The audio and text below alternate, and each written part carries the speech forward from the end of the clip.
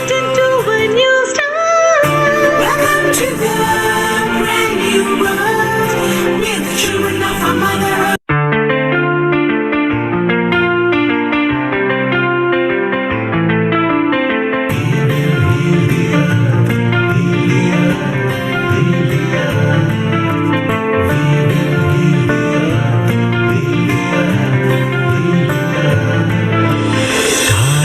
Can tell you stories which are brighter than yesterday. The streets have never been so quiet. The squirrels found a new hideaway. Tomorrow will never be the same. There is so much hope in our hearts. Brick by brick we shall overcome and walk right into a new start. Welcome to the brand new world, with the children of our mother earth.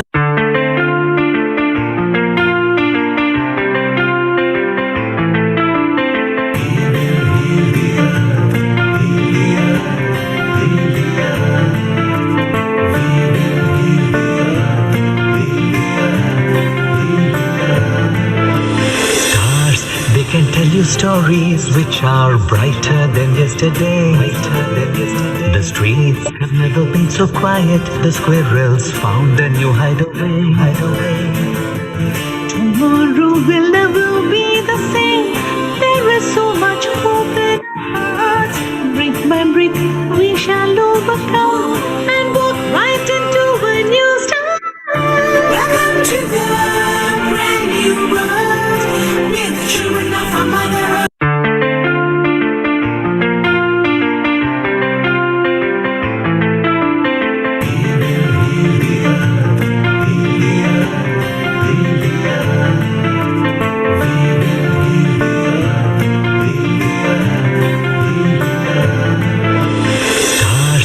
Can tell you stories which are brighter than yesterday.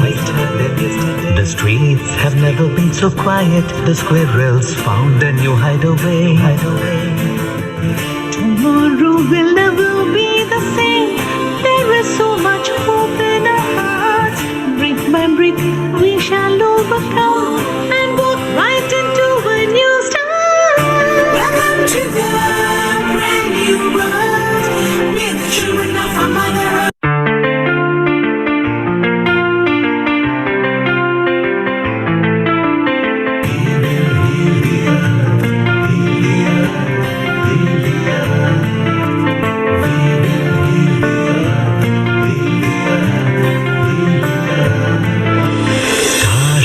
Can tell you stories which are brighter than yesterday.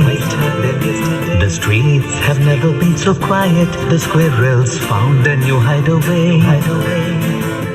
Tomorrow will never be the same. There is so much hope in our hearts. Brick by brick we shall overcome and walk right into a new start. Welcome to the brand new world, with the children of our mother earth.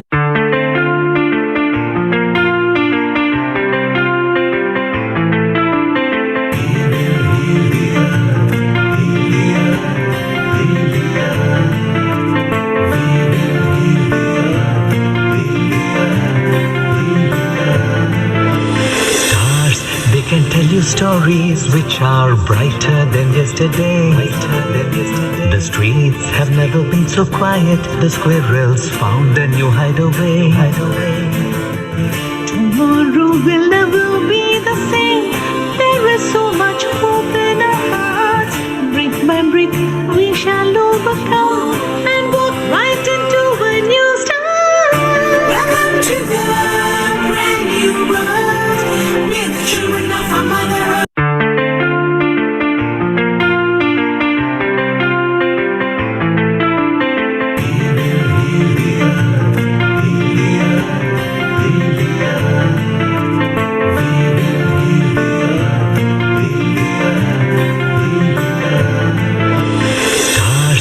Can tell you stories which are brighter than yesterday. The streets have never been so quiet. The squirrels found a new hideaway. Tomorrow will never be the same. There is is so much hope in our hearts. Brick by brick, we shall overcome and walk right into a new start. Welcome to the brand new world. We're the children of our mother earth.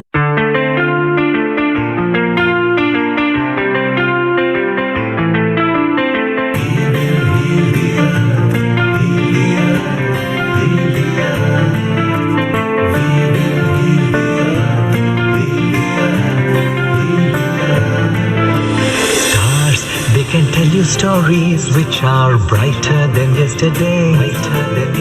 The streets have never been so quiet. The squirrels found a new hideaway. Tomorrow will never be the same. There is so much hope in our hearts. Brick by brick, we shall overcome and walk right into a new start. Welcome to the brand new world. We're the children of our mother earth.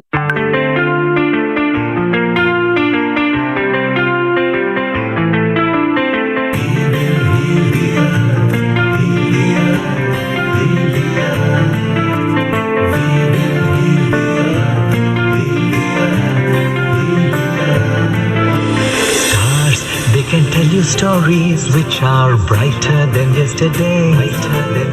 The streets have never been so quiet. The squirrels found a new hideaway. Tomorrow will never be the same. There is so much hope in our hearts. Brick by brick, we shall overcome and walk right into a new start. Welcome to the brand new world. We're the children of our mother earth.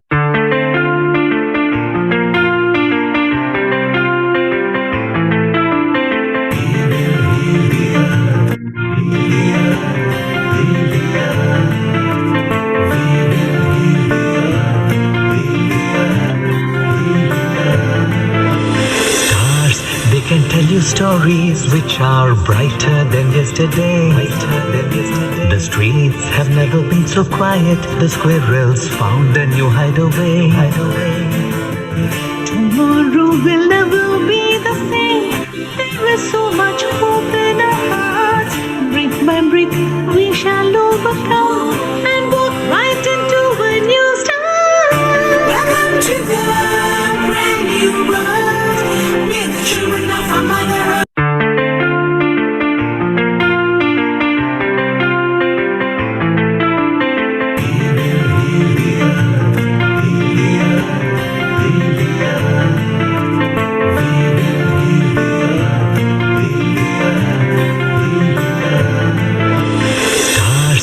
Can tell you stories which are brighter than yesterday.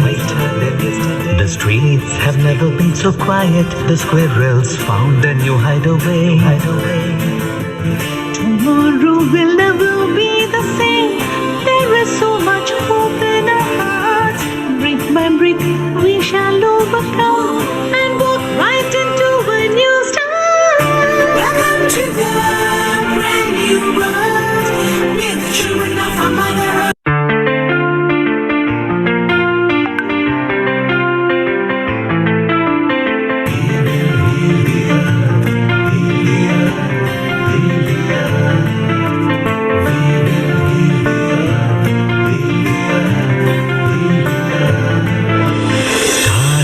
Can tell you stories which are brighter than yesterday. The streets have never been so quiet. The squirrels found a new hideaway. Tomorrow will never be the same. There is so much hope in our hearts. Brick by brick, we shall overcome and walk right into a new start. Welcome to the brand new world. We're the children of our mother earth.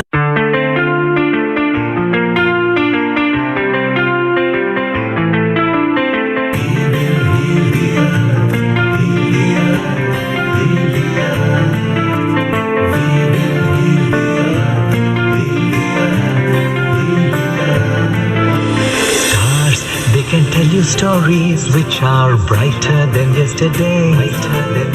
The streets have never been so quiet. The squirrels found a new hideaway. Tomorrow will never be the same. There is so much hope in our hearts. Brick by brick, we shall overcome and walk right into a new start. Welcome to the brand new world. We're the children of our mother earth.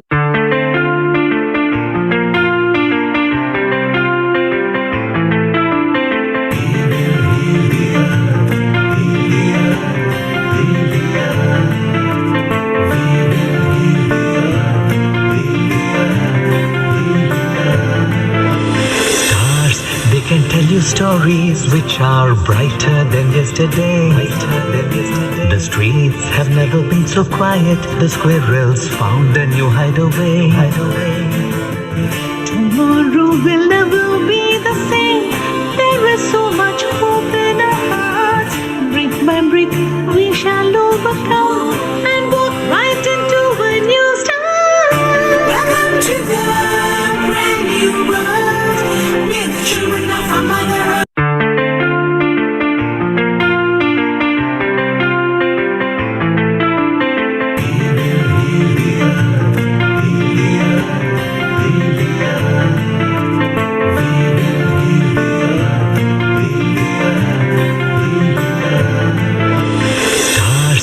Can tell you stories which are brighter than yesterday.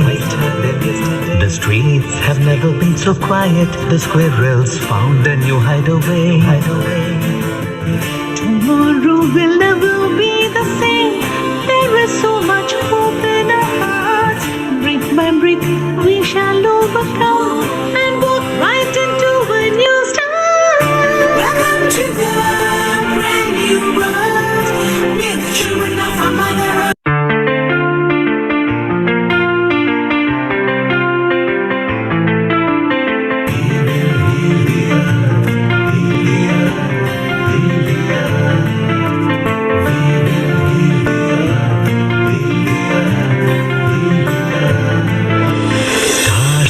Can tell you stories which are brighter than yesterday. The streets have never been so quiet. The squirrels found a new hideaway. Tomorrow will never be the same. There is so much hope in our hearts. Brick by brick, we shall overcome and walk right into a new start. Welcome to the brand new world. We're the children of our mother earth.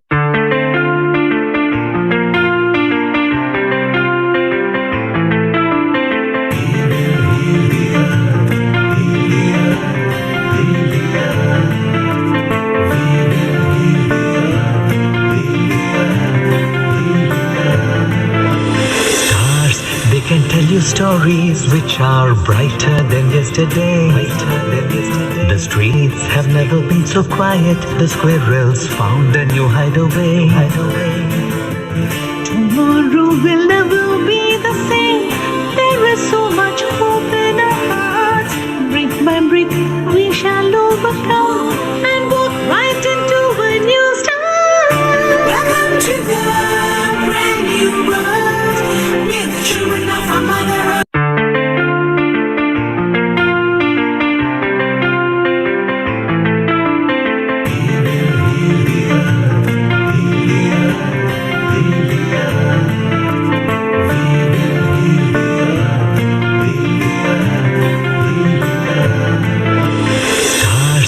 Can tell you stories which are brighter than yesterday.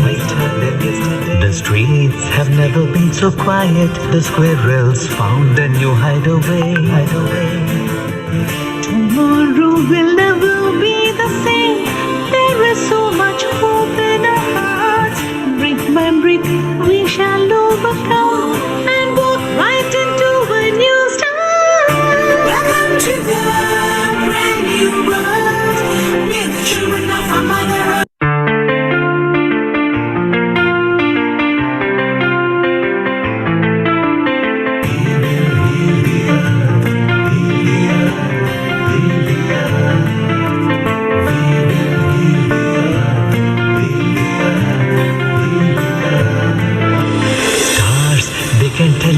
stories which are brighter than yesterday.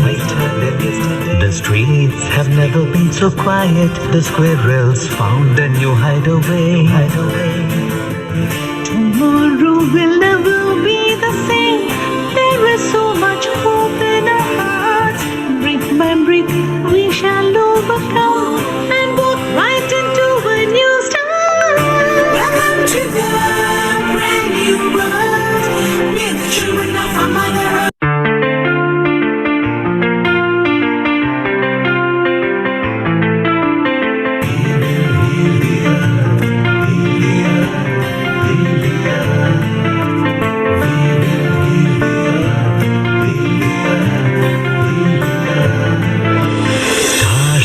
Can tell you stories which are brighter than yesterday. The streets have never been so quiet. The squirrels found a new hideaway. Tomorrow will never be the same. There is so much hope in our hearts. Brick by brick, we shall overcome and walk right into a new start. Welcome to the brand new world. We're the children of our mother earth.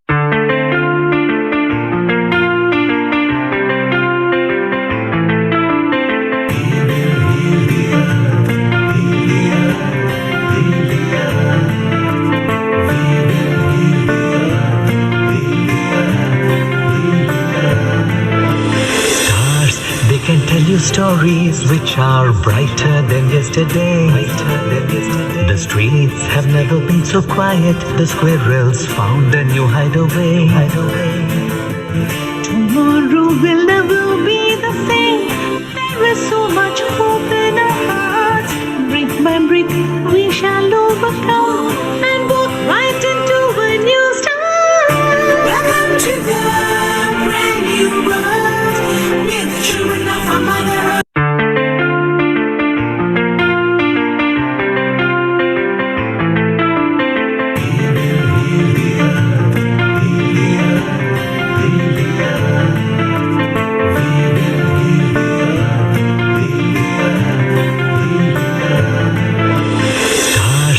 Can tell you stories which are brighter than yesterday. The streets have never been so quiet. The squirrels found a new hideaway. Tomorrow will never be the same. There is so much hope in our hearts. Brick by brick, we shall overcome and walk right into a new start. Welcome to the brand new world. We're the children of our mother earth.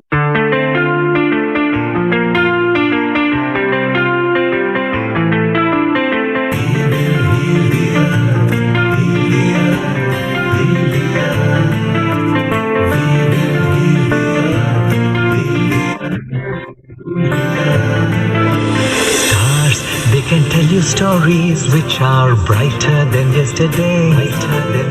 The streets have never been so quiet. The squirrels found a new hideaway. Tomorrow will never be the same. There is so much hope in our hearts. Brick by brick, we shall overcome and walk right into a new start. Welcome to the brand new world. We're the children of our mother earth.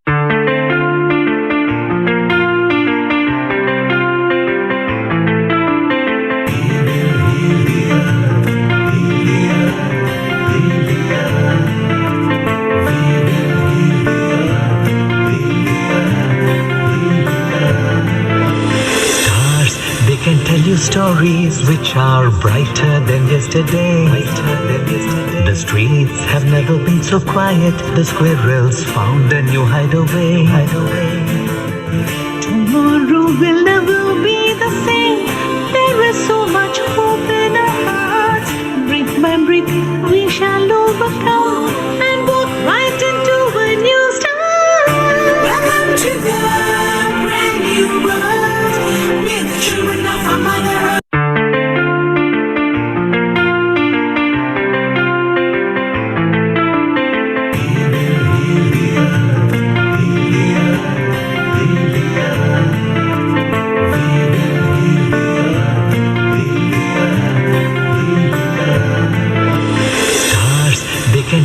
stories which are brighter than yesterday. The streets have never been so 10, 9, 8, 7, 6, 5, 4, 3, A very 2, warm and global 1. namaste from us here at Healing Our Earth as we welcome you to Wellbeing and Wellness on Sunday, the 1st of August 2021. Did you know that today is our 87th show? From our home to yours, wherever you are in the world, a very global and warm namaste. As always, as many of us sadly are still experiencing these difficult and trying times, we come together collectively to pray and raise our vibrations for all of those going through the pandemic over the earth. So will you please join me now in a prayer of your own, or the Gayatri mantra that I will now do to open our 87th show. Om Bhur Swaha Saviturvarenyam Bhargo Devasya Dhimahi Diyo Yona Prachodayat. Om Bhur Swaha Tatsaviturvarenyam Bhargo Devasya Dhimahi Diyo Yona Prachodayat. Om Bhurbhuva Swaha Tatsaviturvarenyam Bhargo Devasya Dhimahi Diyo Yona Prachodayat. Om Shanti, Shanti, Shanti. Om. Shanti, as we know, peace, and peace to all of you together here as we raise our vibrations through these times. Thank you for joining us today, wherever you are in the world. It is momentarily a sunny afternoon in the UK, and we're going to be joining someone very shortly from Hong Kong, where it is evening. So let me tell you a little about today's show. As I said, it is the 87th show from Healing Our Earth. And from the very start of this pandemic, we brought you this show every Sunday, free online for our whole global community, committed to spreading love, unity, harmony, and sharing happiness through these times. We bring you the serious, the fun, the laughter, the culture, the entertainment, and the informative, with our health, mental wealth, physical health, and emotional health at the very forefront of what we do. Please do like, subscribe, and follow us. We are now on so many channels. It's so wonderful. And we are so grateful for your support as you do this through Facebook, YouTube, Instagram, and Twitter. Your support means so much, and it means that we get to spread our mission further across the globe. So without further ado, today's show, Wellbeing and Wellness, I am very excited to introduce our first guest. This is such a prevalent topic. As we were talking earlier, actually, we were having a quick chat before the show started and how important our health is. So today's show from 2 o'clock till 7 o'clock, we're here for 5 hours to bring you everything that you need to know, those golden nuggets. I've got my clipboard ready to make my notes, so hopefully you have. And don't worry if you haven't, the show will be recorded. You'll be able to find it and play it back on YouTube. Let's start. So I'm shortly going to be introducing Kiran Sukhani, and her talk is going to be on COVID and immunity. Kiran is a very talented lady, a nutritionist and an entrepreneur. And she began, surprisingly, with a career in the fashion industry, with global big brands such as Diesel and Calvin Klein, before launching her own brand, Ash. As I said, very talented. Her love and experience for fashion opened up to a world of possibilities and opportunities. She was a catwalk model for various Indian designers. She went on to win Mrs. India in 2017 and also secured a top 10 position in Mrs. Universe in 2018. Fitness, health, and nutrition have always been integral to all of her achievements and opportunities, and she knows this in her core. She has explored these avenues further, which is what brings her here as our very first guest to kick off the show, especially when it comes to nutrition. She has achieved an astonishing several nutrition certificates from world-renowned universities such as Oxford, Cambridge, and Hong Kong. I did say we are global. And this, together with her Ayurvedic knowledge, means that she is well versed, and I would almost say an expert from what I read about her, in food from the West and the East. And she brings them all together beautifully with a wealth of experience and knowledge. Her vision, and this is what I love the most, is to see the world as a healthy place and an able place where we are providing a sustainable earth. And this meant that it gave rise to a company committed to developing healthy meals, CalFit. And the website link is actually on our website as well. So you can click on the link and find out some more. And I'm sure Kieran's going to tell us as well. This brings together the importance of food as a source of nutrition and energy, which is essential to staying fit and healthy in these times.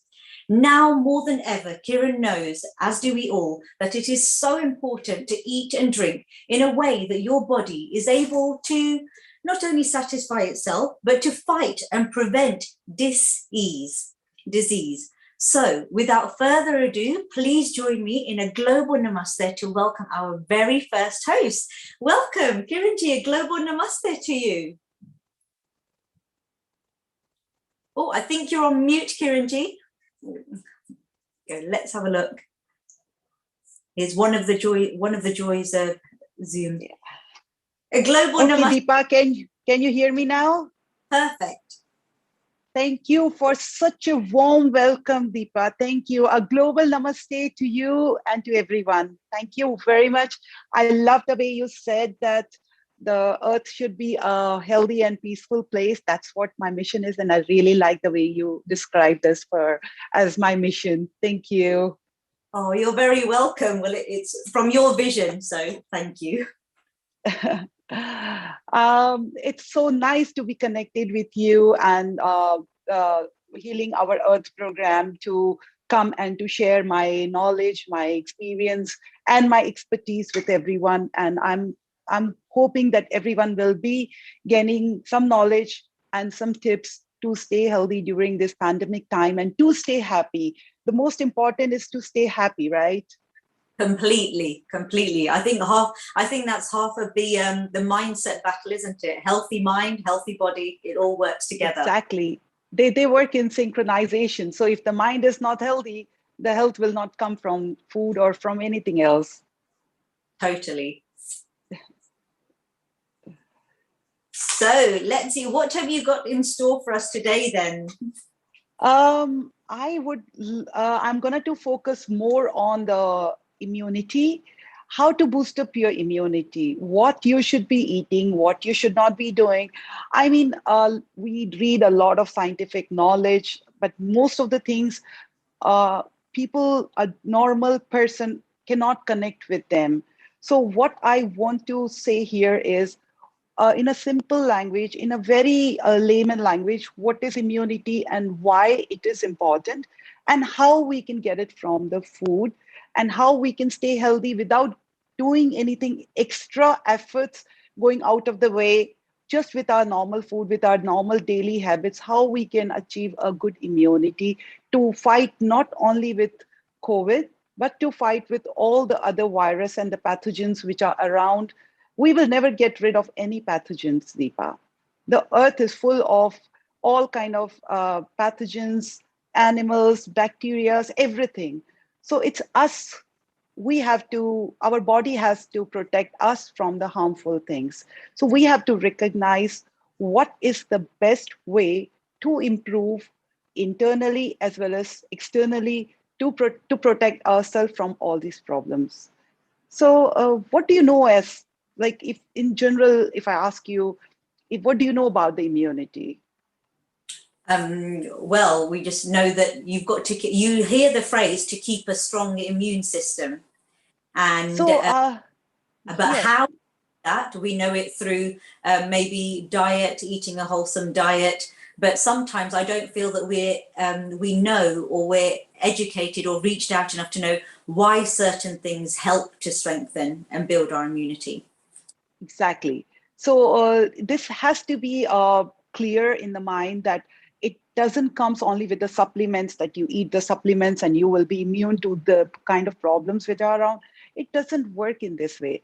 Our body has an immunity system. First, the first defense line, which is our skin, the mucus around our nose, our mouth. So they are our first line of defense.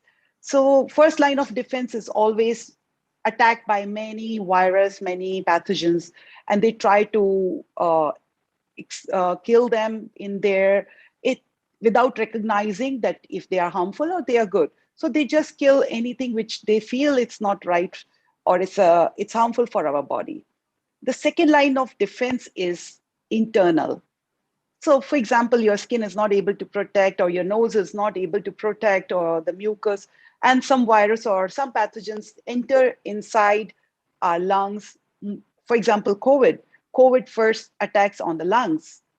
So that's why we are keeping a social distancing. But somehow, let's say our nose mucus was not able to kill it or fight with it at the first defense line, and it enters into our body through into the lungs.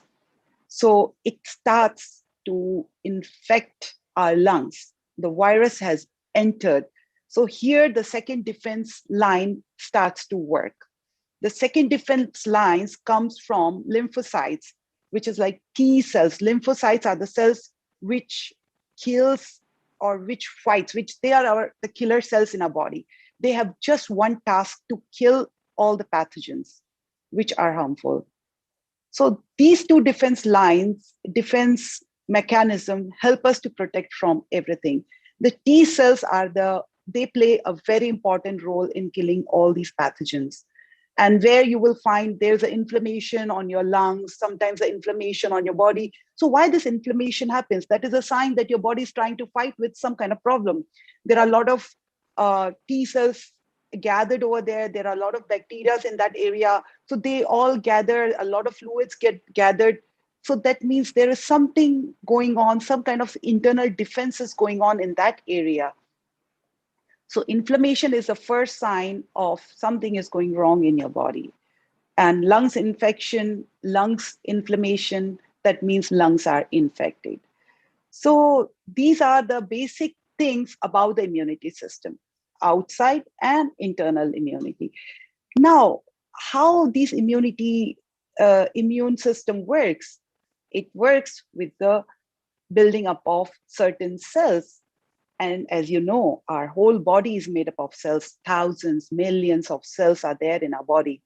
And what is the basic structure of the cells is they are made up of water, as we all know, and a cell membrane, which doesn't allow the pathogens or any foreign invaders to enter in.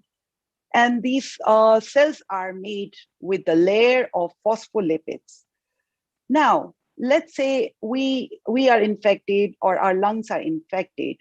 So what pathogens have done, they have tried to break the cell wall of lungs or alveoli to the cellular level, and they have entered inside it and tried to infect it.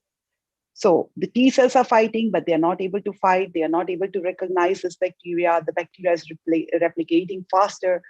So at this stage, what we have to do is, first thing, drink a lot of water. Water is the most important thing to give ourselves enough space, enough fluids to exclude, to remove all the toxins from the cells. That's the way our cells will become more hydrated to remove the toxins by the process of osmosis from our body. Now, if in case you don't want to get infected, so what you're going to do, you are going to build up the wall around the cells. So if when the cells are, as I said, the cells are making the whole body, they need lots of phospholipids to form the outer layer around them. So lipids are again very important. Proteins are making the antibodies. So proteins, the building blocks, which makes each and every cell in our body, they become the most important part while making these antibodies. I think we all know as proteins are only the source of muscle building. Am I right, Deepa? Yeah. Or do you know that protein help us? As you're saying this, I was thinking my daughter was actually ill with a cold, and I was saying drink water. But we say we know to drink water. It's good to be hydrated. But you've just explained it. It makes sense the way you've explained it. So thank you. And then the next thing it was, make sure you have fruits and vegetables. Keep your vitamins. And I wouldn't even think of proteins because you think of hair, skin, nails, Yeah, muscle. exactly. So Thank you. proteins, in our body, we have 20 kind of proteins. Our body use 20 kind of proteins to synthesize, to make all the building blocks of our body, building cells. In these 20 proteins, 11 are synthesized inside our body, but 9 are the essential proteins, which are not synthesized by our body. They come only from the food. And those 9 proteins which come from the food, they are coming from the plants. So if we don't eat those 9 different proteins, that means we are not able to many different antibodies. Have you heard about the antioxidants? You know what they do? You well, you read them on your cream, on your facial, on your face. You just know they're good. Yeah, they are good. But okay, what antioxidants do is they stop to, okay, the cell needs to be completely round without any damage on the cell wall. What happens when we don't eat proper food? We have a lot of free radicals in our body. So those free radicals start to combine with anything. The free radicals or oxidants are the free oxygen particles or molecules which are in our body and which are ready to pair with anything. So let's say they pair with few cells of our lungs or anywhere they pair with. So those free radicals start to damage the outer layer of the cells. So that's why we don't want too many free radicals. We don't want any oxidants. Here comes the antioxidants. Apart from antibodies, the antioxidants help us to neutralize those free radicals which are getting combined with many different cells in our body, inside our body, and they are trying to break or damage the cells in one or the other way. So that's why the body itself makes the antioxidants. The most important antioxidant which is made by our body is glutathione. What happens if this this antibody is synthesized by 3 different kind of proteins, which is glycine, cysteine, and glutamic acid. Now, for example, if you don't take these kind of proteins through your food or if your body doesn't synthesize, that means glutathione is not made or manufactured or synthesized in your body. So when the antioxidant is less, that means free radicals are more. When free radicals are more, the cells will get more damage. They will be oxidative. They will undergo the oxidative damage. That's the time when the tumor starts to develop internally and people get cancer. So you can imagine how dangerous these free radicals are. I mean, of course, we need these free radicals for our heart to pump, for our heart to get the signals at the time of the emergency to pump, but we don't need them so many. So we have to really neutralize many of the free radicals, which can be easily done by our diet as well as internal. So glutathione, if it is not manufactured in our body, it's gonna to be a lot of free radicals will be inside our body. I'll come back to the food which will help us to I will come back to you later with all the list of the food which will help us in doing everything. But I'm just explaining you the mechanism of immune system, then what T cells are doing, what antibodies are doing, what antioxidants are doing. So once you know the mechanism and how they are getting synthesized in our body, then you can relate easily with the food, what we are going to talk about, that why we should be eating these foods. But it's important first, we should understand that why we need them. So these are required to synthesize so many essential things. So as I said, the outer layer, so we talked about antibodies, we talked about antioxidants. And now we are talking about, we spoke about what is inside the cells is a water.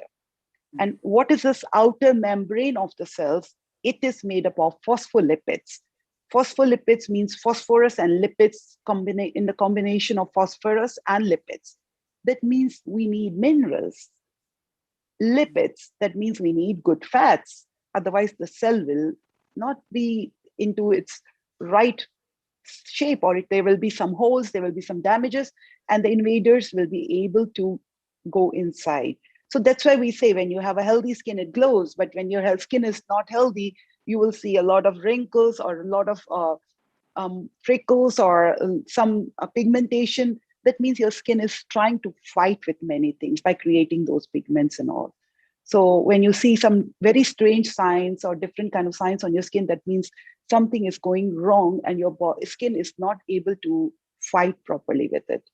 So these are the basic things which you should know about, or we should know. We all should know about the defense mechanism of our body and how the defense inside is made with different kind of foods. So fats, proteins, water, these are the most important things. Enzymes, they help in synthesizing them. Enzymes are again the proteins, and they help in releasing certain kind of chemicals, which helps in synthesizing and helps in the metabolism. So this is the basic which I wanted to explain to you, as well as to make you understand like what are antioxidants and the rest of the things. Do you agree with what I said, or do you have any questions in between? I mean, what I explained to you, can you relate with everything, or you feel a lot of information and I'm going too fast with it? Yeah, I've been writing down. I feel like I've gone back to school. So thank you. It's because it's very informative, and often we learn things and then we forget them, and then daily life, I'm sure for our global community as well, we do things that we think are being healthy and for our immune system. But yeah, it's important to explain the science to then understand, and it makes sense our body, isn't it? So thank you. Yeah. So so any questions till now? You have anything to ask me, or should I go with the other session of it, like the food and all?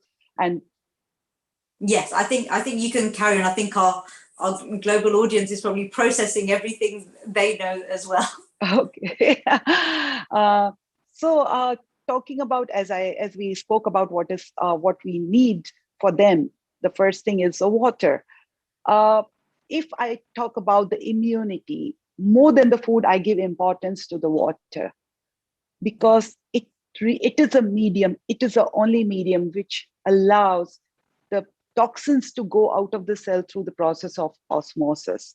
So if without doing anything, if water is the means through which all the toxins are going out of the body, then why we are not drinking enough water, why we are avoiding water, why we are not understanding the importance. Like 75% of our body is made up of water.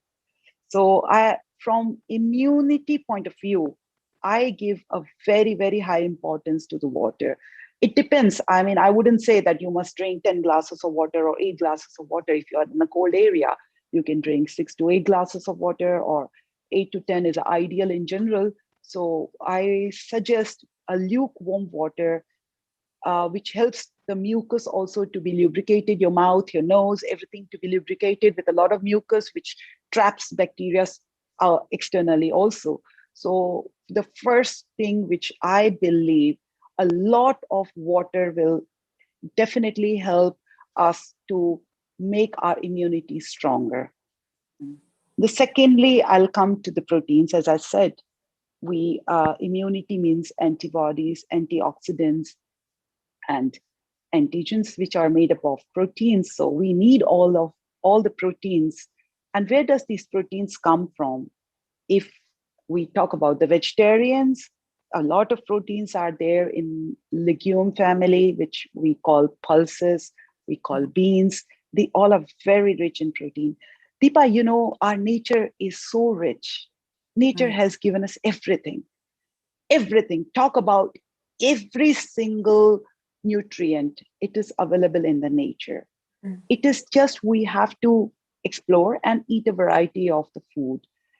I'm not against non-vegetarian, or I'm not only in the favor of vegetarian, but I believe without killing animals, we can get 100% nutrients from the nature, what it has in it to give us. It is just the variety we have to match and have in our plate. But of course, a lot of people are non-vegetarian and we respect their choice by choice if they are non-vegetarian. So eggs and meat, chicken and all kind of meat, fish, they all are very rich in proteins, definitely, because they eat plants, and then we are eating direct the flesh of these animals, which is direct proteins. So those are the source of proteins. And vegetarian legumes, a lot of lentils, all these are the extremely good source of proteins. And proteins, again, as I said, we need 20 proteins, and those 11 proteins are not available anywhere in our body. 9 proteins, 11 are synthesized in our body, and those 9 proteins are only available in plants. So we must eat vegetarian food, the greens, and all different kind of food, colored food, to get variety of things in our plate. So this is what about, and I said glutathione is the most important antioxidant, which requires to synthesize it, we require the proteins. Antibodies are again the proteins. So definitely protein play a very important role in building up all the different small cells to make our immunity stronger. Then we come to fats. Fats, as I said, the cell's outer membrane is made up of fats, and omega-3 fatty acids are very good for our body. And the sources are so many. I mean, omega-3 fatty acids are 3 different kinds of fatty acids. Some are found in nuts, some are found in oils, some of them are found in fish, like salmon and all. They are very rich in omega-3 fatty acids. For me, I suggest some nuts if you're vegetarian, handful nuts, because they are so rich in omega-3 fatty acids that a handful of nuts will provide enough oils, enough polyunsaturated fatty acids, which are required for synthesizing a lot of things in our body. And did you know that quite a few vitamins are also not fat soluble? They are not water soluble. Not all of them are water soluble. So for those kind of vitamins, we need again the fats to get them dissolved and to be used by our body. So fats really play very, very important role. So olive oil, chia seeds, and nuts such as almonds, walnut, all these nuts, they are very rich in omega-3 fatty acids. And fats are always not considered to be very healthy. Did you avoid fats anytime in your life? Yeah. I mean, constantly. I think that we're all becoming more educated in knowing which fats are healthy, but we know. But thank you, because you're explaining why. You're explaining the science behind it. Because even with nuts, you might have people eating salted peanuts, and you're saying, no, that's not that's not healthy in the same ways that you've just explained. More natural you eat, more nutrients you'll get. More processed, anything when it is processed, in the whole process, it keeps on losing the layers of the nutrients. So Right. if you process it a little bit, first layer of the nutrient is gone. If you process it more, the second layer of nutrients is gone. The third layer, then at the end, like why we say processed food is not good, because it loses all the nutrients. So I always suggest eat as it is. Natural is always the best. So if you want good fatty acids, just eat a handful of natural nuts without salt, without any coating, without anything, just the natural nuts, and they are flavor. They have good flavors. I mean, if you have some raisins, some cashews, some almonds, and some walnuts, a handful can give you everything, whatever you want, the taste and the good fats.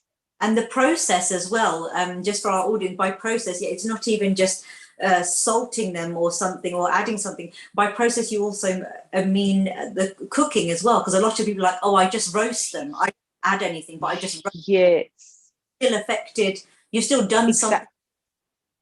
It's again a very vast topic, how the food should be cooked, how it should be managed, what are the temperatures, how we should preserve the maximum nutrients in it. It's really very, very important, which we all don't pay attention. Quickly we just saute, we just burn, we just put it at a very high temperature, like in microwave. Those microwaves break so many nutrients into it, we don't realize. I mean, really, frankly speaking. So that's why I believe that wholesome is always the best.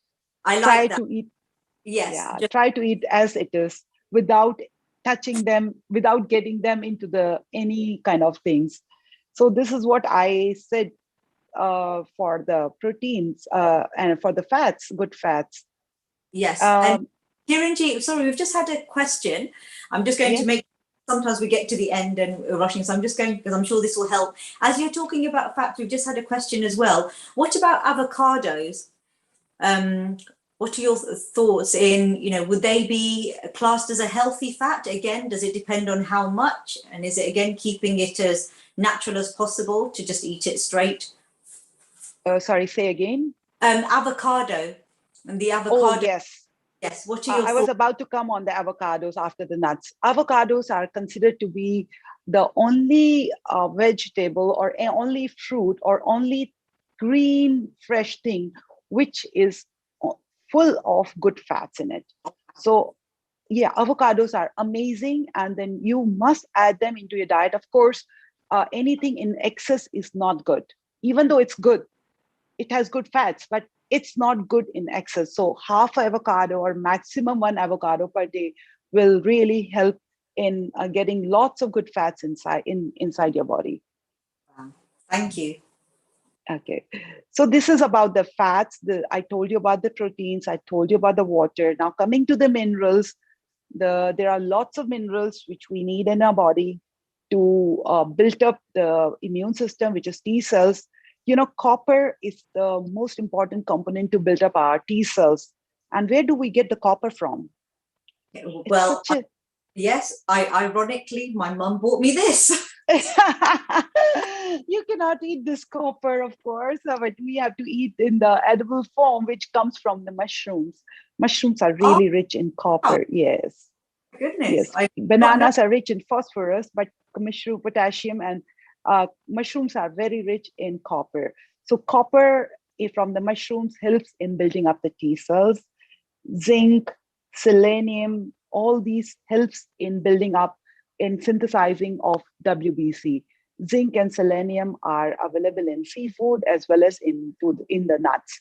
So again, consuming nuts and all will really help us to build up these T cells and getting the maximum minerals to help in building up the process. Apart from these, there are lots of vitamins. The immunity really becomes stronger with vitamin C.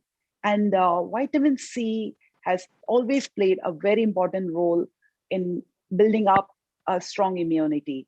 So when we get cold and flu, I mean, in the olden days, our grandmothers used to give us some hot lemon and honey, if you remember, to just subside, and with ginger, to just subside the cold. The reason is because lemon is very rich in vitamin C. And it's not, I think there is a one misconception among people that only the citrus fruits are rich in vitamin C, which I would like to correct here. It's not only the citrus fruits, it's the bell peppers. If you know the red, the green, and yellow, all different kind of bell peppers, they're also rich in vitamin C. Brussels sprouts, broccoli, strawberries, all these fruits and vegetables, they are very rich in vitamin C. So vitamin C is very important. And then coming to, as I spoke about the minerals, vitamin E is required, which is in the nuts. Vitamin A, which is in carrots, and which is good for eyes. And carrots are rich in beta carotene, which is good for eyes. And now we come to antioxidants. What foods are rich in antioxidants? If you would have heard about many berries, acai berries are very high in antioxidants. Green tea has antioxidants called flavonoid. This flavonoid helps in neutralizing the free radicals or the oxidants in our body. So you can say that all kind of berries are rich in antioxidants, and there are many other foods which are rich in antioxidants, such as broccoli. Broccoli has also antioxidants in it. So eating green, eating leafy, dark green vegetables are always more nutritious than the light green. So the colors, the nature has differentiated all the fruits, vegetables by different colors in different ways, so that they make it healthy for reasons. For certain things it contains, like carrots are orange because of beta carotene in it, so they become very fresh orange color. More you eat carrots, you have more beta carotene. So similar way, more darker color leafy vegetables we eat, more nutrients we get. And these are the foods which I say, but I'm going to give you an example to make it more simpler, that how should be your day, how your day should have enough fluids, enough proteins, enough fats, and enough carbohydrates. Carbohydrates give us energy, so we can't avoid them. I mean, we need energy at the end of the day. So we cannot say carbohydrates are bad. But again, if you have a good balance in your body, then of course, carbohydrates play a very important role. But if we don't have a good balance, then carbohydrates are stored as sugar, and then we become diabetic and all. So these are the things which we have to really keep in place into certain limitations, into certain amounts. And I'll talk about the plate in a while. But before I talk about the plate, I want to say that there are many things which we shouldn't do. Can we count on the fingers what we shouldn't do? Lots, aren't there? We get told lots. So let's focus on the things for the immunity. What things are not good or which weakens our immunity? Number one is the sleep. If you don't take enough rest, if our body is not resting, in the resting mode, the most of the repair work is happening. But if we are not resting enough, so we are not into the repair mode. So the sleep is very important, which nowadays in this busy lifestyle, we all are not sleeping enough. We all are awake till late night, watching or working, or maybe just relaxing at home with friends or something we are doing. I mean, many people are so depressed by just being at home, so they just keep on watching a lot of things. So I would say that a good sleep would repair most of the things, and our body becomes again a very strong to fight with everything. Second thing, drinking less of the water and more of the sweet things like aerated drinks. I wouldn't name any of them because then it becomes biased why you are against this, not against this. So aerated drinks with a lot of sugar are not good for our body. So we tend to drink, or let me have a cup of sweet drink or any juices or canned food. Why we are having all this? Why we are not drinking water? I don't understand sometimes. So these things are what we are doing and what we shouldn't do. Sleeping, we are depriving ourselves of sleep. Instead of water, we are drinking sweet drinks. We are consuming alcohol. Number three, alcohol, I'm not saying it's bad always. I mean, scientific studies has proved that a glass of wine is good. So, but all the alcohol doesn't have those kind of good things. And more drinking more than a glass of wine in a day, again, it causes a lot of harms than the good things. So restricting yourself to a limited amount is always important. So drinking alcohol in excess, cigarette smoking. I mean, we all know the cigarettes are not good. Deepa, they have 250 toxin chemicals. Wow. And 250 toxins chemicals going inside our body and damaging. How many damages they cause? I mean, it's beyond your imagination. Yes. So it's again the lifestyle. So we have to correct here. So these are the four things. Then the fifth is the sedentary kind of lifestyle. We don't work out. We just want to sit. We want to watch movie. We want to watch TV or just go for the dinners. Of course, everything is important. Meeting friends is important. Going for dinner is important. Watching TV is important. But not working out at all, again, we are making our immunity very, very low. So it's important to identify these problems and work on them and make your body, make yourself stronger by avoiding these few small things. Just improving your lifestyle in a better way already makes our immune system strong. So first thing is that we avoided a lot of things which are going to make our immunity weaker. So we have done half of our work to make our immunity strong. Now the half of the work is done by the food. So as I said, I am going to suggest you a plate, how your food should be. I mean, drink in a day, I always believe, keep this finger of 5. So what does this 5 means? 2 portions of fruits in a day, 3 portions of vegetables. Make sure that you consume any 2 fruits, 2 portions of fruits, and 3 portions of vegetables. That is the complete 5. That's the way you will have different kind of nutrients from different kind of foods.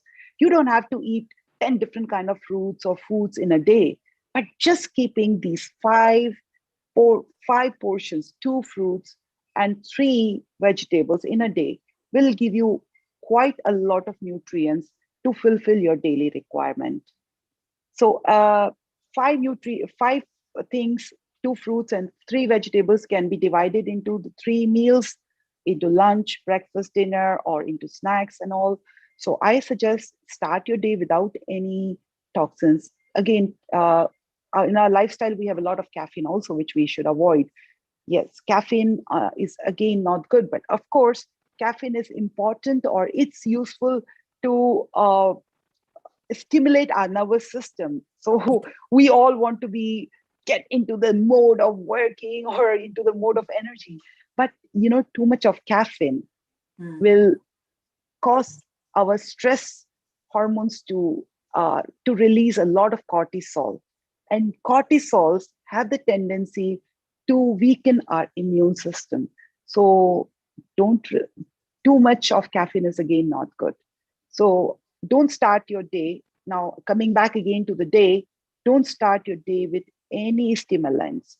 Start your day with a very gentle glass of water, warm water, or at the most, you can just start your water with warm water with honey and lemon in it. That's all. But otherwise, don't start your day with the caffeine.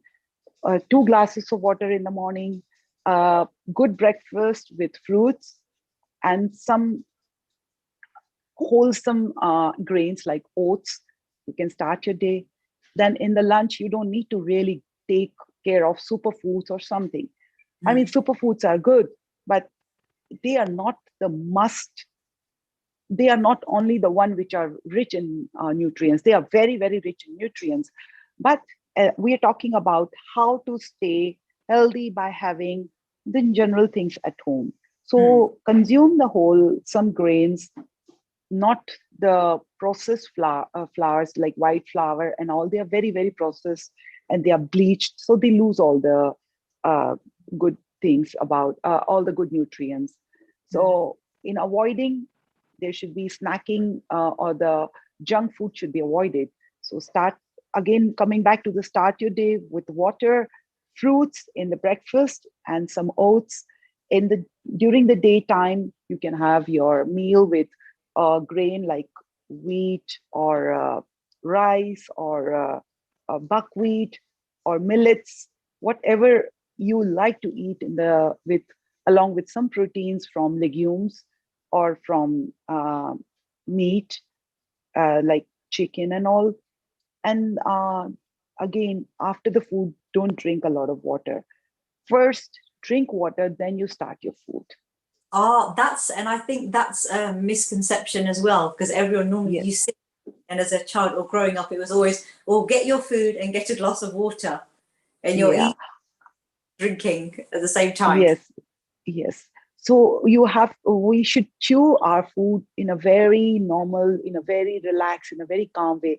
If your mind is calm, you will be able to get the maximum nutrients from your food.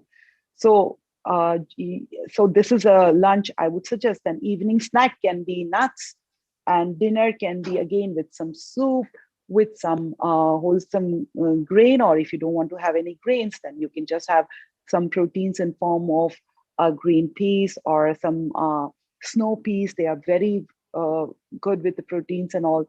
And dinner should be much lighter than your lunch, and try to finish your dinner before 7. In case if you sleep early or late, the dinner doesn't get digested very well. So if your digestion is not good, if your body is not able to process, 4 hours we need for digestion minimum. I mean, it's a long process how it works and what happens, but just give a gap of 4 hours. Don't eat anything before 4 hours. Of course, snacking it will help a lot, but the main portions of the food, we need a lot of time to process it. So 7 o'clock, if you eat, that means by 11, your food will be completely digested. So never eat too late and go to the bed. Then the food is not processed and everything will be accumulated in forms of fats, in forms of unwanted fats, which we don't need in our body. Yes. So this is a way I would say to divide your day into different meals and keep on drinking, sipping up a lot of water, and rely only on the wholesome and the natural foods, not on anything else. You will see a big change in your energy levels, your immunity, and the amount of the time we get sick, the frequency will reduce a lot.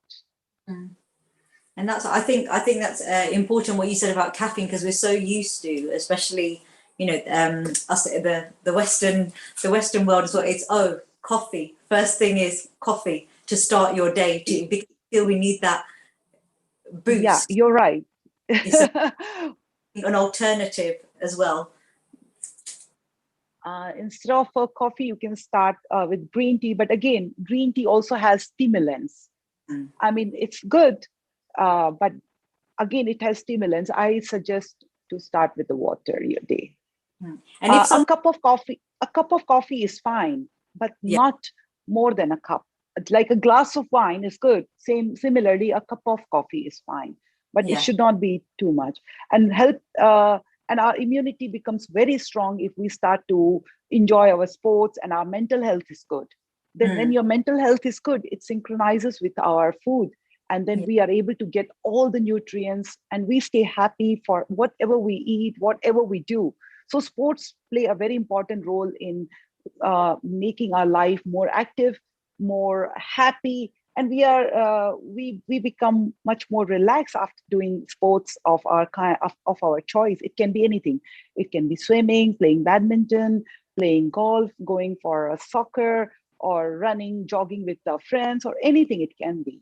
It doesn't have to be. Yeah, I think that gym. Is understanding that activity isn't in the way that it doesn't have to be in a box like you think it is. And even through these times of lockdown, it's just going for a walk. Now we could meet outside. It's going for a walk with friends, And Like that's, I'm so happy to see you, Deepa. So it's such a great happiness to see you. So basically, I'm feeling happy. I'm feeling yeah, great when I'm being with you, with on this platform with everyone. I'm feeling happy and great. So feeling happy for everything is also very important.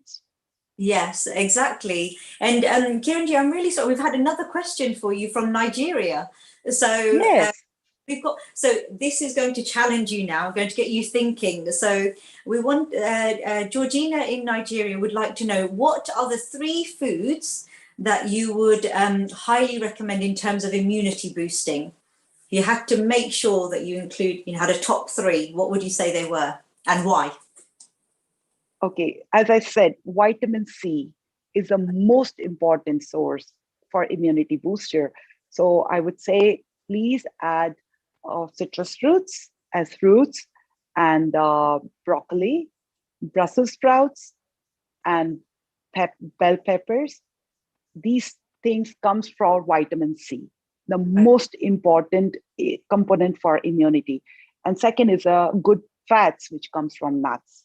So if you really want to have your good immunity, you want to build them up, give them enough proteins Mm. and fats and vitamin C. Yes, yes. Oh, I like that because you can incorporate vitamin C. You just explained is present in so many things that we didn't know, so you could incorporate it as well. So, Georgina, you've got the vitamin C foods and the fats, the healthy fats, Fats. and Yes, yes. as unprocessed as possible, not processed at all, as well. Yeah, yeah, yes. And that's the same with we think, oh, we're so healthy because we're having vegetables, but as you said, if you're using a lot of process, especially a lot of Asian food, you know, it starts with the oil and then throwing everything in. There any You know, people are fencing nowadays. Oh, I'm eating the chips which are vegetable, which are made up of vegetables. So I'm eating really healthy. I'm like, oh my God, you don't know what you're eating. You really don't know what you're eating. yeah, So it's there are a lot of marketing gimmicks around, but we have to know that just eat as it is without cooking, overcooking, and social distancing also. It's very important for immunity because we get a lot of bacteria from many different people where we are meeting. So keeping a good social relationship with your colleagues, with your people, it's very important again. oh wow, So okay. Another element to social yes, distancing. yes, yes. Uh, Basically, I wouldn't say social distancing always, but a Yeah, good social relationship. So yeah, if you are hugging anyone who is coming from some place, so just be careful before you move, before you touch many things, and you touch the person. So just wash your hands as much as possible. So these are the social relations. You're not passing your germs to others, and you're not getting others germs to yourself. So I think yeah. we should all know what is a social relationship in terms of not getting infected and not infecting others. Yes, as well. So I think that's really important because that's still part of immunity, not just through nutrition as well. Yes, yes, Well, exactly. so you've got the you know the main takeaway for our guests as well. I like the 5 because it's on our hand. We can Ye- apply as you said at the beginning. You said you're going to give us something that's manageable. So we're very grateful because if we just that's something we can use with children as well to say have you had your 5? yes, exactly. So just give me your high five if you had your 5. I'm going to try that. I'm going to let you know how I go. Actually, all of you, if you do try this and let us know how you've tried it, remember we've got many social media platforms where you can show us and see what have you taken away from Kiran G as well on this as well. And I think especially the proteins, I really, as you said, you really educated me. So I'm sure you've educated people all over the world on the importance of proteins in not just, healthy hair and skin and nails and what they're Exactly. as well. And I think in lockdown as well, I think many of us working at home and being at home and at our tables with caffeine, with that more sedentary life, you do notice changes in your skin though. What you're making makes because we weren't doing those things. Yeah, I mean, these are very, very small things, Deepa. I mean, these are very manageable things. We are not talking about taking the supplements or taking anything else, just this, some changes in the lifestyle, some social distancing, and some good habits, and some good foods. That's all. And we are ready to fight with everything. Yes, well, that's what I love. You really educated us in a purposeful way. I mean, and at the beginning we shared your vision of, a healthy place, to be in a healthy place. You've taught us about sustainability. As you said, everything is from our glorious Mother Earth. Everything we need, all the nutrition we need, not through the tablets and the supplements as well. Yeah, very true. I mean, if you take the complete full meal, you don't need to be dependent on anything else. Mother Earth is the richest source of all the nutrients. Exactly, and it's about keeping Earth sustainable then through our action. That's why we should heal. That's why we should heal our Earth. We should not damage it, right? Exactly. That's why we're here. Oh my goodness, I could ask you so many more things. I'm very conscious of times, but I'm really pleased because I believe that you've added a website link on our Healing Our Earth website as well, where people can find out more about. Was it Calfit as well? Yeah, I would like to tell you that we are serving healthy prep meals, as well as our restaurant is serving the very healthy food for people who are conscious or who really want to eat something very healthy. So we in Hong Kong, we have our restaurant called Calfit, where we serve healthy food, and we have it's basically a big takeaway and prep meals company. So we prepare the prep meals, with the healthy prep meals, with the proper proportion of the nutrients for individuals, for their requirements, and we serve them. So whoever is watching us in Hong Kong, they are more than welcome to come and try food at Calfit. Oh my goodness. And if we can't get to you in Hong Kong at the moment, then you have to. No. I wish you were in Hong Kong. I could have tried it with you. Oh my gosh, I've actually got some family there which I've been meaning to visit. So as soon as it's safe as well. Global audience, we've all been invited to Hong Kong. So we've all of course, everyone is more than welcome to come to Hong Kong and to be at our place. And I know I'm sort of running over time here, but it's been so informative. We've just had another question come in just before I let you go, and it's just somebody's just asked, how can people ensure what is helping them for immunity in their daily practice? So you've said about respecting people's social distance and you've just explained why it's so important to wash our hands, and we've got the 5 as well. Would there be anything else that you would say in terms of our immunity as well, because you spoke about the mind, keeping your mind healthy as well? Yes, as I said, if in nutshell, if we have to say for the immunity, a little workout or little sports, good mental health, yes, 2 things, and then keeping this 5, and the next is social distancing, and the last thing is your personal lifestyle changes. Okay, yes, which we spoke about as well. So that was so, oh my goodness, I'm very sad to let you go. Can I please give a huge thank you to Seema Bhatia, who introduced us to you as well. She's our resident chef at Healing Our Earth as well. So a very, very humble thanks to you, Seema, as well. Very warm global namaste, Deepa and Kiranji. Thank you so much. Toche Sai for coming on board, Mkoi Sai. And it's the first time I'm meeting you, actually. Same here. Yeah, I heard a lot about you in Hong Kong. Never really got the pleasure to meet you, but very honored to meet you on this platform. Thank you so much. And thank you so much, Deepa. Oh, you're very welcome. Thank you. Bless you both. Thank you, Seema, for introducing me to this platform. Thank you so much. So much knowledge. Thank you so much. Really, really gained a lot from this session today. Thank you. Oh, yeah, completely as well. Oh my goodness. And Kiranji, thank you so much from all of us here at Healing Our Earth.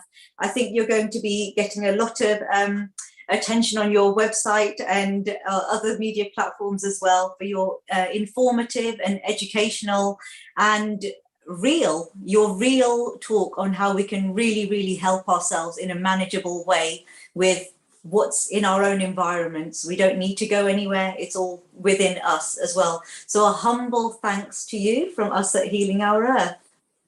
Thank you for having me here. Thank you, Deepa. Thank you. You were amazing, the host. Thank you, humbly received. My goodness, have you just joined us? If you have, you just missed Kiran Sukhani joining us from Hong Kong with a very informative talk on COVID and immunity, and the main focus being on your immunity. If you missed it, I would thoroughly recommend that you make sure that you catch us back on the replay as well and find out about how you can keep your immunity strong and keep disease at bay as well. So before I go on to our second guest, we're staying in Hong Kong. This is fantastic. I'm here in the UK and I don't have to go anywhere to bring you acclaimed global guests. Before I go on, how ironic that Kiranji was talking to us about how nutrition, and if you don't remember, the power of 5 as well. So we are going to have our first event, our upcoming event is on the 8th of August. How ironic. This is perfect for our nutrition as well, because it is the vegan and vegetarian kitchen. That's next Sunday. Do join in. I strongly recommend a pen and a notepad, or just be in your kitchen and you can cook along with us. On the 15th of August, a very special day. It is India's Independence Day. So we will be here again from British summertime from 2 p.m. till 7 p.m. And I know that's going to be a good one, a lively one, a colourful show as always, showcasing global information and talent as well.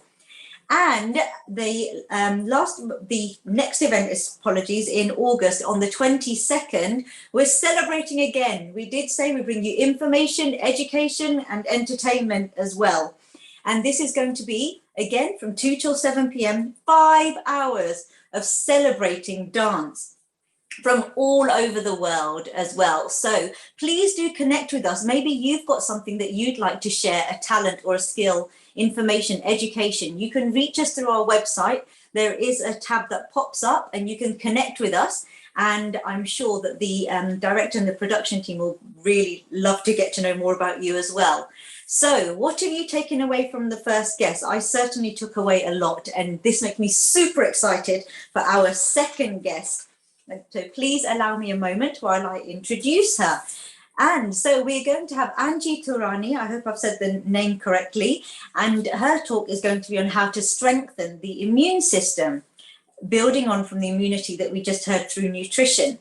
So this is a special system, and I believe it's called Body Talk, and she's going to be explaining how Body Talk treatments, really intrigued about this, helps to address immunity.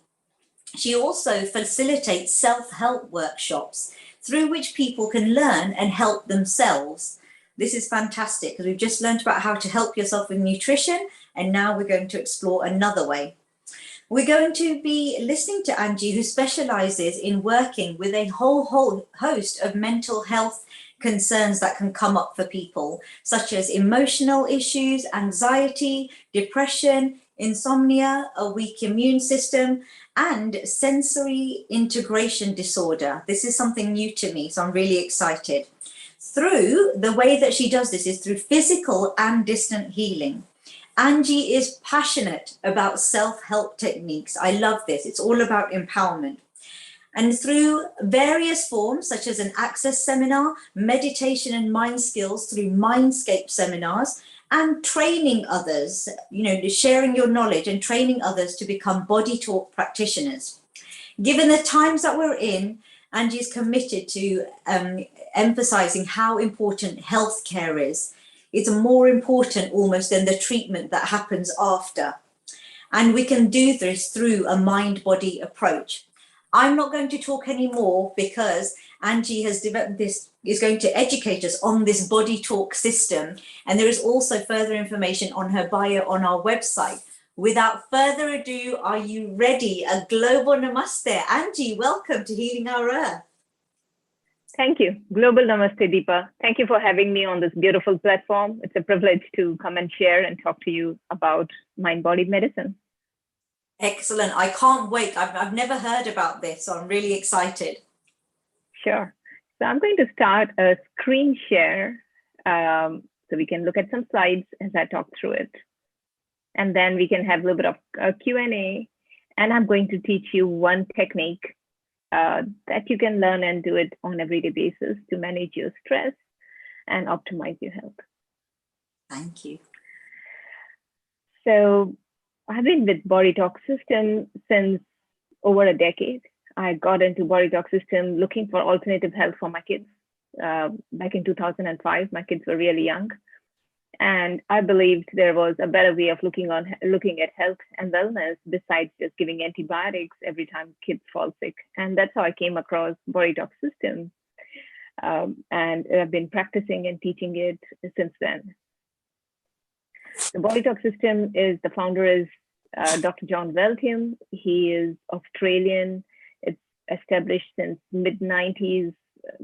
The head office is in Florida, and it's taught and practiced around the world, translated in various different languages. So let's dive in and see what is Body Talk System and how can we support the immune system. So today we're going to talk about what's behind these rising incidents of our immune imbalances. So in our society, allergies, intolerances, autoimmune conditions, every third to fourth person with either diabetes, high blood pressure, cholesterol levels, all those inflammatory conditions. And after that, all since 2019, coronavirus. So just looking at the whole portfolio for immune system that has been shifted over decades and how our immune system is working nowadays. And what can we do as individuals with this knowledge and information? And more importantly, how to strengthen our immune system towards this coronavirus. So the research shows us that if you look at the data since 1950 to 2000, there has been huge decrease, as you see on this graph, for all those infectious diseases which were life-threatening. So hepatitis, TB, mumps, measles, chickenpox, polios, they have hugely reduced. And what has been on rise, on the other hand, is all autoimmune conditions. So I would say in my practice, every fifth to sixth person that I see has got digestive issues, food sensitivities, allergies, intolerances. All these autoimmune conditions are just at a height. It's very common what we see in our society nowadays. So this transition where our infectious diseases have sort of disappeared since the immunization has come into practice since last couple of decades. But on the opposite side, the hype in all those autoimmune conditions. So when you look at this graph and you wonder what is it that is stabilizing our immune system, that has thrown our immune system into this inflammatory mode. So interestingly, our immune system has got two functions. First function is to attack, to identify the pathogen, viruses, bacteria, parasites from our environment, and be able to launch an immune attack on it. And then secondly is the peacekeeping aspect of the immune system. So with all these inflammatory conditions, what we look at is our immune system's peacekeeping army is sort of subsided and it has gone into more inflammatory conditions. So the interesting factor that comes here is this new project, which is called the Human Microbiome Project. So this has been there for over a decade, where with the new research and science, what they have seen is these microbiomes. So microbiome is a word that comes for these bacteria, virus, parasites that live on our human body. But the difference is, till now, our perspective was, you look at microbes as pathogens. So the moment you think about viruses, bacteria, it's always about taking antibiotics, sanitizing, taking antimicrobial stuff, and constantly killing and sanitizing your environment to kill viruses, bacteria, and pathogens.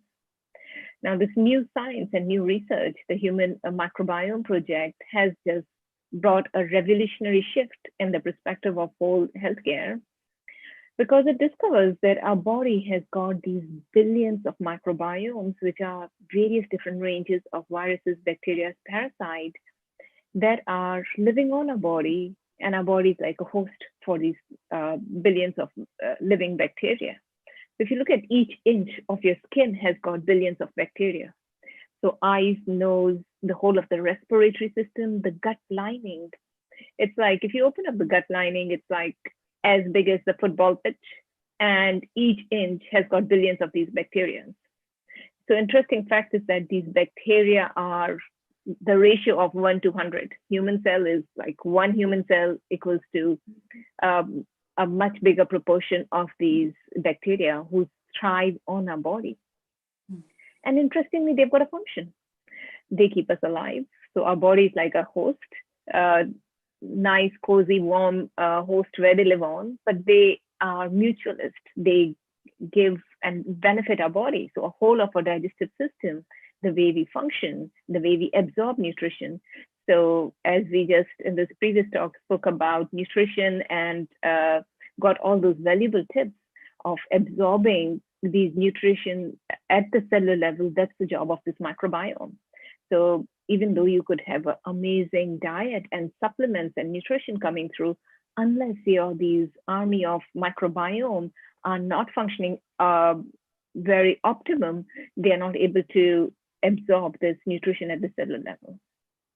So this human microbiome has been a transformational project where it shows that literally when we're talking about good health, good immunity, we're talking about these microbiome doing their function optimum and in harmony. So it has got lots of different functions. Digestion is one of it, but training our immune system. So when we speak about this immune system that has gone into inflammatory mode, where the immune system is attacking its own cells and causing us autoimmune conditions, or resisting the insulin and getting the diabetes or high blood pressure and the inflammatory conditions which are on hype in our society, is simply when this immune system is not producing enough of anti-inflammatories, and what keeps this immune system under track is our microbiome. So this new vision, where till now we were looking at these bacteria and viruses as deadly germs that we need to get rid of constantly, and we are using antibiotics and vaccines, antibacterial wipes and cleaners to constantly kill that. The new project shows us, and the science shows us, these are our friends with benefit. And our body is basically like a jungle, home of these trillions of microbiome, which outnumber the human body at the ratio of 10 to 1. And these are essential for our survival, and you can't live without them. Interestingly, with the whole of this pandemic, mental health has been a huge issue, a lot of anxiety, depression. Now, science shows us our gut is our second brain. So when you're talking about anxiety, depression, emotional issues, immune system, which is not functioning well, it's all these gut microbiome. So when we talk about these gut microbiome, I want you to think about a biodiversity. I want you to think about this whole ecosystem with trillions of different species of bacteria microbiome in there. And once this whole ecosystem is out of balance, then the body gets into diseases or anxiety, depression, and so on. So the biological reality is that we are vessels to these vast microbial ecosystem, which is radically altering our basic understanding of medicine, nutrition, public health, and the very scientific foundation of what makes us sick. Now, how do we get this microbiome? The first initiation of this microbiome is through the natural birth. Through the birthing canal, the baby gets this coding of the microbiome from the mother. So the babies that are coming through C-section, they miss out on this opportunity of first embedding of this microbiome.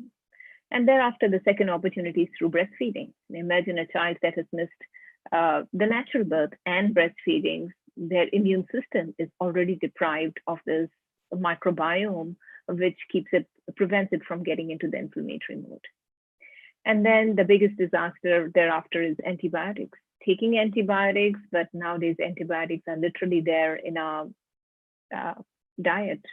So when you're talking about all the animal products, meat, seafood, and even into our plants and also antibiotics, once they're consumed or they're hugely consumed, let's say in our poultry and in the red meat and so on, they get transferred into our system, as well as when they are excreted, these animals are excreting into the land that comes into our sort of vegetables and our food.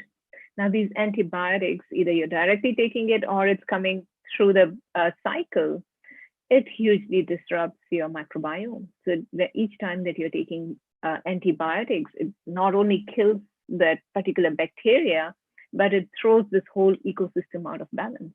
And many a times it takes literally months to rebuild this whole gut flora. So why should we care about this information? Because how this lifestyle choices and this approach of microbiome is altering our mental health, our immune system. So disruption in these microbiome biodiversity has spiked our modern diseases. So when you're talking about all these inflammatory conditions, allergies, intolerances, food sensitivities, diabetes, autoimmune conditions, that is that immune system with two functions. One is attack and other one is tolerance, is totally out of balance, because we have trained our immune system to attack with constantly training it through the vaccinations and antibiotics, that the peacekeeping arm of the immune system is totally out of balance and it goes into the inflammatory mode. And as we spoke about it, the biggest causative factors would be C-section, antibiotics, and our diet. So nowadays, when you talk about diet, most of our diet is processed food, packaged food. So for our microbiome, what you eat is life and death for them. So we have got these billions of different bacteria which are growing in each corner of your small intestine and large intestine. So if you're eating a lot of green and fiber, that particular community thrives. Whereas if your diet is mostly based on sugars and carbohydrates, that particular community is growing and flourishing. Whereas the species of microbiome that thrive on fiber, plant-based fiber, that is deprived and it's wiping off. So with your diet, what you eat is just not for your taste, it's literally life and death for these microbiomes. So our diet plays a big role. And this is what disrupts our immune system into this inflammatory mode. So when we're talking about allergy, autism, asthma, autoimmune condition, diabetes, these all are there in picture when our immune system is out of balance. And now the new one is coronavirus since 2019. Now, is coronavirus really that deadly? How is it different from any other viruses that have been around? It's a virus that generally comes with every cold and flu season. Why is it so deadly? Or why there's such a big pandemic and the stress and the panic mode about it? So with coronavirus, we are looking at it being highly infectious. And if you look at the data, the people, how there's people in the death rate and people who don't survive coronavirus are the people who have got this compromised immune system. So most of the people, it's like literally, if you look at Americans, every 5th to 7th person has got one out of the 3 major issues, either diabetes or cholesterol or high blood pressure. So some sort of underlying autoimmune condition. Now, when your immune system is already compromised with these sort of inflammatory conditions, then naturally your coronavirus is sort of wins the battle. And those are the people who have been mostly dying. So when we're talking about this whole panic about a pandemic and how to take care of ourselves, if your immune system is strong, virus is like any other cold virus that your immune system would identify it and tackle it. But the problem comes when our immune system is already compromised with this inflammatory condition that this additional virus, the immune system is not able to identify it, multiplies, and it basically is causing that high death rate. So when we talk about immune system, it has got warriors. The function of these warriors is like they're constantly scanning your environment, your skin, and everything around you to identify what is a pathogen for the body, what is a threat for the body. And I would say, with all the studies that I've looked into, that our immune system is the most sophisticated sort of a system with all its devices that it can literally tackle anything and everything. And then the second aspect of the immune system is the peacekeeping, because this immune system has to constantly discern these billions of microbiome that are literally on each and every aspect, whether it's internally into our system or on our skin. It constantly has to discern whether this is supporting the system or this is a pathogen, whether do I tolerate it or whether I kill it. So there is this balance between the warriors and peacekeepers. And once this is functioning well, you've got a very sophisticated, intelligent immune system that would react to any pathogens, as well as keep your body in harmony and prevent you from getting into inflammations and allergies and autoimmune conditions. So if your peacekeepers are low, then you get into inflammatory conditions and autoimmune conditions.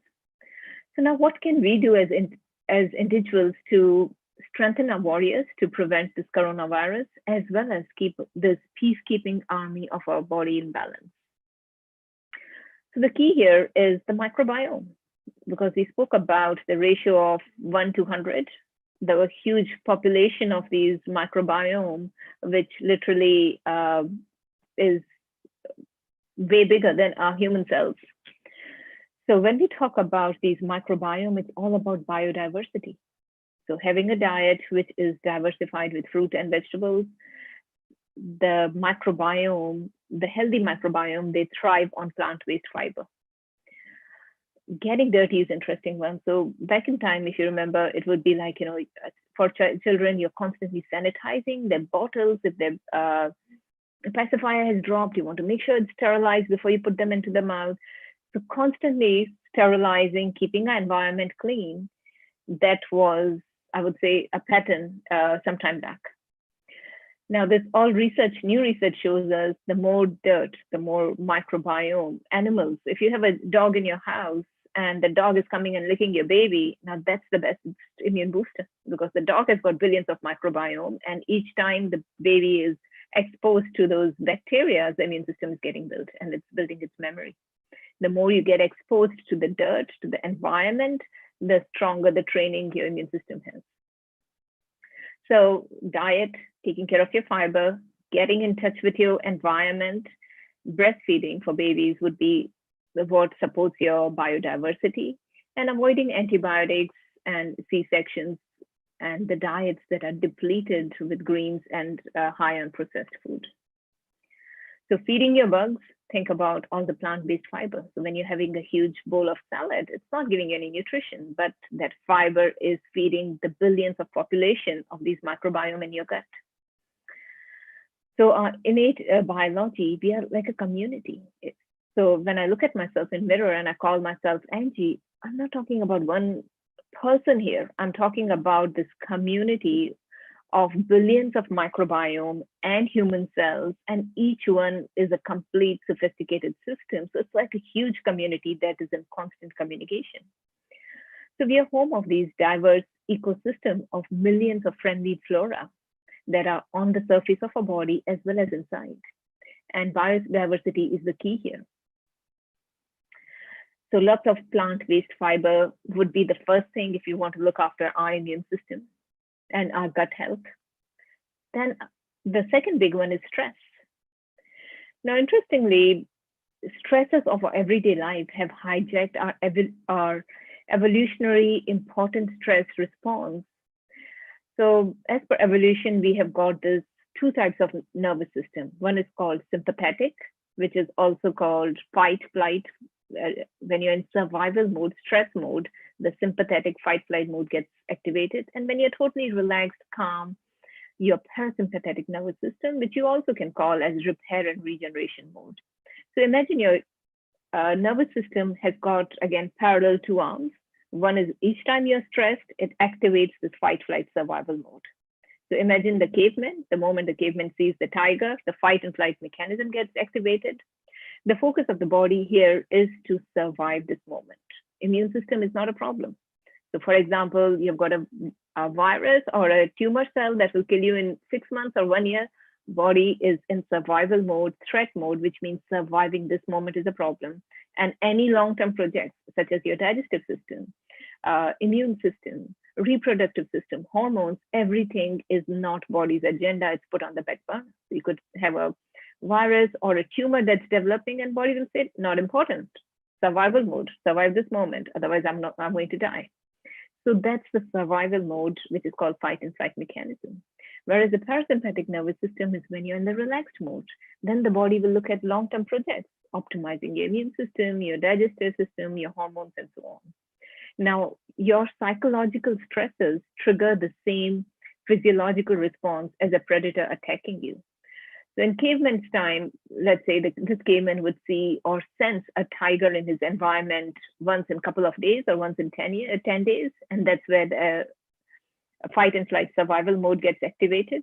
In our modern society, with the stress levels that we live and the stimulus that we live, it could be our work deadlines, our financial debts, bills to pay, relationship issues, lifestyles, not getting enough exercise, being sitting in front of the computer whole day, not good quality of sleep.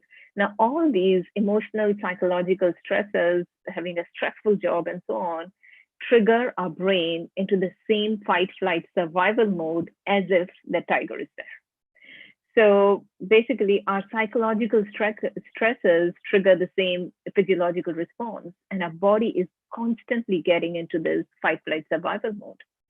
So imagine your fight and flight survival mode is like the accelerator of the car, where you're burning out all your fuel. Your body's saying, okay, we need to attack, use all of the energy, get it to the muscles, fight, flight, run, and survive this moment. Whereas your parasympathetic nervous system is like the brake of your car, and you can't use both at the same time. So with the modern lifestyles that we live, and specifically with this whole fear and panic about pandemic, there's this heightened stress. And the stress is constantly keeping us into this survival mode, preventing our body's opportunity from healing and repairing. So there was interesting research where they did a survey. So they surveyed about 100 people, and they sort of took a score of their stress levels on 1 to 10, how their stress levels are in different aspects of the life. Then they did a test where they swabbed the nose of these people with a cocktail of virus.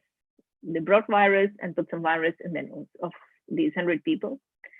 And the research shows the results that 2 times as many people, so 60 to 70% of people who got this virus were the people who basically their stress levels were extremely high, versus the people who had marked their stress levels very low, none of them got the virus. So this experiment shows us that how our immune system is highly sensitive to stress. It's simply when your body is in stress, it is in that fight, flight, survival mode, immune system or any long-term projects, which is digestion, reproduction, hormones, is not body's priorities. Imagine your country is at war and your government wants to use all the resources towards the army. Now this country could be having unemployment or a famine or some other problem going on, but simply there are no resources to invest there. So similarly, when a body is in this fight and flight mechanism, it's all about surviving this moment, and immune system is simply not a priority. And therefore, a person could basically come down with an infection or die out of a tumor because the immune system is just not responding to it. So when we're talking about the sympathetic and parasympathetic nervous system, which is a fight, flight, stress response, whereas our parasympathetic nervous system is about our healing, homeostasis, energy, restoration mode. So if you're constantly in this fight, flight mechanism, then your body simply doesn't have any bandwidth with repair, regeneration, and healing. And your immune system is suppressed.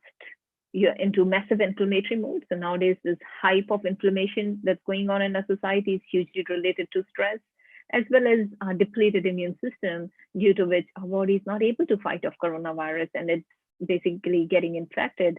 Everything has to do with this inflammation and our stress mechanism. So stress is another key word behind taking care of your health. So the first one we spoke about was the microbiome, feeding your microbiome, keeping them healthy by adding a lot of green fiber in your diet. And secondly, looking at the stress level. Now we're going to change gears and talk about this mind-body medicine, body talk, and how we can use this to support. So body talk system is holistic healthcare. It's the healthcare that understands the psychology of the body and influence it has on our health. So cells of the body react to everything that our mind says. So our body and mind are inseparable. Negativity brings down your immune system. So we just spoke about our immune system is the most sophisticated and intelligent system. Why it fails, why somebody has got infection or a disease or a virus or cancer that the immune system has no clue what to do with it.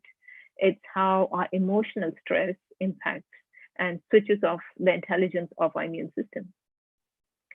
So the body talk system is all about looking at the psychology, looking at the emotions, the belief systems, the stresses, everything that's impacting our health. So it's a mind-body medicine that looks at the whole person. When I'm talking about the whole person, I'm talking about their physical, mental, emotional health, everything that's going on in the environment, the whole story, the moment they were conceived to their basically fetal life, childbirth. For example, they were in school and they got bullied and a major emotional trauma from there, or they had a life-threatening food poisoning that the body still remembers and it has got impressions there. So basically, each and every incident that has gone into this person's life, that could be the story of what's making their current condition. So with body talk system, you're looking at the whole story and in entire context of everything that has gone into their life. Now our health is as unique to each one of us as our finger thumbprint. So when I'm looking at two people with, let's say, autoimmune conditions or compromised immune system, though their symptoms, labels, and diagnosis could be exactly same, but the story behind what caused them to get there with their depleted immune system or a particular virus or chronic disease could be totally different, because each one of us are imprinted by our environment. The environment has got a huge influence on us. It's constantly programming us. We are forming belief systems, our stress levels, and living our life from there. The body talk system is about looking at this unique person, coming up with a unique treatment plan, tailor-made to each person as per their body's needs.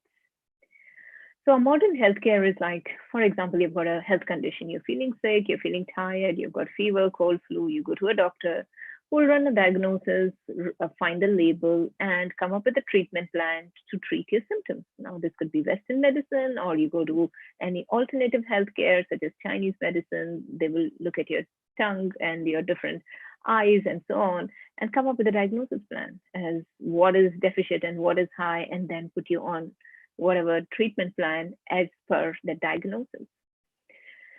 The body talk system works differently. It's not about what the problem is, but it's about why the problem is. So it's about looking at the story about what is going into making of this disease. When you're looking at any diagnosis, any labels on symptoms, it's like looking at the tip of the iceberg. Whereas with body talk, it's all about looking at this iceberg that's under the water, which is basically looking at all the causative factors why this tumor is there, or why this cold and flu is there, or the persistent infection is there. And these could be various different factors. These could be environmental factors, genetic factors, epigenetics, emotional, microbiome. So interesting concept that I would like to share here is epigenetics. Now, we all are aware of genetics, which is we inherit from our parents. Interestingly, science shows us that literally no matter what the disease is, a very small percentage of this disease comes from our genetic profile. So literally 6 to 7% of no matter which disease is coming from your genetic profile, which means it's inherited. Most of our diseases are coming from epigenetics. Now, epigenetics is on top of the genes. So your gene has got perfectly healthy profile. Epigenetic means environmental factors that are impacting and altering this disease into a dysfunction, into, let's say, diabetes or high blood pressure, or ovaries into PCOS, or inflammatory condition and so on. So a perfectly healthy profile, but the environmental factors which are sort of impacting this top layer of epigenetics. And imagine these are like little on and off switches. And now these switches have switched off certain functions of the DNA and triggered this particular disease. So when I'm talking about environmental factors, we are talking about stress. Stress could be anything. Stress could be major chemical toxicity that's coming through your diet, food poisoning, heavy metals. It could be emotional trauma. So imagine somebody has gone through a major divorce or bankruptcy or some major disaster in their life, and how all that emotional trauma is imprinted and altered their epigenetics to onset of this particular disease. So there could be various different factors that are causing that particular label and diagnosis. So with Body Talk, it's not about looking at what the diagnosis is or addressing those symptoms. It's about looking at the history and why this condition is there and addressing all those causative factors. The Body Talk system is about looking at this whole holistic approach. It works with the concepts of Western medicine, so whole of the anatomy, physiology, Chinese medicine, so we are looking at all the meridians, 5 elements, environmental factors, psychosomatic factors, belief systems, emotions, traumas, stresses, Ayurvedic and Vedantic philosophies, as well as the quantum physics and dynamic system philosophy. So it's like a bigger picture. So many times when you're looking at lots of healthcare protocols, whether let's say Chinese medicine or Western medicine or herbology, you're looking at a spectrum of health. Whereas with Body Talk, you've got all these tools and techniques, all these concepts, and you're looking at the health from this whole bigger picture. An even more interesting fact is that as a practitioner, let's say I'm trained with all these tools and techniques, but I don't have a recipe. So unlike Western medicine or Chinese medicine or anywhere where you look at the symptoms and you come up with a diagnosis and a label and a treatment plan, with Body Talk, you don't work that way. As a practitioner, I have got all the tools and techniques. My job is to be an observer and being present for my client and listen to their body's innate wisdom and listen to their unique story as to what is the treatment plan in their that will support them with their healing. So basically with Body Talk, we are looking at the whole mind-body system and supporting the body to heal from inside out. Now, in relationship to microbiome and immune system that we spoke about, Body Talk works with various techniques. One of them is called body chemistry that highlights the presence of the pathogens, so our intelligent immune system can launch immune attack and strengthen your peacekeeping aspect of the immune system to prevent any inflammation. Strengthen your microbiome, good bacteria, the whole ecosystem that keeps the homeostasis, the state of balance and harmony in your body, as well as balance your allergies and intolerances. And many a times, as I said, with allergies, intolerances, a lot of immune conditions, the core factor behind that is emotionally charged memories, stresses, traumas. And unless you diffuse all those different layers of emotional traumas and stresses, the allergy or intolerance or a disease completely doesn't disappear.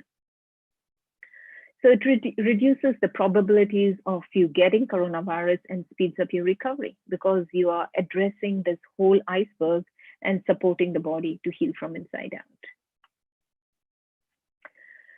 So Body Talk techniques are to balance the brain. So we spoke about the immune system, and then another important one is the stress, how stress impacts us.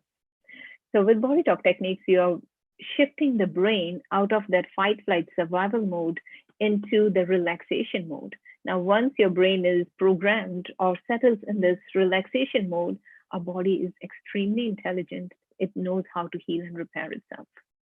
So with Body Talk strategies and treatments, you are able to shift and neutralize specific stresses, release those emotions from past, which are causing that compiled stress now, and shift the body out of that fight and flight survival mode into repair and regeneration. So this is what a protocol looks like. It's lots of different systems that we work with: Chinese medicine, Western medicine, psychology, environmental factors, lots of different concepts. And as a practitioner, using these concepts of Western medicine, Chinese medicine, Ayurvedic system, emotional release, we come up with a languaging program to communicate with your body's intelligence and use a biofeedback system as a communication tool. So biofeedback system is a muscle testing. So it's a gentle muscle testing, which is like, imagine this is your mouse of the computer that helps you navigate and identify the information.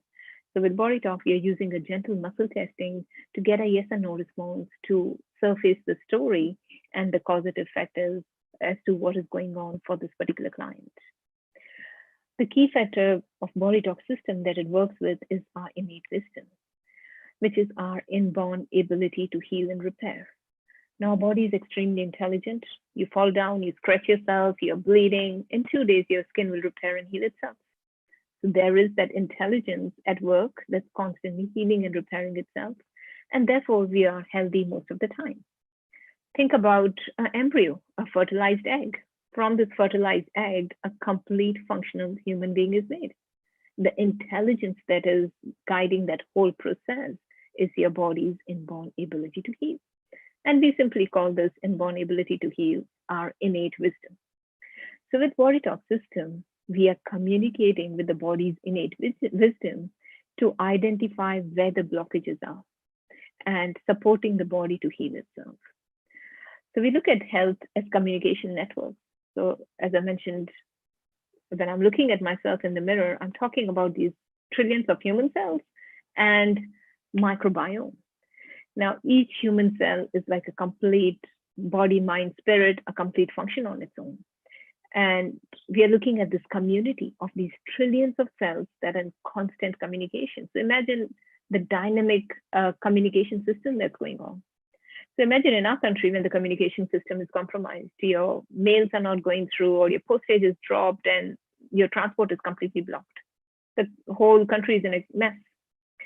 So similarly, in a body, it's nothing works in isolation. It functions with this dynamic philosophy, which means each tiny piece, each cell is in constant communication with everything else.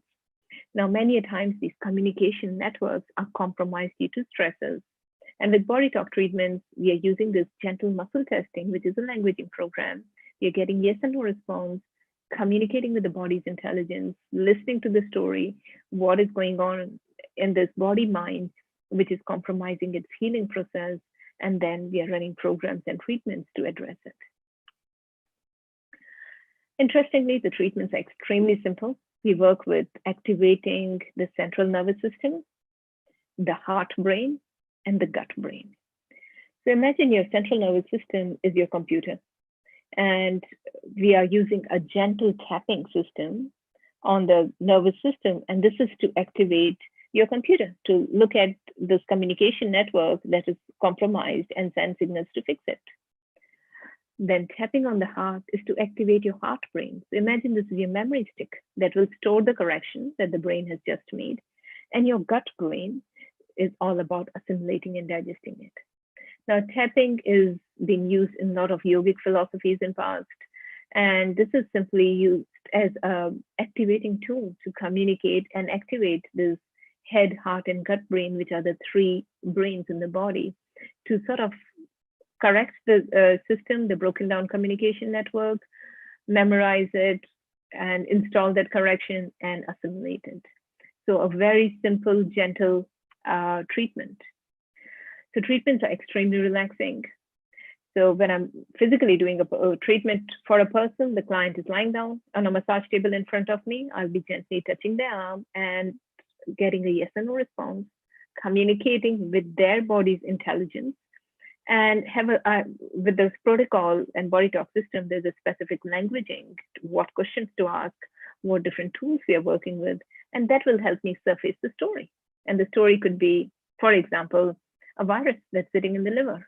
And why is it sitting there? Because there's massive anger, resentment from a particular relationship in past, or a scar tissue, or a degeneration that's going on in cellular repair. Now, whatever the story is unique to this particular client, whatever is causing that disease or imbalance, I would be able to communicate with the body's intelligence to identify that story and then run programs by activating the head, heart, and gut brain to repair it. So the beauty of Body Talk would be you're working with the concepts of Chinese medicine, Ayurvedic system, and lots of different systems, but it's totally non-invasive. You can also call Body Talk as acupuncture without needles. So totally non-invasive, no needles, pens, supplements, medications as such.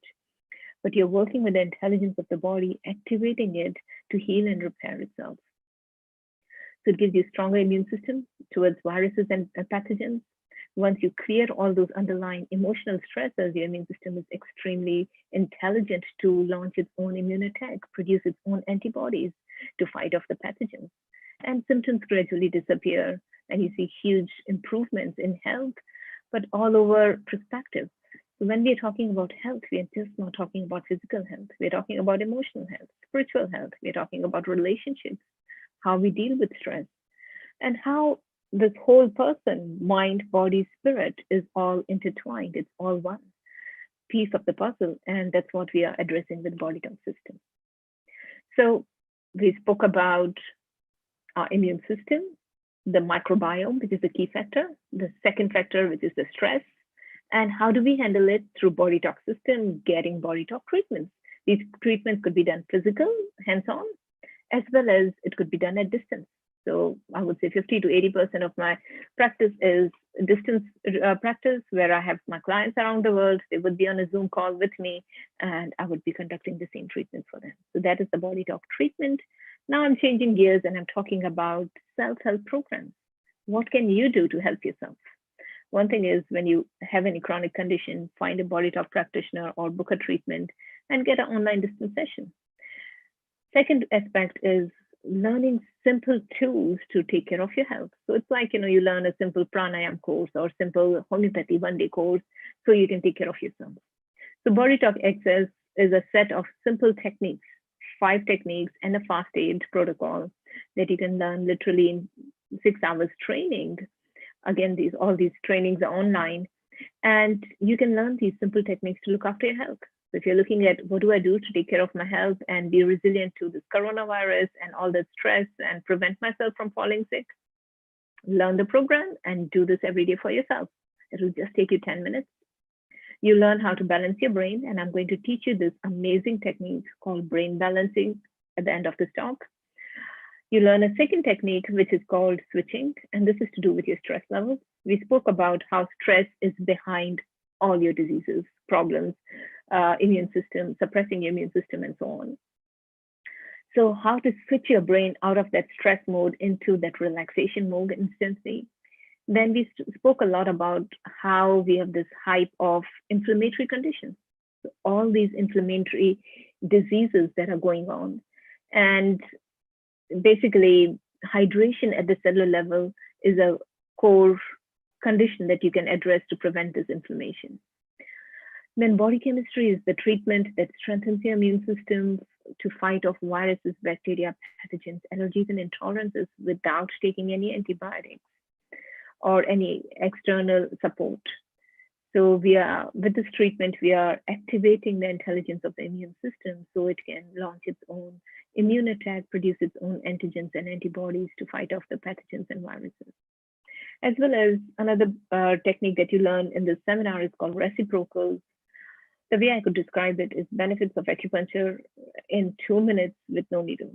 So it literally aligns your whole posture. I've seen people booked in for degenerative knee, neck issues for surgeries, and using the simple techniques, they've literally healed and cured themselves that they didn't have to go for surgery.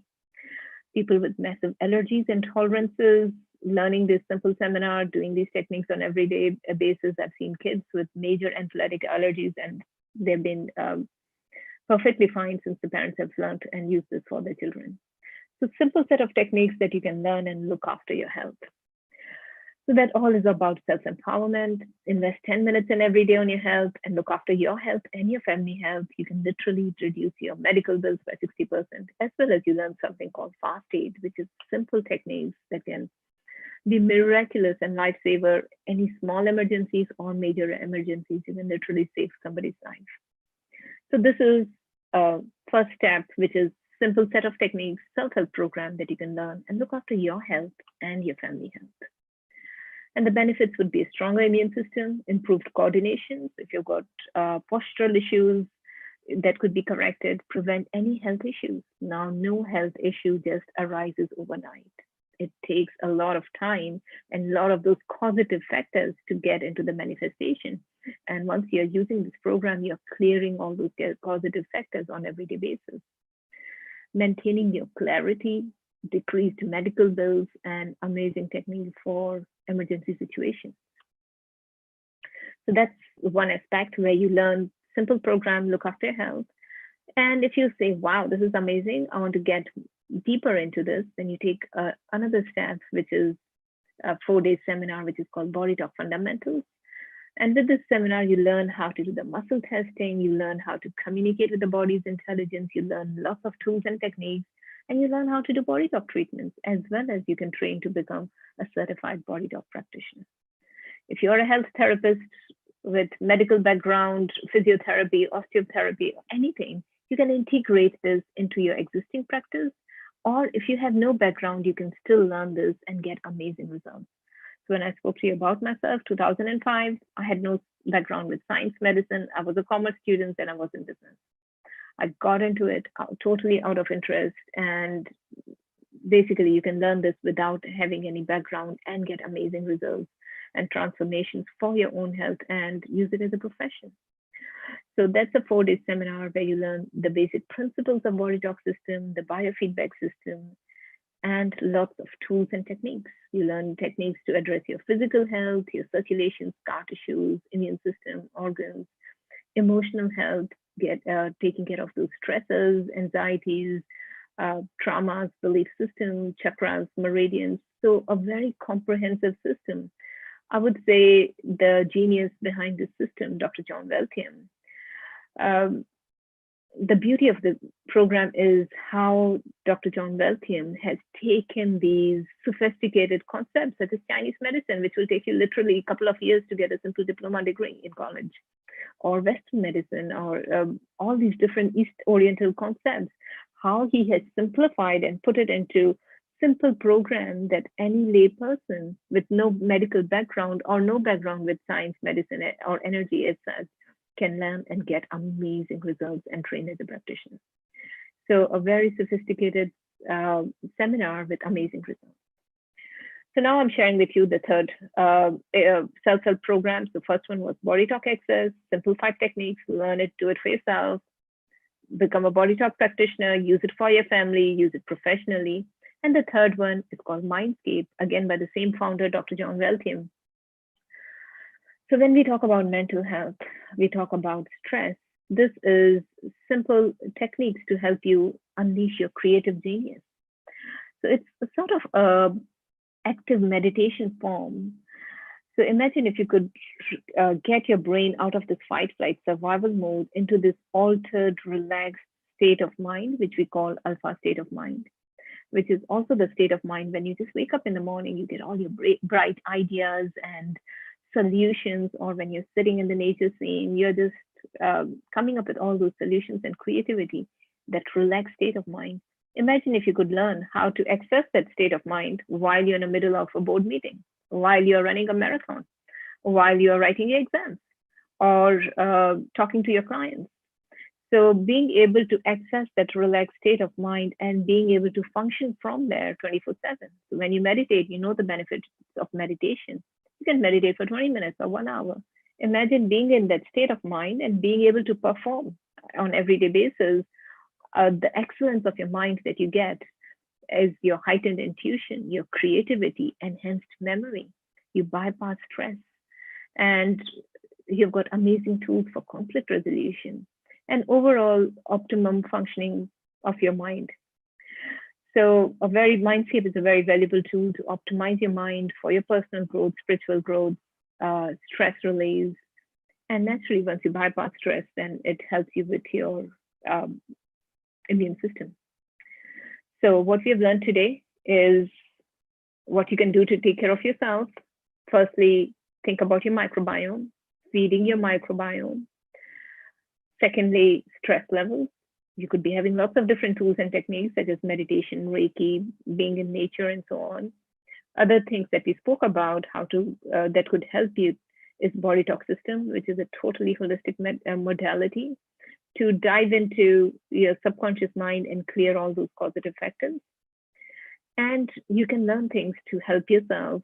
A simple one-day seminar called Body Talk Access to look after your health. Invest 10 minutes every day, and you can literally take care of your immune system and any degenerative conditions, as well as have that optimum state of mind. Or become a practitioner, as well as learn this mindscape, which is sort of a guided meditation, active meditation, that you could be in that state of mind 24/7. So now, as I'm wrapping up, I'm going to, oh wow, we're running tight on time. I'm going to quickly show you this technique, as well as this technique is on my website. So there's a YouTube, maybe I can forward it, and it could be posted on your website, and you can check it there or on my website. So this technique is about balancing your brain and getting your brain out of the state of shock and stress. So you start from the base of your head, and you're gently tapping head, heart, and gut for 2 full breaths. And while you're doing this, you're thinking about balancing the brain and improving the circulation. Then you slide your hand up to the next hand position. And basically you're tapping out the whole of the head, heart, and gut.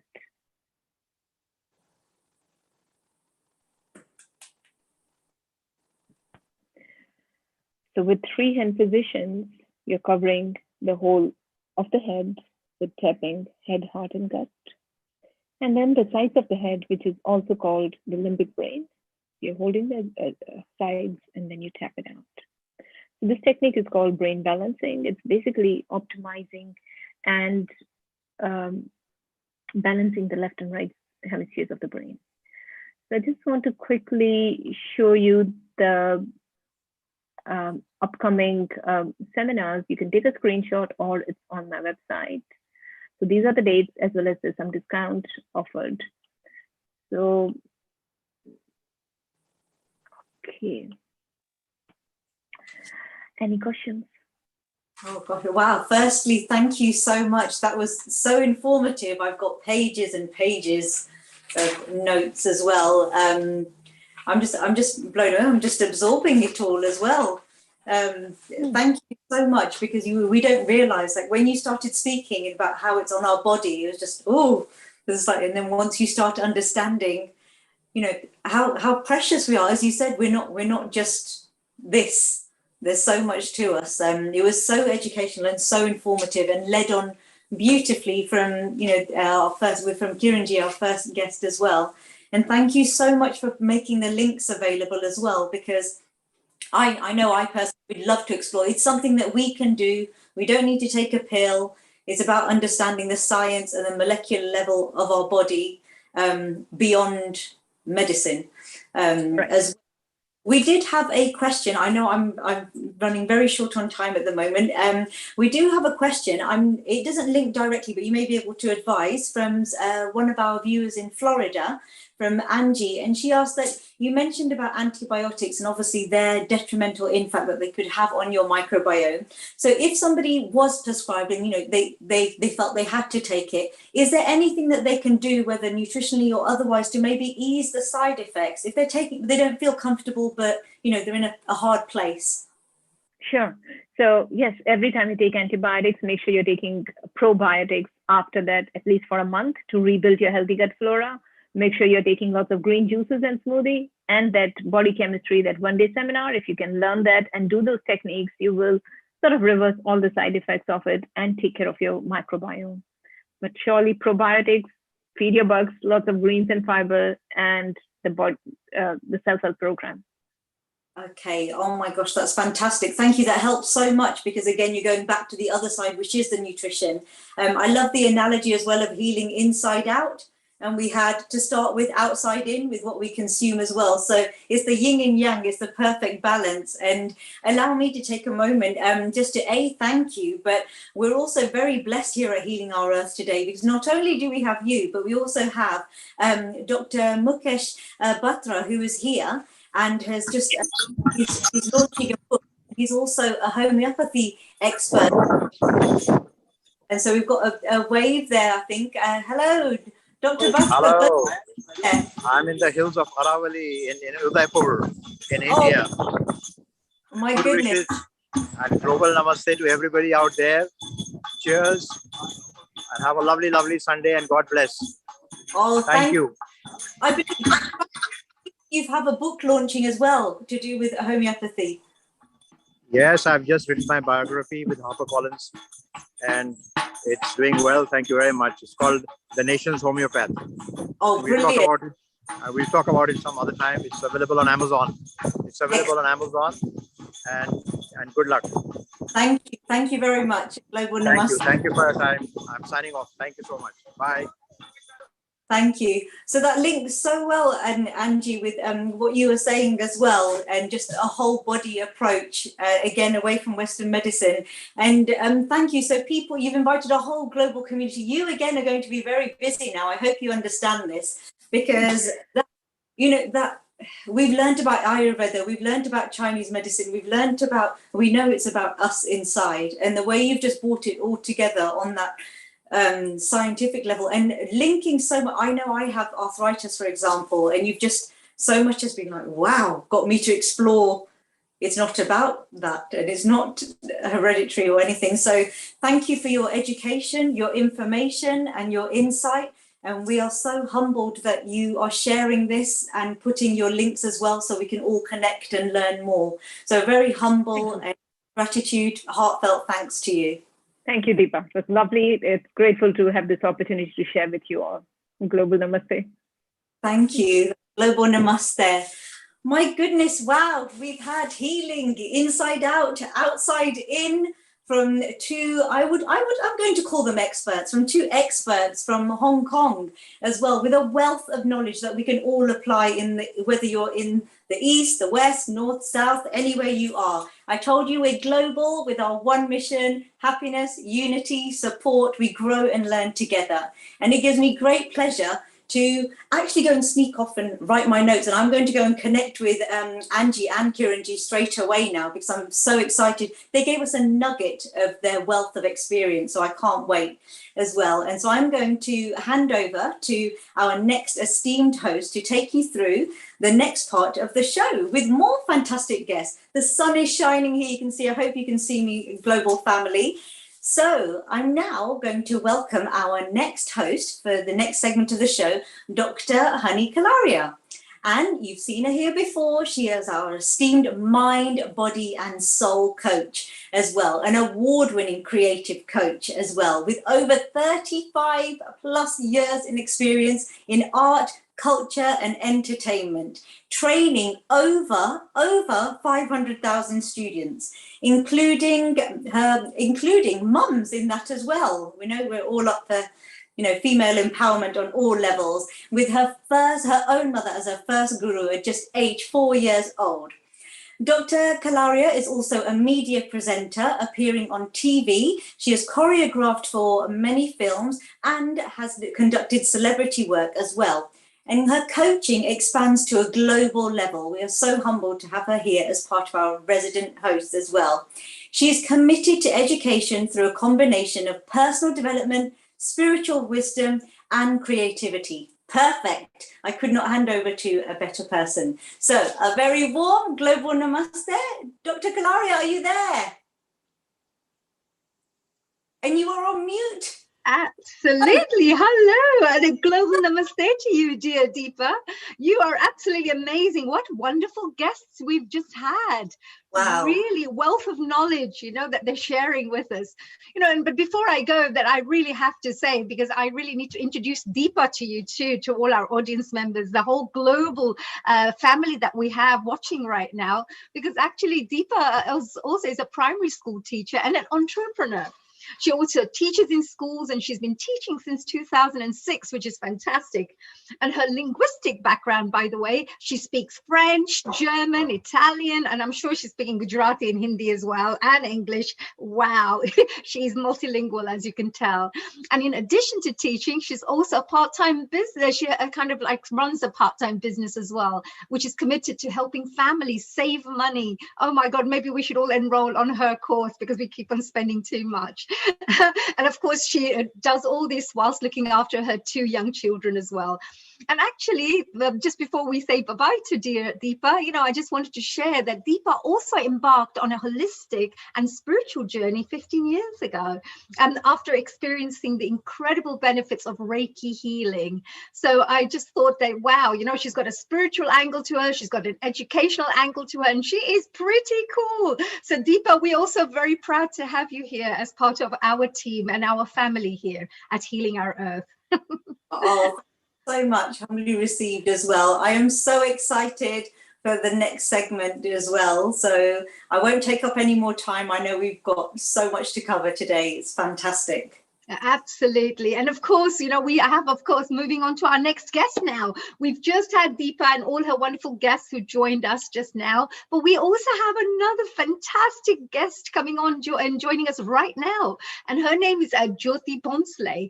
Now, if you've been looking about how to improve your health and well-being through interior designing, well, this is the lady for you, because I think this would be one of the most brilliant things that you can ever learn, because we spend a whole day in our environments, our home, that's where we spend most of our time.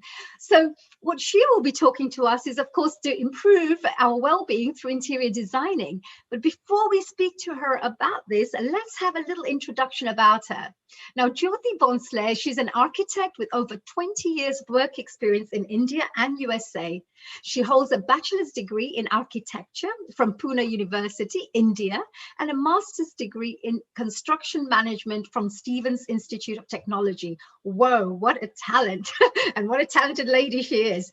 Now, she also currently is pursuing her second master's degree in real estate valuation from a distance learning program. So I can tell that she's a constant learner, which is fantastic, because she'll be passing on all this knowledge to us too.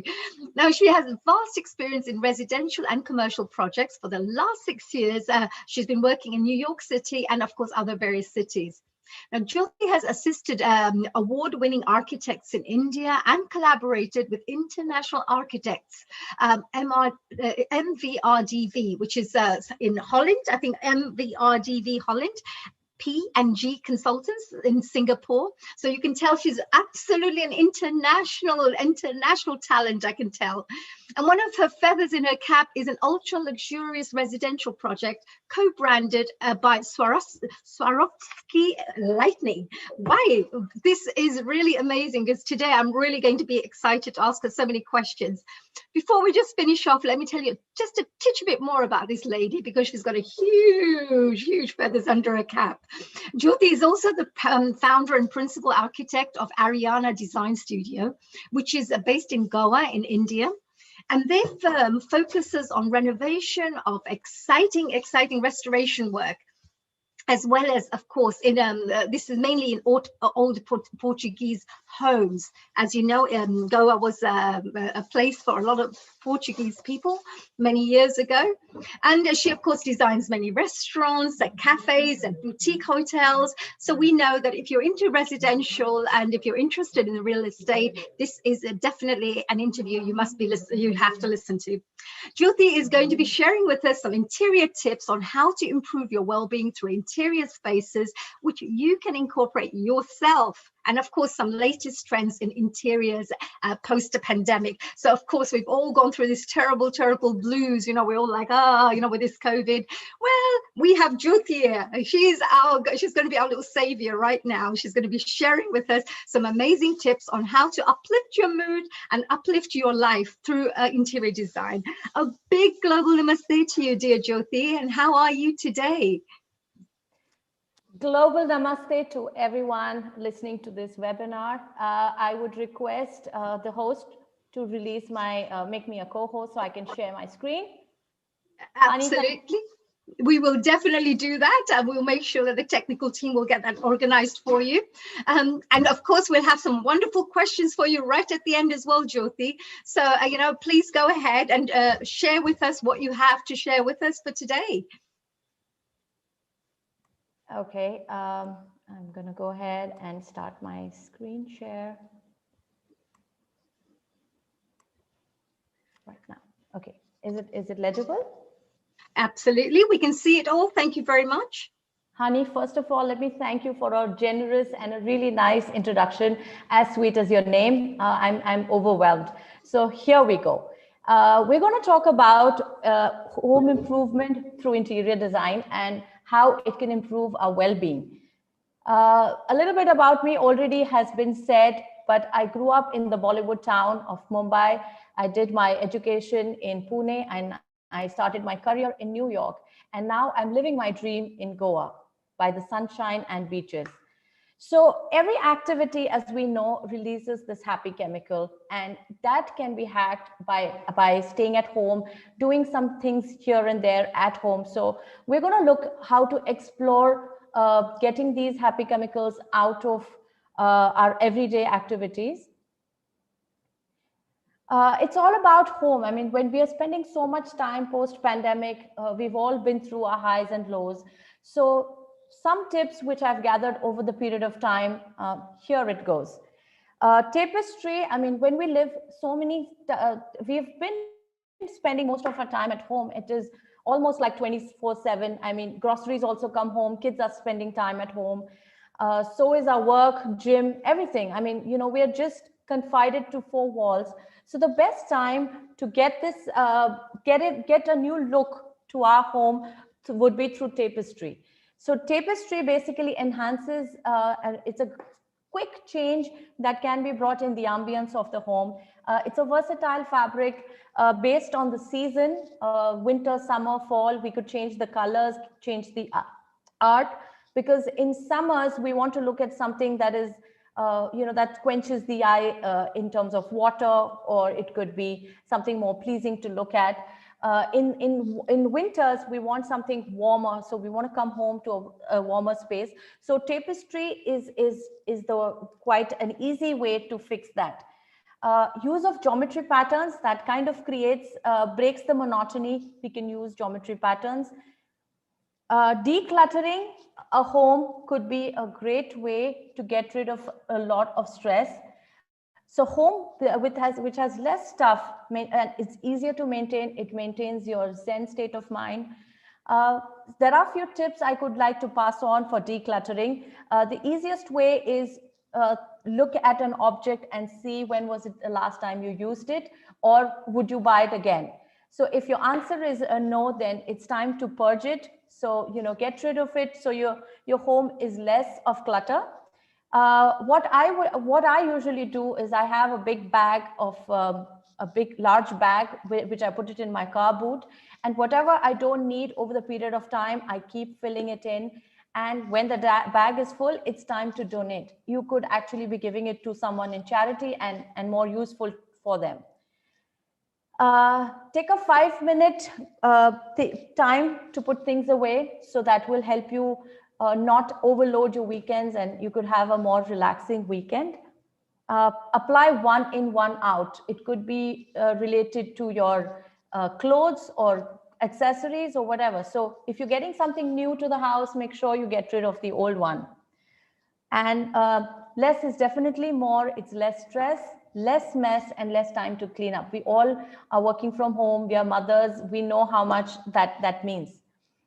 Organizing is another chore which can help you de-stress. I mean, it looks nice. It makes you feel that you have a right place for everything, be it a small thing like scissors or nail clippers. Keep a place for everything, so that when you are looking for it, you have no stress in doing so. I like to organize things by color coding them. My wardrobe, or be it anything, books, if they're color coded, they become so much easier to find. Other tips for organizing is You get lots of drawers made.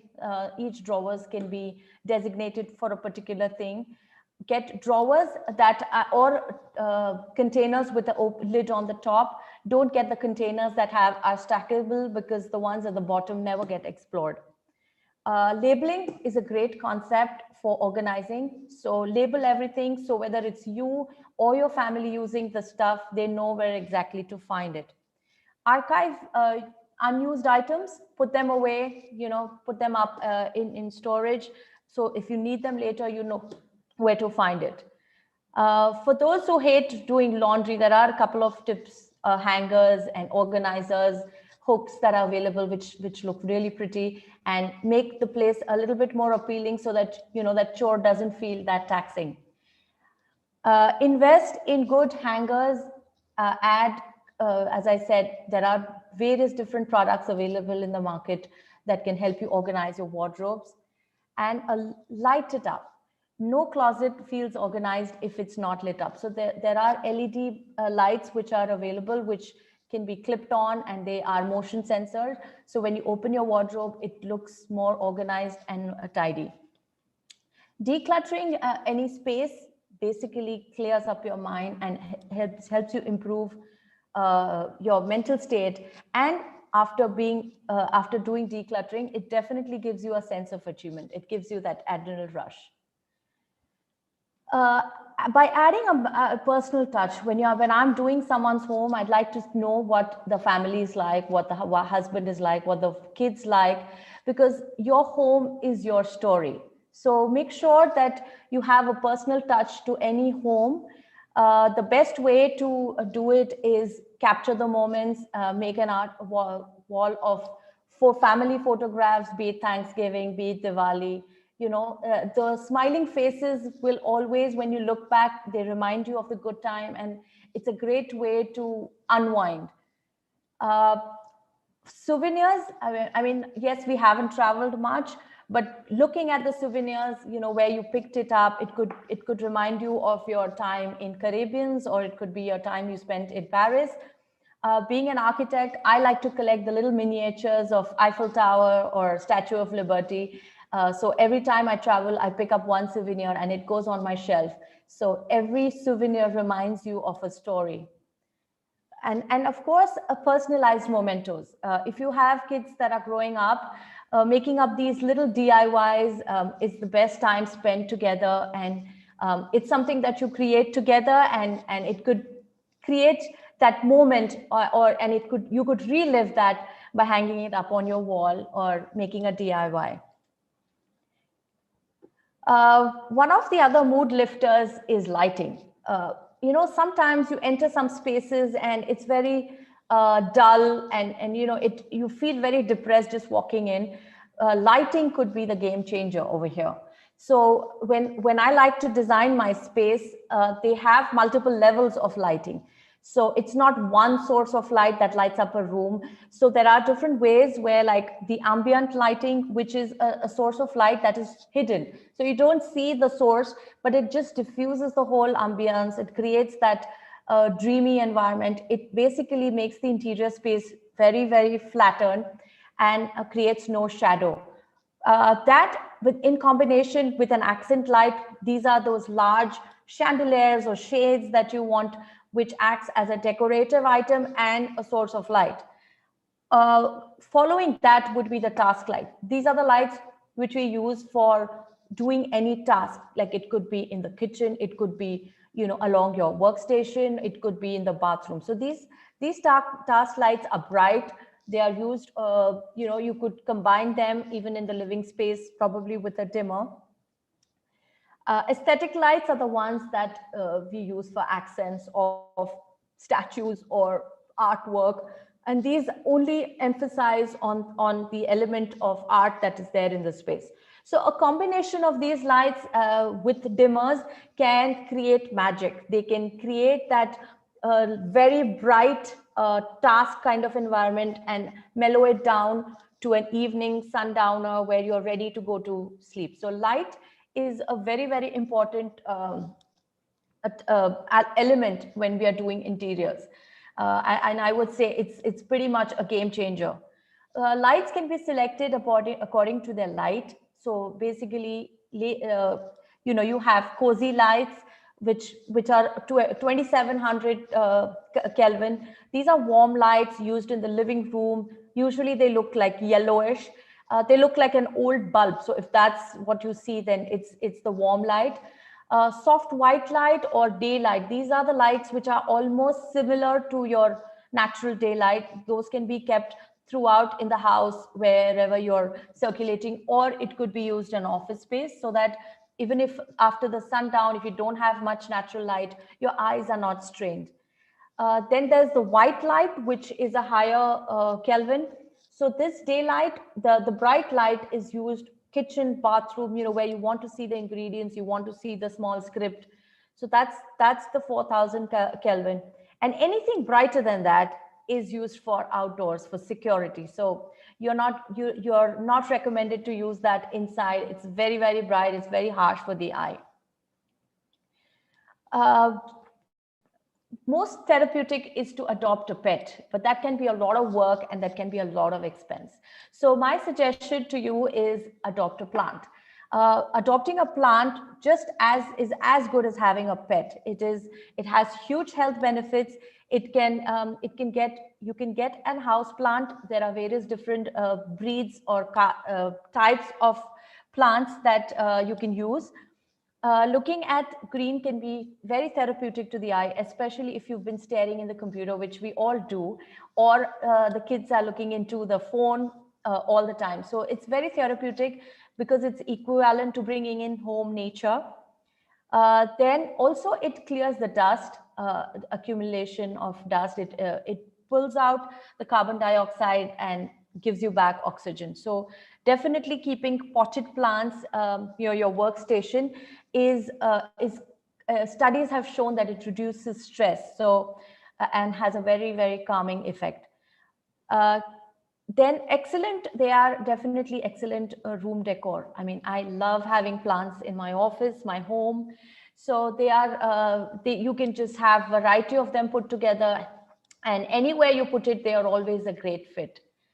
So some plants that I've identified, which, I just want to give out some names over here so you have a food for thought. The snake plant, which is a natural air purifier. It gives out oxygen and it doesn't require much of water. It's also called the mother-in-law tongue. Who wants that one? The ZZ plant, this is a Zanzibar gem. It's a mid-sized plant, requires low lighting. And again, a lot of oxygen is pumped in with that. The jade plant, today in India, we're celebrating Friendship Day. So it's an excellent gift for your friend because it's said to give a lot of prosperity, good luck, and it's just a happy plant. So, if you've still not met your friend, it's a good idea to take a jade plant as a gift for them, as it is also a good luck charm. Ferns, these are available in various different colors. The good thing about them is they can take a lot of variation in temperature. So they're good to go. You could even put them in your shower. Although there are artificial plants and flowers are a complete no-no. They are very stagnant and they look like almost real, but they're not real. So they don't have as many advantages. Along with fabric, along with light, fabric also plays an important role. Imagine wearing a woolen sweater in summer. So is the interiors. I mean, if you're walking into a space that is warmly lit and it's summertime, having a wool or a fabric that basically we humans reciprocate through tactile senses. So, wherever you are at home, make sure the fabric that you use is very soothing to look at. It has a smooth texture. It is comfortable to use, comfortable to sit, so that, your texture of the fabric is sorted. There's a simple rule that we follow when we're decorating a home. It's a 60-30-10 rule, where 60% of the colors that are used are the dominant color. 30% is the secondary color, which is the curtains, the fabrics, the area rugs, anywhere that the fabric is can be played around with the fabric, and 10% is your accent. Along with color is an important role. It plays on your mind, on your mood. It's a great and a simple way to uplift your mood. Uh, we also have color therapies. I mean, there are different colors that have been experimented, studied, researched. So I'm going to give you pointers on a few colors. A blue is a very calming color, so it soothes, it relaxes you. It's a great color to increase concentration. So I would recommend you using it in kids' room where they're appearing for a competitive exam. Too much of blue, though, can be a little unwelcoming. Yellow is, as we know, is a very happy color of sunshine. It uplifts your mood. It adds confidence. It gives you that optimism. It's very high in energy. Green is a color close to nature. It's very harmonizing. It is a synonym for nature. So it balances. It's a good balance of. It helps you balance wealth and health. Ideal color for bedrooms or even living spaces. But if green used over the top can create a feel of jealousy. So be careful on overusing of colors. Orange, mostly it's a very friendly color. It's a very peppy color. So, it's a get up and go kind of a color. So it's used as an accent in your gym area or, even somewhere around the kitchen. So it adds that kind of an energy. Red is a color of passion. It is a very optimistic, adventurous color, usually used. It's also is a food. It's an appetizer, so it's usually used around food labels or even can be considered using in a kitchen. But you want to avoid the bedrooms because it's not a very settling color. So if you have red, it's very difficult to put yourself to sleep. Black, one of my favorite colors, is self-control, it's discipline, it's an authority. But again, too much of black can be depressing. It can lead you to, so take your call, use it moderately. Don't color your bedroom black just because you like it. Gray, again, is a very popular choice for office because it's a very formal color. It's very for it's the cooler gray is it depicts business, whereas the warmer gray, a mist shade in gray can actually make you feel uncomfortable. So go ahead, explore your colors. They definitely affect your mood, and and you can add it when you in your upholstery, in your wallpapers, or it can even be used to as an art, so you can add it in your art. Bedroom. We all retaliate and relax in our bedroom. So that's a place where we want to unwind. We want to feel welcomed, and we want to come to a space that is secured and safe. So it should be a place that is absolutely personal. So you can fill it up with things that make you feel safe. If you see small children, they always have a little teddy bear or something, or their favorite blanket that they want to sleep with. So that's basically, you associate a few things that make you feel comfortable. So go ahead, add your things that make you feel comfortable. Avoid Sharpie objects or scary looking masks in your bedroom, because that can get a little disturbing. What I really like is to do in my bedroom is have a vision board. I'm sure you all know about a vision board, but let me tell you a little bit more.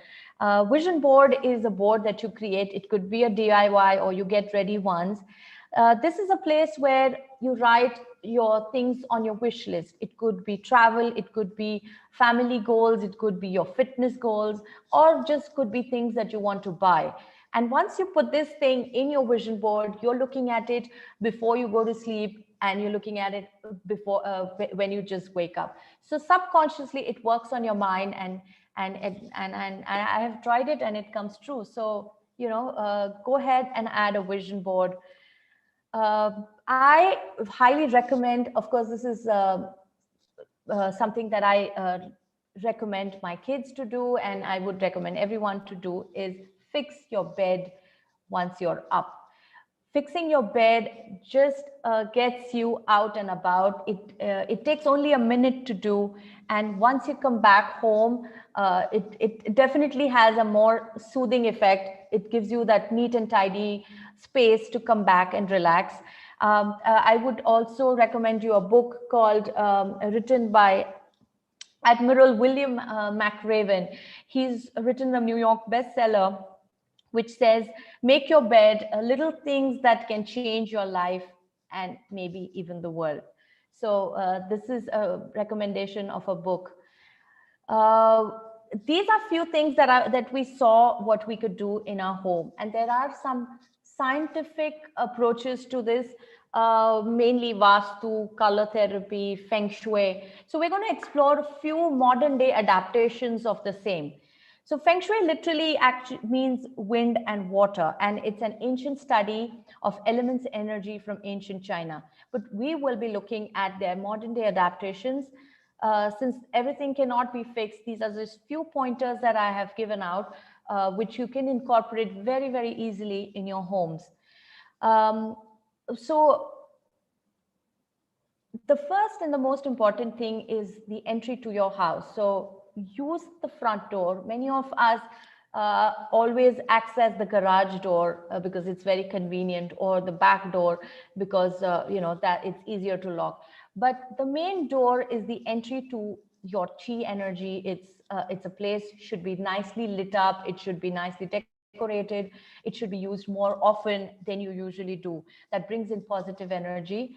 The doorbell is another thing that the doorbell, we sometimes overlook it. It is squeaky. It makes these annoying noise, or it's not working. Then people just go ahead and knock. So make sure the doorbell is fixed, because all these things bring in positive energy. They emit positivity. Fix those squeakies. When you're spring cleaning, your number one thing should be fixing the door hinges, oiling them, making them they all run smooth.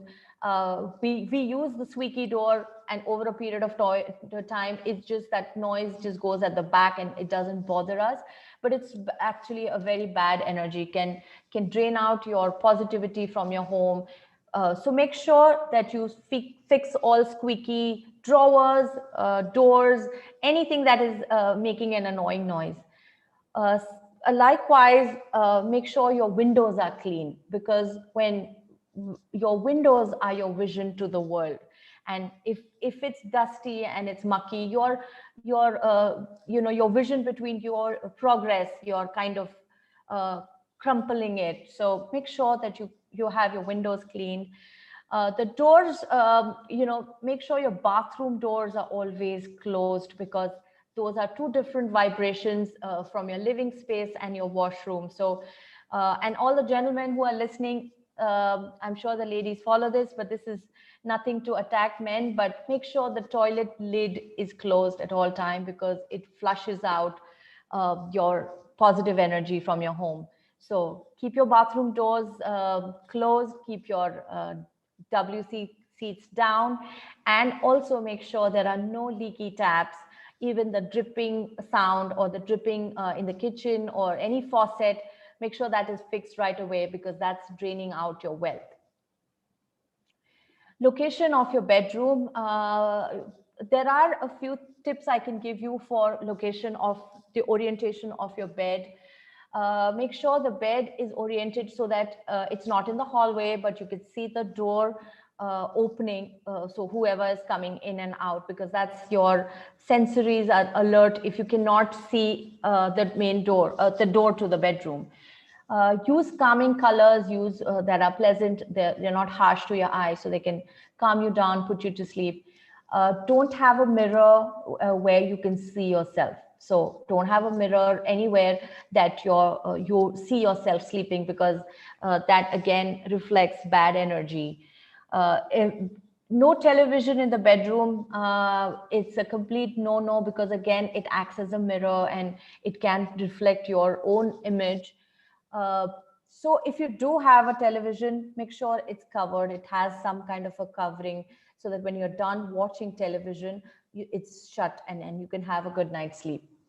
So Feng Shui has a few elements that you could, which are encouraged. One is the water fountain, which depicts flow of energy, flow of wealth, flow of positivity. So a good thing is to invest in a beautiful fountain. You could place it right at your entry hallway, or it could be even placed in outside your main entrance. So both these are a great locations for a fountain. But in case if you feel that you don't have the space for a fountain, you could even buy a painting that depicts flowing water. Make sure you don't use still water art in your living space, because it stops and slows down your growth. In case of kitchen cabinets, some of our kitchen cabinets don't have overhead storage and they have this empty void on the top. So that is a negative space, it's a negative energy. So you could add some cabinet plants so that it revives that space. So that's about Feng Shui. Now moving on to Vastu Shastra, which is our ancient Indian method of orientation of buildings, houses, temples, and towns. These again have modern day adaptations. So I will give you a few pointers on that. Main door should be lit. In our olden times, we used to light up a lamp outside our house. So now, now we don't light oil lamps anymore, but just make sure that you have your entry doorway nicely lit so that you can see who's coming in and going out. I mean, in terms of energy. So it basically attracts positive energy. Ishanya is a direction which is a northeast direction, very auspicious direction as per Vastu Shastra. Without going into too much detail, I would tell you the northeast corner of the house should always be neat, clutter free, and you shouldn't keep any heavy items in that direction. Avoid sleeping under a beam, because that emits negativity, it adds anxiety and depression, and also you could feel a sense of body pain. So avoid sleeping under the bed. Make sure your kids are not under any beam. Keep a good distance between the toilet and the kitchen. These two should not have common walls. That again emits opposite energies and opposite vibrations. In the olden times, our washrooms always used to be outside the house, because that's where you throw things out. So, and kitchen is a place where you would cook your meal. So, it just a clashing of energies. Avoid metal beds, have wooden beds if possible. Avoid too much storage under the bed, because this again is creates a negative energy. It especially electronics. I mean, if you have electronics stored under your bed, can cause you harm for your heart and your mental instability. Mirrors in the bedroom are an absolute no-no. I mean, if you can avoid it, or if you do need a mirror in a dresser, it could be inside a dresser. They both run on the same philosophy. It's like you shouldn't see yourself sleeping. A lot of us like to have a mirror-cladded bedroom, but it's not highly recommended in Vastu Shastra. Avoid temples or a place to pray, or a painting that depicts a waterfall in your bedroom, because that can cause emotional outburst. Moving on to the trends in interiors, since the pandemic, a lot of things have changed for each one of us. Most of us are working from home. Our kids are schooling from home. Our gyms are at home. Our vacations are at home. Our recreation is at home. So how do we adapt this into the interiors? Here are a few pointers on that. Now we can make our rooms multifaceted or multi-hyphenated spaces. So this and that and more. So it revolves around our most of the time we spend in our living space, kitchen, dining. This is the space that we spend most of our time. So how can we smartly use the space going forward? Having an office chair, which is comfortable and yet aesthetically pleasing. It doesn't look like that typical office chair with the net back or a high back. It could be just a comfortable chair, which can add aesthetic value post your work hours. A dining table can be adapted. We can add a little drawer or a shelf under it so that you can safely save your laptop post your work is done and you're ready for dinner. A clever use of screen. There are different materials that can be used for a screening. Could be metal, could be fabric, could be a decorative kind of a screen, which completely doesn't collapse your room into compartments, but yet can give you that sense of privacy, or when you're on your webinar, you're on your video call. So it creates that a little space. And also it acts as a great background. So, your background looks attractive. So, it says a little bit about your personality as well. When you know that way forward is going to be work from home, and that's, we need to have a secluded space, if that is possible in your case, where you could have like a place where you could, decorate it, have it kind of soundproof so that, there's no chaos. There is, your husband is not walking in his boxers, your kids are not crawling around. So it's a secluded space where you work, focus your time, give your 100%, create that office-like home environment so that you're not putting, your home is where you, stay, not the other way around, where you live in your office. At the end of the day, you should be able to unwind and not go back to that space. So, it disconnects you from your work and your family life. Make sure that there is a lot of light coming into your workspace, because it's almost very, very convenient and comfortable to work in a natural light. But at the same time, there should be a blind which cuts off the light as and when required. Many of us are on Zoom calls these days, so a great way to have your back of your Zoom call nicely organized, or have a colorful painting, or a screen which creates that, emits a little bit of professionalism, yet gives away a little bit about your personality. So dress up your back, shelfie, as they would say it, which is decorated and yet neatly kept, so that it says a lot about the person presenting. And integrate your indoor and outdoor space. This is where now our living is mostly, we are spending a lot of time at home. So let's bring in that weather, let's bring in that nature inside. So way forward would be integrating indoor and outdoor space.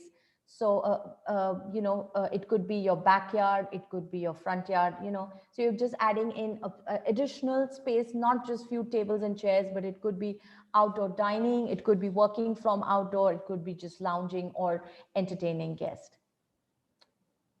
So these are some of my projects. These are interior makeovers that I have done for a couple of my clients from all over India, and where I have tried to integrate their personality and transform the space to this new space. We all want a safe space that makes us feel protected and accepted. If you don't feel warm or welcomed when you come home, it's time to rethink your home design.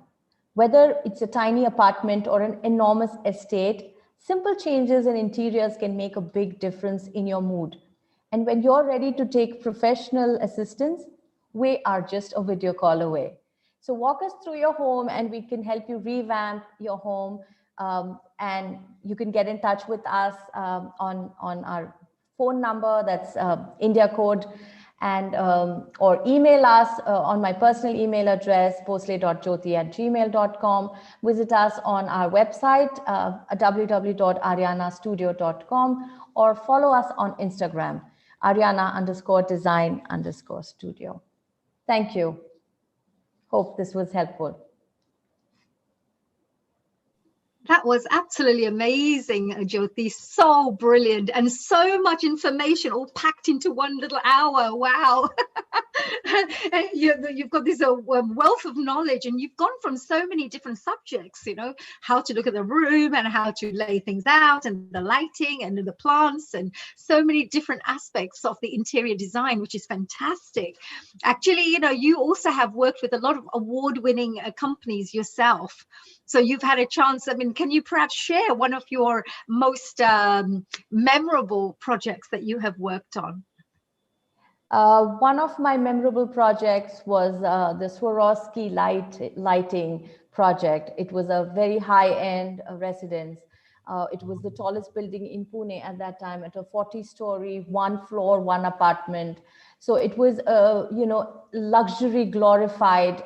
Every home had a Swarovski lighting. So it was a great project for me to do, because we did an amazing scale, and we went all out. So, very rarely that you get to do what you really want to do, because since we did a show flat for that, and we got to choose what, as a designer. Otherwise, you have to go with the personality of the owner. So one of the projects. Right. That sounds really actually exciting. So you had a little playground to play in. Yes. Let me put this Do light. whatever. Do whatever you like. We pray that you continue getting many more of those kinds of projects, actually, So Jyoti, it sounds fantastic. So we had a couple of questions, actually, there, because, we get some questions coming through from our viewers. And there was one really interesting question that we received, and that is, how can we give a home a makeover without spending much? Because sometimes you want to do a bit of a makeover, but you don't really have the funds available, and with COVID around, everybody's there's so many people struggling financially, etc. But if they want to run out there and make some changes into their homes, what do they do? A few changes, which don't cost much is, first thing is rearrange. If you're tired of looking at the same arrangement, just spruce it up, rearrange it, pull out some old, stuff that is stacked up. So just rearranging, giving a fresh look is what I would just start off with. If you have a little budget to spare, paint, painting an accent wall, adding a little wallpaper, or just giving a fresh coat of paint to the house can revive the house like nothing. So that would be a few things. Art is another way of doing it. There are a lot of easy ways. I think that it's flooded on the internet, on Pinterest or YouTube, how you can do your own art. So it doesn't cost much. It's fun to do, and it doesn't have to make sense. Art, as far as it's personal to you. So, go out, get some colors, and pour them in and create some fantastic art. That Absolutely. would be yes, the creative art, the artistic side sounds fantastic, because anything could be art, and some people may like historical things, and some people may like really colorful things, and some people may like just flowers or so, in their home. How important it is, do you think, because interior design art that people use, sometimes it also changes your moods, don't they? The kind of art you use within their homes. You're absolutely right. Art plays a very, very important role when it comes to home decor. Not only do they elevate your mood, they brighten up the space. It could be the most important feature wall in your house. And what the art also depicts has, it runs on your feelings, on your emotions. So anything happier, free flowing, elevates your mood. On the flip side, if it's depressing, sometimes artists draw certain things which are their emotions, and that can get translated to you. So when you're picking art, just be careful that what it signifies, because you're bringing that energy home. So it definitely is an important part of home decor, and it plays an important role on your emotions. Yes, I mean, and like they say, color therapy as well, isn't it? Like if you need a Yes. bit more energy and a bit more passion or a bit more motivation in your life, you need to have more reds and more brighter colors. And if there's a lot of depression, let's say, you're feeling down or you've had really tough challenges in your life, maybe a bit more yellows and oranges or something like that, right? So the colors Absolutely. tend to change your moods as too. So in your interior designing, perhaps bearing in mind the colors as well. Yes, very important. Colors play a very, very important, it's a principal rule. Colors play the important role in any interior decor. Absolutely. And what do you say about this? Because Jyoti, you get people who are like hoarders, because you talked about how you can just empty out, put things in a bag and take it out to the charity shop and just, to clear up the space and get some energy in. What do you say to people who may be, like hoarders or just cannot let go? It's like sometimes people have sentimental value or something, or they think they have sentimental value, but just don't want to get rid of things. What do you say to people like that? Well, I think the newer generation doesn't have too much sentimental value to things because we keep moving. In my, I mean, you know about my background. I've moved so many cities. So every city you move, you cannot take everything. So I think the younger generation specifically doesn't hold on to things. But the older generation is used to holding on to things. I would say, like to keep because they have sentimental values. So if it is so important to you, bring it out in the open. Let it be the centerpiece of your attraction, of your decor, and then everything else around it should be subtle, because then you can work around and keep the old things, and at least when you get the new stuff, stabilize it. So you have some old stuff blending it with the new stuff. So function is important. I would look at any piece of thing. Does it serve any purpose to me, or it is just a junk sitting around? So take your call. I think times have changed, and we need to get new things bring new energy, is what I would say. So go ahead, chuck that thing, purge it, declutter your home. Absolutely. Now, that's a good point. Yeah, because it depends on the sentimental value, and there's different age groups that maybe. Yeah, that is absolutely right. Because now we have a lot of young professionals who are traveling all over the world for their work, so they cannot take loads and loads of bags and big boxes everywhere. That is absolutely a good point as well. So I mean, when we talk about interior design as well, there is also things like people say, like feng shui. Feng shui talks about how the right energy also helps you to achieve more success in life, or it can help you to attract more money, or it helps you to attract more harmonious relationships. How does Absolutely. that work? I mean, how actually does this energy work? Because that's quite an important I feel the important factor to your environment. Um, these are sciences that have been, time tested. And in case of a relationship, if you want to increase a relationship in a bedroom, everything should be in pairs, two side tables, two dressing tables. It should not be one odd. So that way you're giving it out to the universe that we are equal, or it's an even, it's a balance. So there are things like that, because we are subconsciously absorbing these things, disturbing things. Even if you feel that it's a painting that is out there, a dried up or a shipwreck. A lot of times there are paintings that have a shipwreck or a cyclone. Those things translate and they work on our subconscious mind, and it creates a disturbance in our mind. So what we put out there in our home is a reflection of what's going inside. So subconsciously, we even pick up things which disturb us, because we're going through those emotions. So we should be time and alert, aware of the fact that what each thing should depict. Like there are these really scary looking masks. Sometimes we get them for Halloween or whatever, but then they should be put away, because we use them for that very moment, but it shouldn't be hanging around, because it can disturb your psychology. So whatever you see, you absorb it, and then it translates into it goes in the back of your conscious. Absolutely. Oh yes, the mask thing, that reminds me. Yes, when you're younger and you watch these movies and there's these masks there, then you don't even want to look under the bed, right? You jump from the bed quickly. I'm True. sure that you have these subconscious little things that will affect you. Absolutely. And what inspired you? Because you must, in the world of arts, and you're talking about well-being through interior designing. There are lots of different types of things you can do in creativity. What made you go into the interior arts? What was so interesting in that area for you? I have studied architecture, and building is what I do for a living.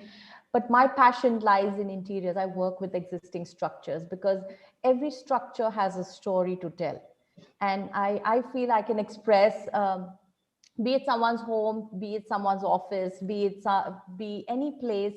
I try to put myself in my client's shoes, and every time I'm painting a new picture, every time I'm telling a new story. So that really excites me. That every time I'm doing a new assignment, I'm reliving a new dream. So it's amazing. I mean, uh, like over a period of time, I've done so many projects. Every project is very special to me because I've lived it. So Yes. that's So yeah, but were you, when you were growing up, when you were little, is it something that you loved to do, little houses, and was it something that was already in you from a young age?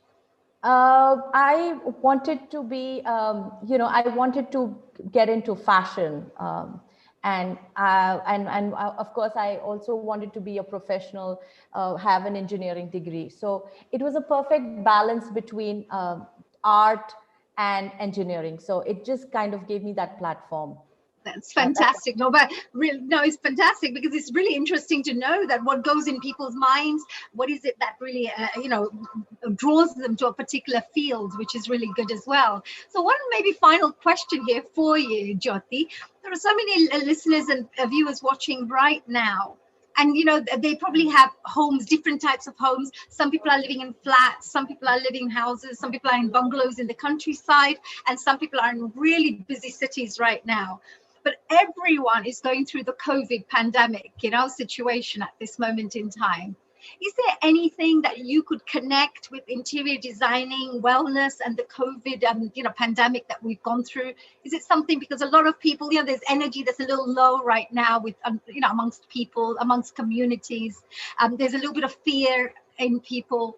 Is there anything you could perhaps finish off with, any tips we could give to our global audiences on how we could uplift our lives through interior design, through our environment? Sure. Um, uh, we've all been home. We've hardly shopped. We've hardly traveled in the last 2 years, I would say. So the best thing is when you are going to spend time at home, get your house organized, get it decluttered, give it a new, fresh uplift. Get your family involved, do home upgrades. I mean, taking up small assignments, projects. I would, these are the things that when you're working and you're outside, you overlook your garage or you overlook your storage spaces. So you can revisit them, give yourself a time limit so that, it's not a very long assignment and it's taxing. So I would give it maybe 2 hours and just try and finish whatever in 2 hours. So that way, you have given a limited time, and then you have a sense of accomplishment once you're done. Again, dig down in your wardrobes, throw what is not required, repurpose things. I mean, I'm very big on repurposing furniture. You could de-stress your existing furniture, give it a new fresh coat of paint, or color it in a different way. There are so many techniques and things available in the market. So if your dining table is got mundane, get it a new cover, or put something new that it spruce it up. So A, it's a task completed. B, it's a new look to your home. So art is another great way. Get yourself paint and try your hands with art and DIYs. It's a great family activity. Bring the kids together, and it's a sense of family time, and it's not it's something that you do, it's creative, and yet it's going to add value to your house. So these are the few things I would say. Wow, that's amazing. Yeah, thank you so much. That is such amazing information as well. Jyoti, it's been an absolute delight to have you here. And thank you so much for joining us on Healing Our Earth. And I also wanted to say, of course, you know, that please do keep joining us over and over again, because I'm sure that all the global audiences out there would love to hear more from you with all these great tips that you share with us. And of course, you know, the best of luck with your career too, because you're probably uplifting people's lives in such an impactful way through your environment and through the way you're working, you know, with the interior designing. So thank you so much. We really appreciate you having you around. Thank you so much. Global namaste to all of you. Yes. So a global namaste. And I know that we're coming to the end of our interview here. If you had any more questions or so, then please drop them into the actual Facebook, through our Zoom, or through our YouTube links also. So just keep sending us our messages and we can pass on your questions to Jyoti. And of course, if you want to know more about Jyoti's work, then please do go ahead and check our website, Healing Our Earth, because you'll get a chance to read a bit about her background and of course her website too. So thank you so much, Jyoti. Have a fantastic day, and we really love having you around. Thank you for that. I feel like jumping into my room and clearing all those boxes that are around there. Thank you so much. Thank you so much. A global namaste to you. Thank you so much. So we are now moving on to our next host, and it's time for our next host. And I have to say that we've had really amazing special guests who've joined us up till now. And we still have some amazing guests who are going to be joining us right now. And very soon you mustn't leave, because we've got this beautiful host who's joining us right now and an amazing guest. And if you're looking to have this beautiful, clear complexion, then you don't want to miss this, because you're going to have this really amazing information that this amazing, talented lady is going to share with you. So first of all, I'd like to say a very big global namaste to Sheila. Hello, dear Sheila. Hello, honey. How are you? So good to see you. Hello. So lovely to have you all the way from the USA. Sheila is always amazing. She's always smiling, glowy, and she's the most beautiful woman that I know, really. Thank you, from the USA. Thanks, Sheila, for joining us as a host. Before I let you take over, let me do a bit of an introduction to you. Now, Sheila, Dr. Sheila Dobie, was born in England and she moved to the USA. She's a whole health dentist, a humanitarian, and an entrepreneur. She's also a television host, as you can tell, with this beautiful $1 million smile that she has. Dr. Dobie is a recipient of the Bay Area's Outstanding Woman of the Year Award, and I think she deserves many more awards than that, because she's absolutely amazing. And she's also been the recipient of the California Patient Choice Award. Dr. Dobie takes a special interest in helping the underserved children and women in her local community. And on the professional front, Dr. Dobie was the past president and dental health chair of SACDS Dental Society. She's a graduate of the American Dental Association at Kellogg's School of Management Institute for Diversity in Leadership. And she is an amazing leader, I have to say. And her current passion is, of course, working with it says, Kind 20. You'll be finding out a bit more. And if you want to check her website out, go and visit yourcaringdentist.com. Wow, she's a bit of a caring dentist, I have to say. A global namaste to you, dear Sheila. Global namaste. What a sweet introduction. Thank you so much, honey. And you better stay on, because we've got such great guests coming up, and we've got a wonderful Saroj here that's going to be talking about health and skincare. And I mean, you don't need any advice, obviously. Look at that perfect glow. I would like every bit of, I would love lots of, look at gorgeous, our Saroj is coming soon, right? And look at her beautiful skin. But definitely all of us are on the same area, right? We love, natural well-being. Well, do stay on, honey, because I know we probably have some questions on your end all the way from England, and over here we've already got questions lined up from Saroj, because so many people are trying to figure out their skin during this pandemic. So do make sure you're with us. We'll be there. Don't worry. We'll be listening and I'll be there right at the end to interrogate Saroj, who's going to be joining us, I'm sure, very soon. And of course, Sheila, I will definitely be around. And, good luck. And I'm looking forward to hearing this next guest's information and knowledge that she's going to be sharing. And I'm going to see if I can beautify my face. We can't get any more beautiful, honey. So I don't think that's possible. I'll give you a $50 bill later, right? Thank you. Enjoy. It's all yours. Thank you, Sheila. Have a fantastic day. Bye. A global namaste to everybody out there. Keep watching and stay tuned in. And now we have our wonderful guest, Saroj Shah, and she is a skin expert and a beauty therapist for 30 years. While she's been a mother of 3, she's sustained a successful salon from home. She carries out a variety of treatments and specials in skincare. Saroj enjoys serving her clients and helping them achieve a beautiful skin regime and youthful, healthy skin. So she's going to be talking about the importance of a very important skincare and how to remain beautiful and have beautiful skin. Saroj, how are you there? I'm fine, thank you. Global namaste to you all. I'm fine, very well, thank you. Thank you for joining us, and thank you, Shivani, who introduced you to our wonderful show. And I'm so glad that you're here to share some wealth of knowledge, especially during this pandemic. A lot of us have been cooped up at home, maybe neglected our skin. I mean, the good thing is a lot of us haven't been wearing much makeup, so we've kind of really let our skin breathe over the last year and a half, right? Yes, during the pandemic, not many people are wearing makeup or even coming for facial or coming for any treatments. But since April, all the doors are open and people started coming back to salon, and it's just amazing to see how much is affected to people. And I'm so looking forward to this, and I'm really thanks Shivani to introduce me to this lovely talk. And I would like to thank you to Neil Kumar as well to introduce to Healing Our Earth talk.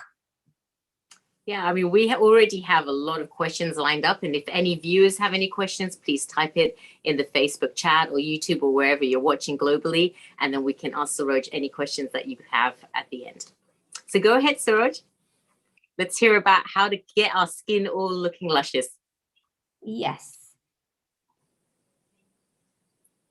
Global Namaste. Thank you so much for introductions, Shilaji.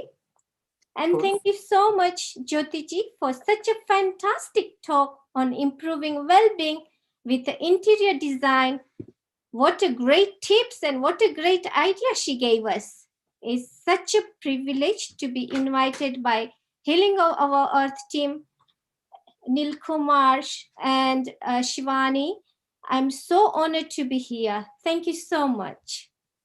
A little bit about me. I'm qualified therapist with over 30 years of experience. I have a business based in Stanmore, Northwest London. I use a variety of products for different treatment. Some of the brand I use include Footlogix, Lycon, Citium, Jessica. Today's presentation is focusing on skincare. And for this, I'm using French brand called Sotis. I used them since I started my business, and I have fallen in love with their products. I love Sotis because they use plant extract in their products. They are an eco-friendly and cruelty-free brand, where most of their products are vegan. I absolutely love what I do. Self-love starts with the self-care. And by serving my clients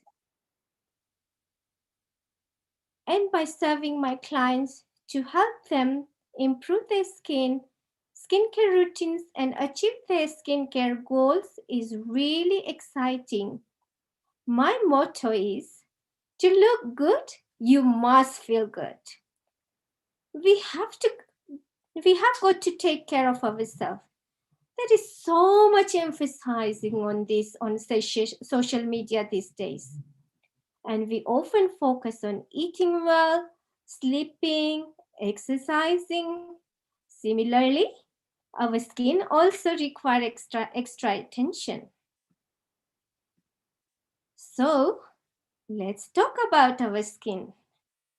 There are three layers of our skin: epidermis, dermis, and hypodermis. Epidermis creates our skin barrier. It makes our skin waterproof and it gives the skin tones.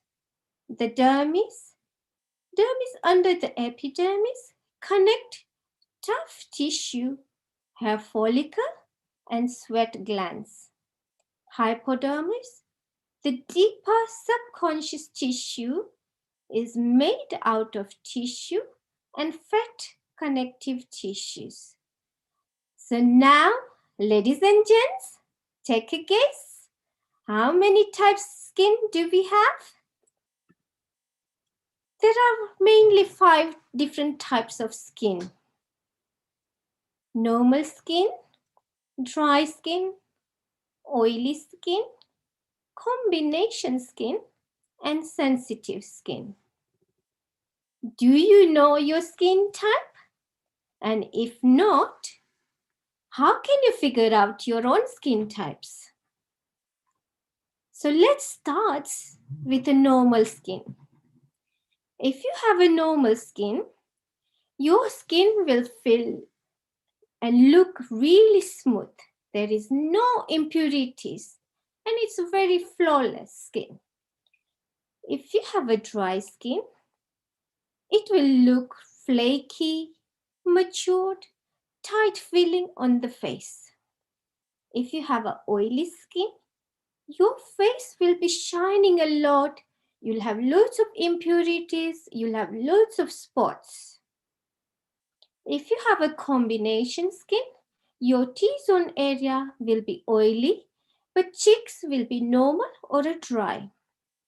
If you have a sensitive skin, your skin will look red and be sensitive to everything. So, how many of you cleanse your skin every day? Are you cleansing your skin correctly? These are my top tips to take care of our skin. Number 1, cleanse your skin in the morning and night. But at night, it's very important. It is so important to cleanse your face at night. So you are removing all the dirts, impurities, indoor and outdoor pollution from the surface of our skin. There are 3 types of products you can use to cleanse your face. They are cleanser toner, micellar water, and face wash. You can pick whichever products works best for you. But please never use wet wipes to cleanse your face, as it has full of chemicals in it. Number 2, apply serum.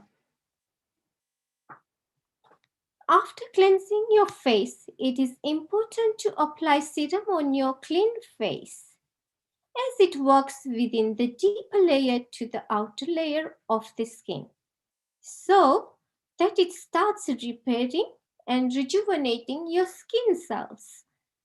People don't understand how essential it is to use serum, as it can help to take care of your skin, whatever you require for. Number 3, apply face cream according to your skin type. People often ask me, what cream should I use? I look at their skin and decide which type of cream is the best for them. It could be hydrating cream, it could be detox energy cream, or it could be youth cream, which you want to look younger, or if any other line of cream which Soti says, and this is the best suitable for skin types, so I advise to them. Number 4, use SPF. I would highly recommend using SPF 50 on your face and neck. So it helps to protect your skin. Number 5, exfoliate your skin exfoliate your skin and use a mask. You should exfoliate at least once a week to remove all the dead skin, so that serum and the cream which works better on your skin. And use mask maybe once a week. Number 6, it goes without saying, make sure you stay hydrated. Drink at least 2 to 3 liters of water every day. So this is a range of different types of cleanser. For normal combination skin type, it's a vitality cleanser toner which contain grapefruit extract, coconut oil in it, which gives you an antiseptic and astringent effect on the skin. It's very soft on the skin, which removes all the dirt, pollution, everything from the skin. Oily skin type. It's a purity cleanser and toner, which contain rosemary extract, which helps as a healing agent on the skin and on the spots. Sensitive skin. It's a comfort cleanser and toner. It has cotton wool extract and the coconut oil in it, which really gently apply on the skin, and it gets rid of all the dead cells from the skin. I often ask client, do you cleanse your skin every day? And they always says, oh yes, I clean my face every day. Then I ask, how do you clean it? The response I get, oh, I clean it in my shower. Cleanse my face in my shower every day in the morning. That is not the good way of cleaning, as they are not cleaning at night. This is not the way to cleanse and have a good skin. You must cleanse at night to remove all the dirts and all the impurities. So I cannot stress enough about how important it is to cleanse your face at night.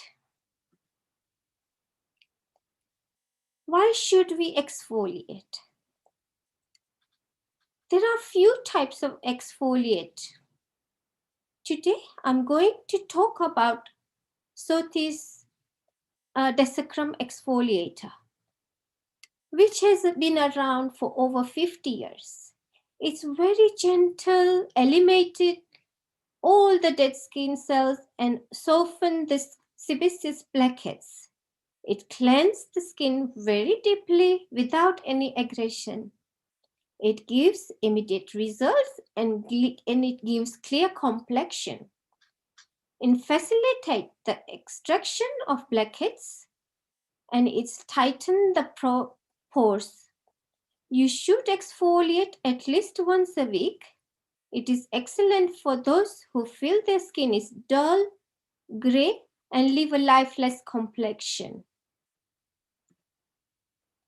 So during the lockdown, I created my videos to help others with their beauty regime.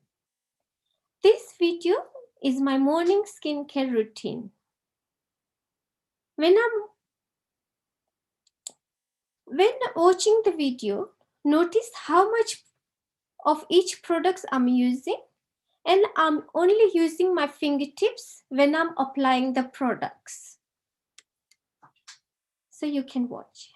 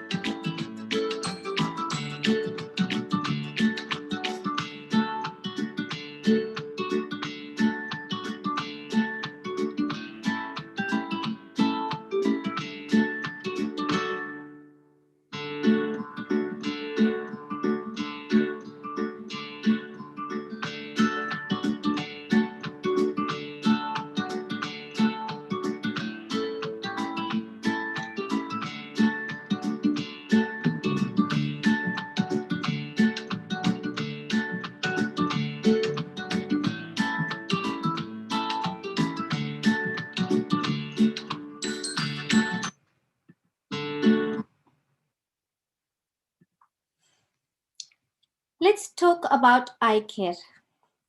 Lots of people suffer from dark circle, puffiness, and fine line wrinkles under their eye area. There are two main reasons why this is happening. It could be hereditary, or you are not sleeping enough, or it could be a medical reason.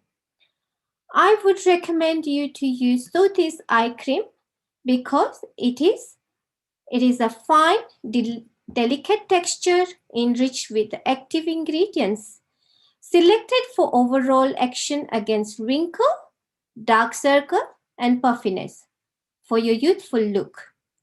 Also, I do eye facial where I use cold porcelain spoon to and drain all the puffiness around your eye area. It helps fine line wrinkles, it helps hydrates the eye area, and it helps reduce the dark circle.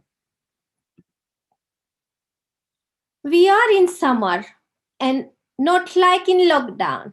We have typical English weather where there is only 2 weeks of sunshine. But we all need vitamin D and we all wanted to go out and enjoy out and about. You must ensure that you take care of your skin. When you go out, whether it's sunny or it's not sunny, you make sure you use SPF. So you must use SPF during the day. Avoid getting sunburnt, pigmentation, premature aging, and skin cancer. Let me talk about cancer. There are 3 types of skin cancer, but apparently one of the most deadliest skin cancer which spread quickly is melanoma. What is melanoma? Melanoma is the 5th most common cancer in the UK and kills nearly 2,300 people each year. Melanoma is also known as a malignant melanoma. It's a type of skin cancer that can spread to other organs in the body. Melanomas are less common than non-melanoma skin cancer, but they are one of the most dangerous form of skin cancer, according to the British Skin Foundation.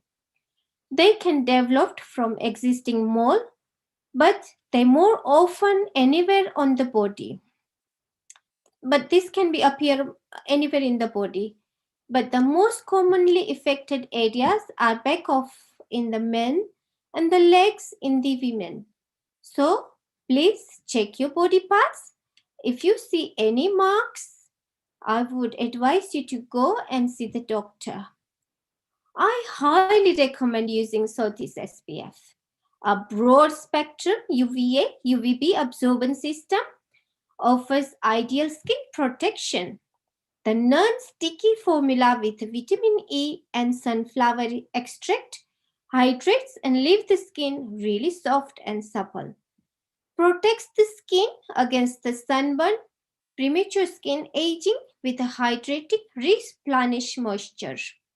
And leave the skin feeling clean without any non-sticky residue feeling.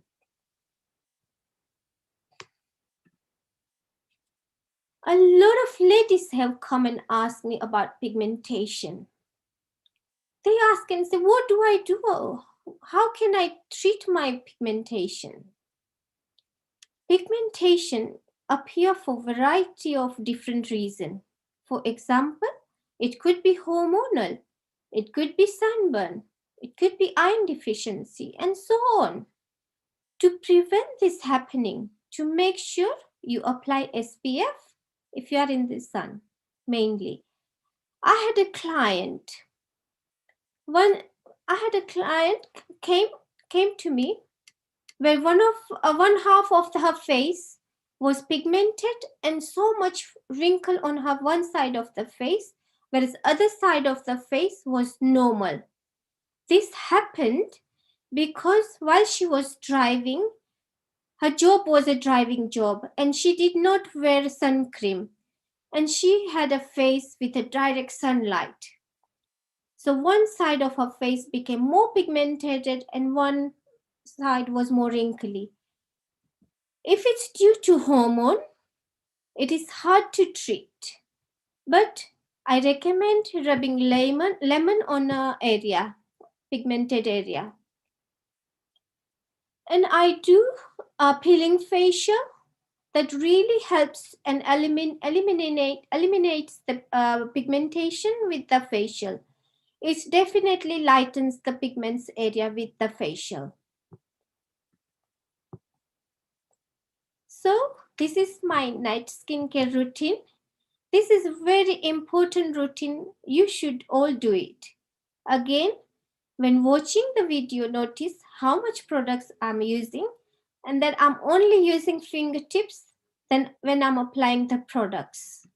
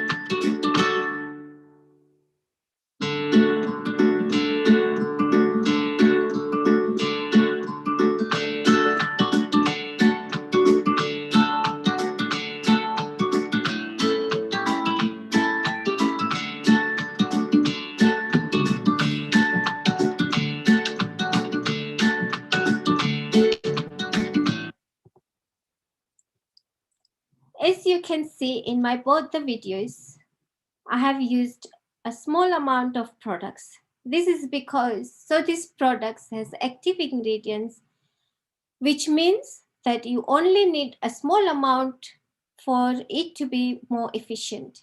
It also paraben free. Let's talk about night cream. I would say night cream is so important for people over 40, and you should all have it in your nighttime routine. Night cream regenerates and repairs cells at night when we are asleep.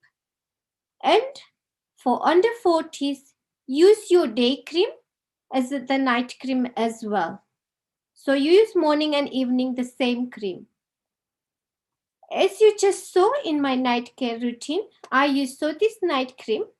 It is brightens and repairs the skin cell as well as this night cream has detoxifying yeast extract which protects against pollution, remove waste from the skin. It also has got vitamin C which stimulates cellular activity and reduces the sign of aging. Plus, it has hydromarine collagen and avocado and macadamia oil for moisturizing the skin. So, like women must take care of their skin, it's really important for men to take care of their skin too. The products are so simple, so there is no excuse for men not to do their cleaning and looking after their skin. So all you need is your face wash, roller eye cream, and moisturizing cream. And as I have mentioned, please use plant extract products such as Sotis. In my salon, many people comes and ask products which contain retinol, which is an anti-aging products. Some ask for miracle cream for spots. Some ask for cream to remove pigmentation. At the moment, the current trend is to use acid to prevent skin problem. For this, I have 3 brand new Sotis Dermo Booster products for all skin type, excluding sensitive skin. The purpose of these products are to strengthen and repair the skin with ultra-active molecules in it, ideal for intensifying the effect of your skincare regime. This is more beneficial when you use the facial with a complement with the products. There are 3 products: Glycolic Skin Prepare, Lactic Dermo Booster, and Glycolic Dermo Booster. I'll talk about Glycolic Skin Prepare, which is for oily, problem skin, dilated pores, sun damaged, and dull skin. Lactic acid, it's for matured, dull, dehydrated skin. Glycolic Dermo Booster is for particularly clogged skin, premature aging, and spots. These are all products designed to be used under professional supervision, so make sure you seek professional advice before you use them.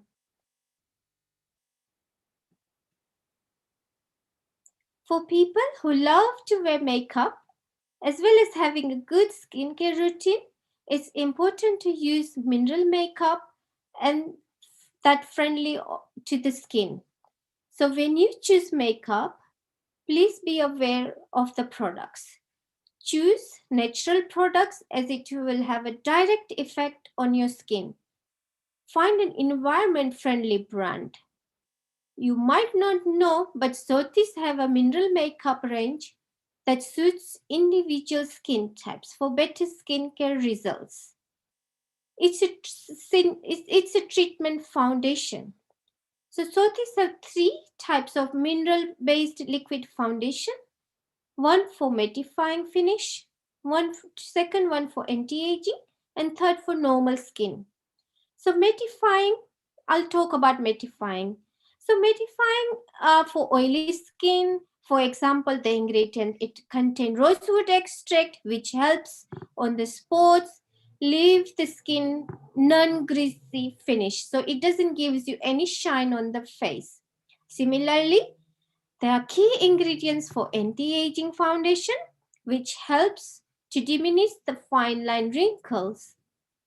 Natural skin foundation, which is naturally flawless finish foundation. Sotis are constantly innovating to improve their products. So the latest line of the products in foundations are silicone free, and it's such a great results. So another example I'll give you, Sotis lipstick has a really lovely omega-3 6-9 in it, which helps your lips stays hydrated, so it doesn't dry your lips. So my suggestion is that choose makeup that will benefit your skin, not just for look. So now we have spoken about using the right products and the skincare routine. That is all working from external surface, and your well-being is the key for healthy skin. Having a good uninterrupted sleep is important. Drink at least 2 to 3 liters of water a day. Try and drink majority of the water before 5 p.m. Have a healthy diet which is free from refined sugar, processed food, Eat plenty of fresh fruit and vegetables. Do deep breathing exercise. Work on your mindfulness to eliminate stress. And of course, make sure you exercise and go for a walk. Do all this to look after your skin, and you will from young age. So ask your children or everyone in the family. Thank you for listening. I hope you enjoyed the presentation and my skincare routine videos. I have more videos on my Facebook page, which is SS Beauty Clinic. You can contact me on a WhatsApp and Facebook. I have an amazing offer for you ladies.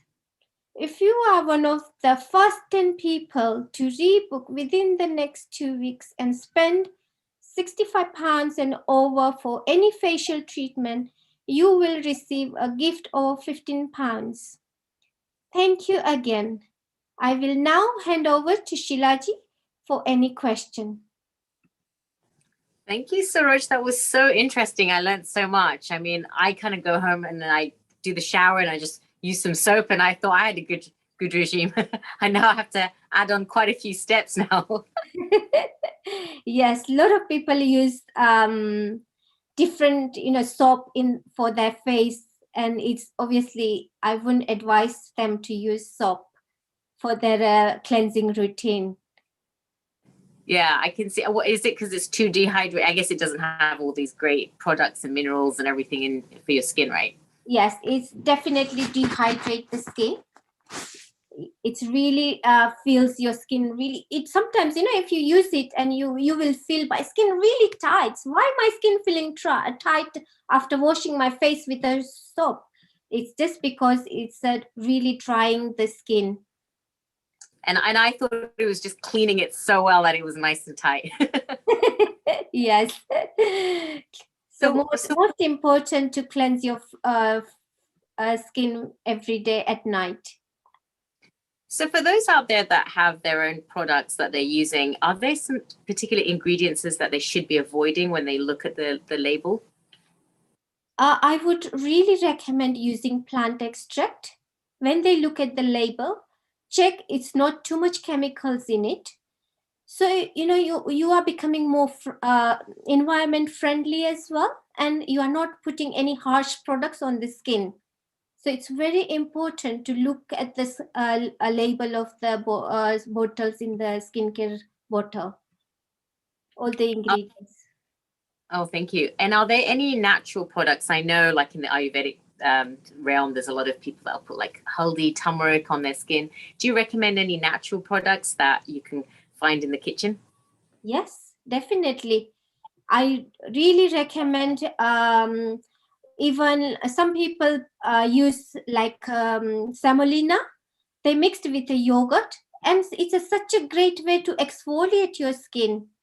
You can use chickpea atta, chana atta, and you can again put a haldi in it and make a paste and apply on your face. You can put again yogurt in it or any cream you can use.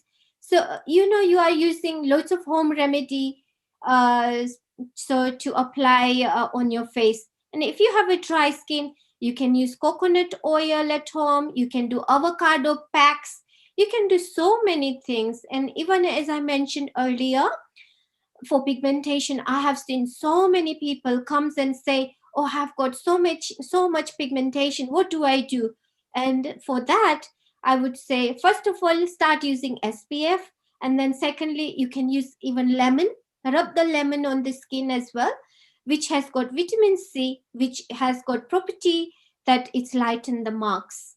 So it's very good. But you have to be careful when you are using direct on the skin, so that you are not using too much, you are not rubbing too much on the skin, that making more red. So be gentle on the skin. Wow. And as far as you like water, for example, can you touch upon how important it is to keep that skin hydrated? As you know, we have different weather climate. The winter, all the central heating is on. In the summer, we are in the hot sun. We are sweating a lot. we are exercising, we just constantly, our cells evaporating from the water molecules evaporating from the cells all the time. So for that reason, our skin start becoming dry and dehydrated. And to get that level, you must drink plenty of water, and you must use hydrating products, which is really, really important. As I said earlier, you can use avocado, coconut oil. So you know that you are using proper, hydrating your skin while you are out and about, doing whatever exercise or central heating or anything you are doing, workout. Thank you. Are there any external factors that affect your skin, like stress and anxiety and things like that? Stress effect, big problem on the skin. The stress gives you so much spots. People become so unrelaxed with the stress, as you can imagine. So direct effect comes on the face. And as soon as I start doing facial, clients become so stress free, and they say, oh, I just want to stay here for longer. Can I stay even half an hour in your couch? But then, if I have next client coming, then obviously it's a different talk. But then, yeah, they really feel, as soon as they enter my beauty room, and they feel really stress free. So this is the key to, talk about it and do a little bit of breathing exercise to relieve all the stress. Definitely, yes. Yeah, and our next guest, Dr. Nora, who's going to be coming on soon, she's going to be talking about stress during the pandemic. So that's going to help with our skin. I've noticed that stress affects everything. It's just so detrimental to the body. That's why these wellness sessions are so important on Healing Our Earth. And we've had past sessions that viewers can go and look online and watch.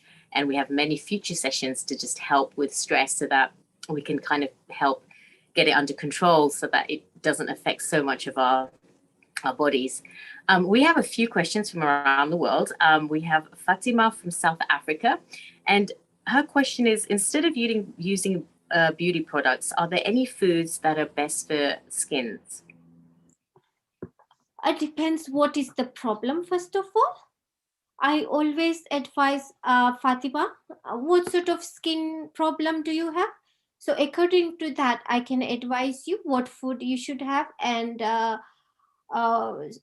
it's no point me saying that, oh, use avocado, and if you have an oily skin, so it will secrete more sebum, secretes more oil into your skin.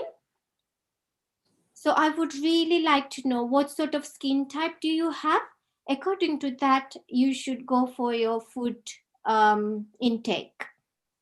Got it. Are there certain foods that are universally bad for you? For example, like, as a dentist, sugar is just bad for everybody. It's really bad for your teeth. Are there some foods that you suggest that everybody should be avoiding? Yes, I would highly recommend sugar. Sugar is one of the thing, I get client who comes in a clinic and they have so much spots. And first question I ask, is it hormonal? What's your diet? Do you exercise? Do you drink plenty of water? Are you on a stress? I look at everything before I even start. So we analyze first. So I would say, sugar, fried foods, which is again quite, it's not good for your skin.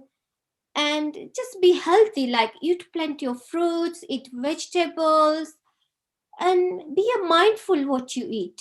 That's what I would say. Yes, thank you. The things that we all know that we should be doing, the fruits and vegetables and the low refined foods and the sugars. But it's during the pandemic, a lot of us have been just kind of eating so unhealthy just to kind of cope with the stress.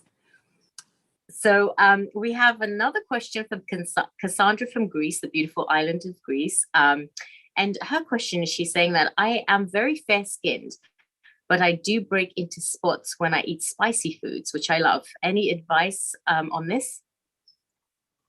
Yes, if you some people do get spots as soon as they eat spicy food. So for that, I would say eat your spicy food. I wouldn't say not to eat, but cut down a little bit spiciness. And make sure you're drinking lots of water. So you are eliminating whatever too much spiciness you have eaten from your body. So you are eliminating through the toxic waste. So, you have to enjoy your food. You have to live your lifestyle, but make sure you eat right amount of food, right amount of things you do. That's what I would say. And I know you kind of touched upon it on your talk, but as far as the anti-aging, the wrinkles, any advice on that? How to kind of stay young and vibrant? Everyone wants to stay young and vibrant. So many clients comes and say, I want to look young. I have this party to go to. How am I going to look young? That's the key question at the moment, right? So for that, I would say, make sure you hydrate your skin by using correct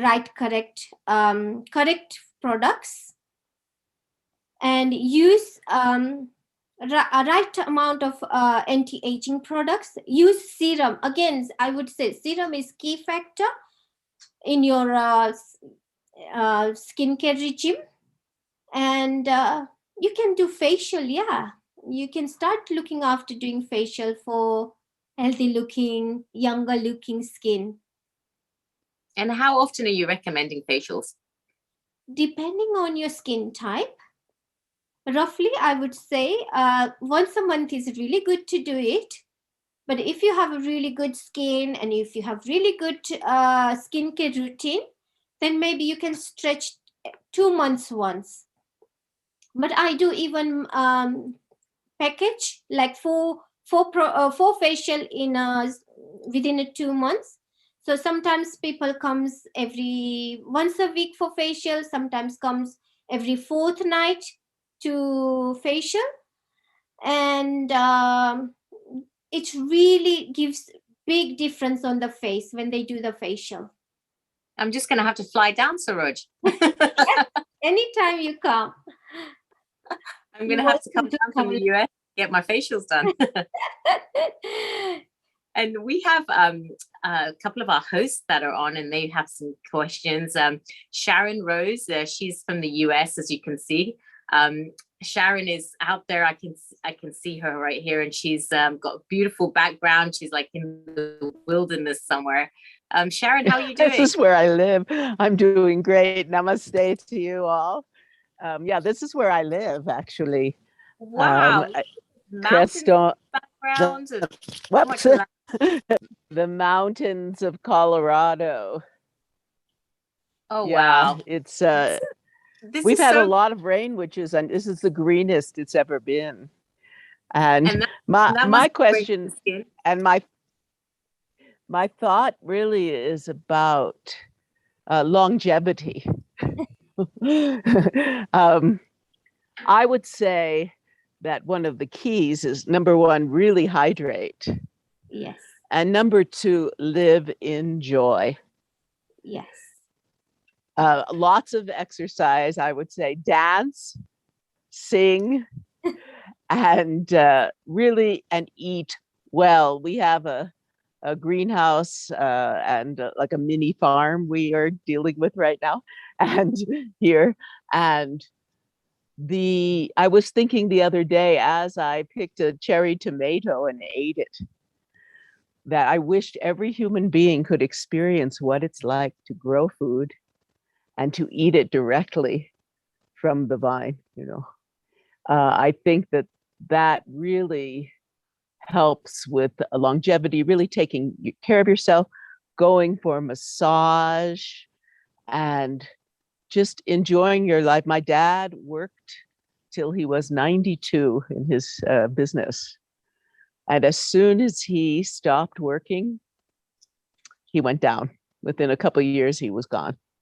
So it's do what you love, find what you love. So what do you think about that? Absolutely. That sounds great. it's finding that purpose, right? And that's what makes you happy, and then makes you more relaxed, and then you don't show that age on your face, right, Saroj? Yes, definitely. The living the life is the key factor in our life. If you are so happy, look at you. I can see your environment. Wow. It makes me so happy. I feel I would like to come and live there. It's also where I live is very special. It's a community created to house the world's religions. So we have all of these temples. We have a Lakshmi temple that does fire pujas all the time, and they have greenhouses, and we have Zen centers, and we have the Shinto center, and we're also in a place that's remote. So it's like living in the kind of ashram life out here, with beauty and nature and quietude. And I think that the lifestyle that we've come to have with the gazillion iPhones all the time on them, and the EMFs and all kinds, is really having an effect on our health. And I wish everyone could just take the time the other day I got off of my Zoom calls and I went and sat here, and it was raining, which is, this year we've had the most rain since I've been here, and it's gorgeous. But I was just sitting there listening to the rain and looking at the beauty. And I thought, I wish every human being could experience this and spend some time in meditation and in the quietude and serenity. I think that's part of the long life, longevity path as well. Yeah, and we can all do certain things. We can all go out in the environment, step outside, and go for walks in parks or local areas that's right. safe, that's outdoors, and feel that. And then, like you mentioned with the foods, we can, try and eat as organic as possible, because there are a lot of chemicals in foods, right? And I'm sure that's affecting our skins and our bodies. So eating more organic food is probably quite advisable, right, Saroj? Yes, definitely. Or even, as Sharon mentioned, why don't you grow in your pots, in your garden, or in your wherever you can.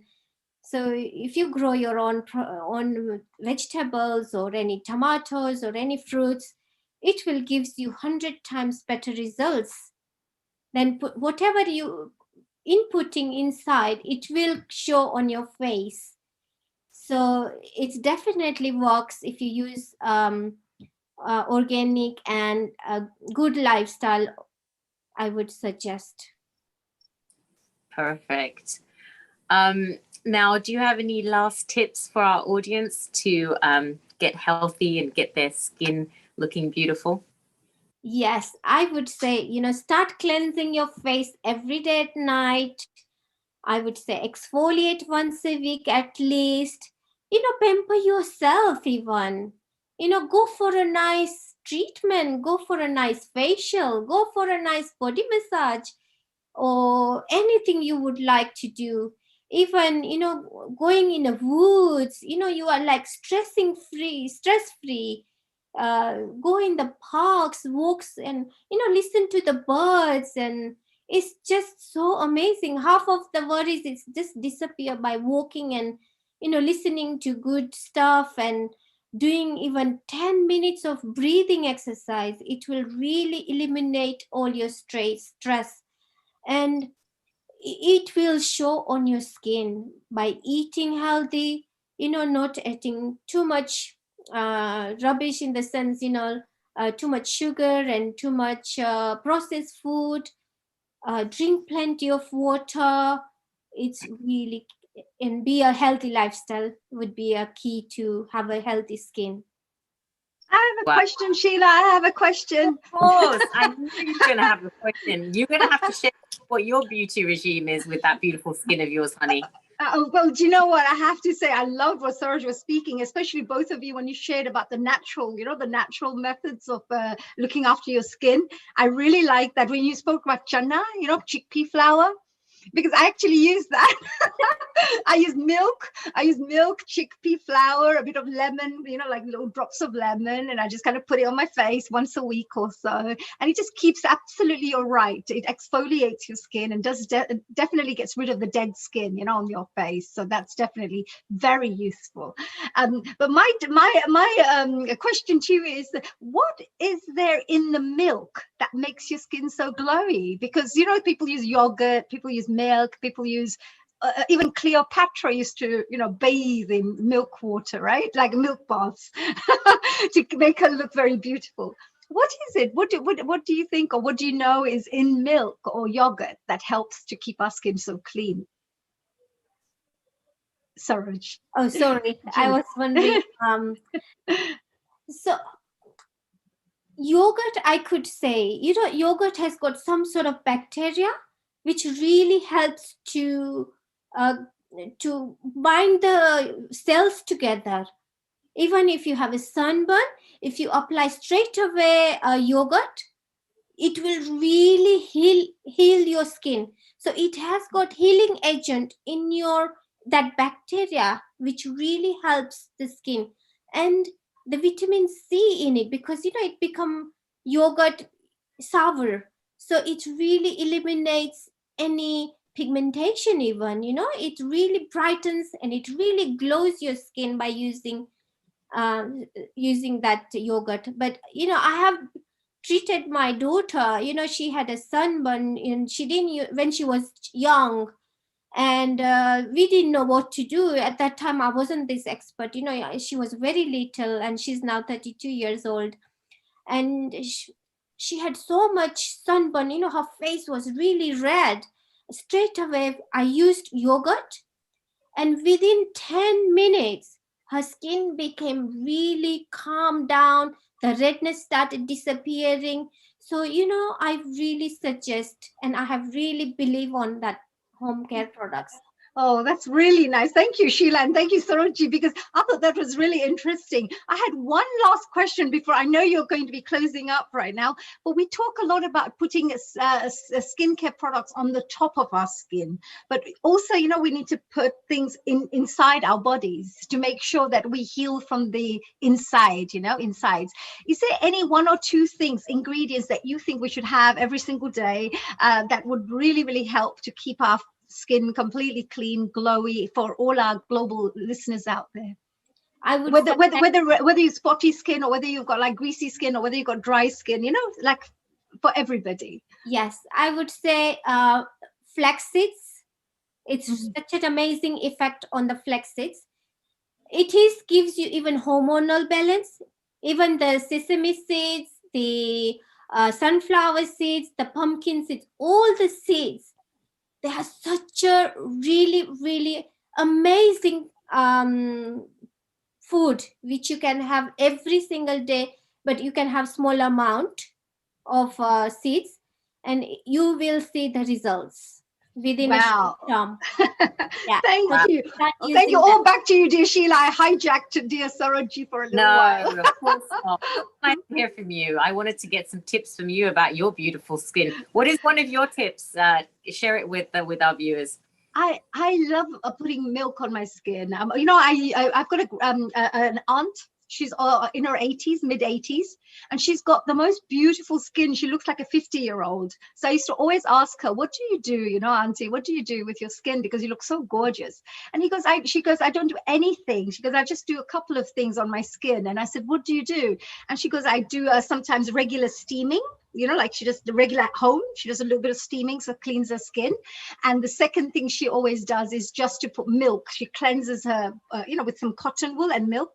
Cold milk. She puts it on her eyes to get rid of all the heat from the body, and she just puts it on her skin, so it takes away. And then she just puts water on her face, and it's absolutely amazing, really, Sheila. It's the best thing, really. If you don't have anything at home, your moisturizer is finished, your cleanser is finished, toners are finished. Just put a bit of water on just milk and a bit of water, splash your face, and it'll really clean up your skin a lot. That's what I would advise.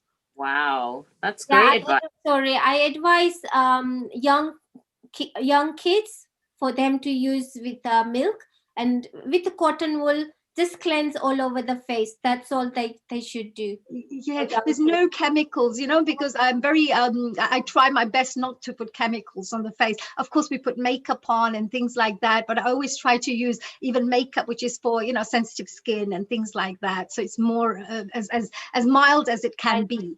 Yes, as mild as possible. But you definitely, you find that a lot of the Indian, when you have the Ayurvedic moisturizers, which do not have anything mixed in it, it's got no perfumes, no nothing.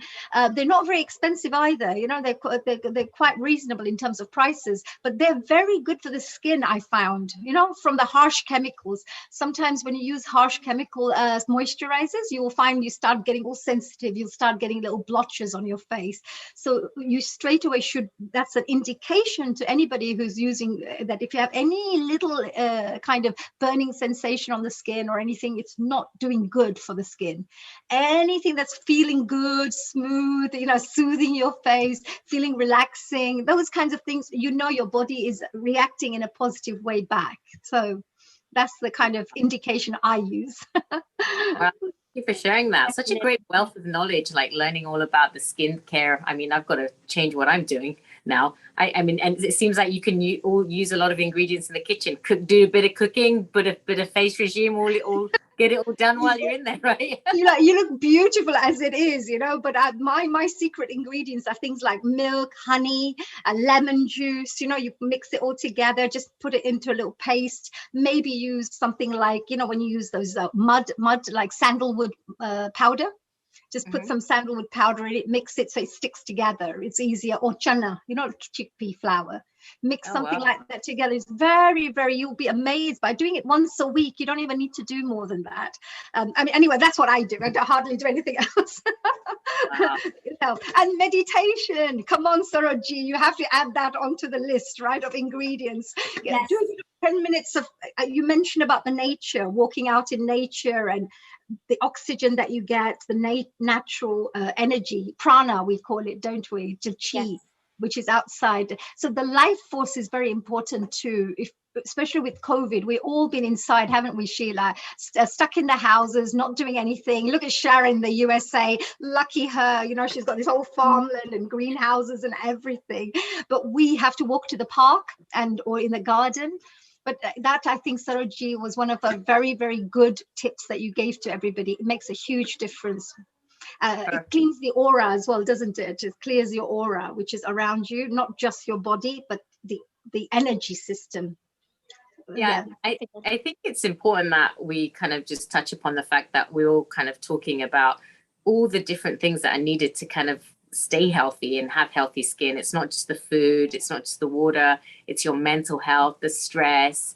Next week on Healing Our Earth, next Sunday, we have our vegan vegetarian cooking session, which is again how to eat healthy for our bodies and everything.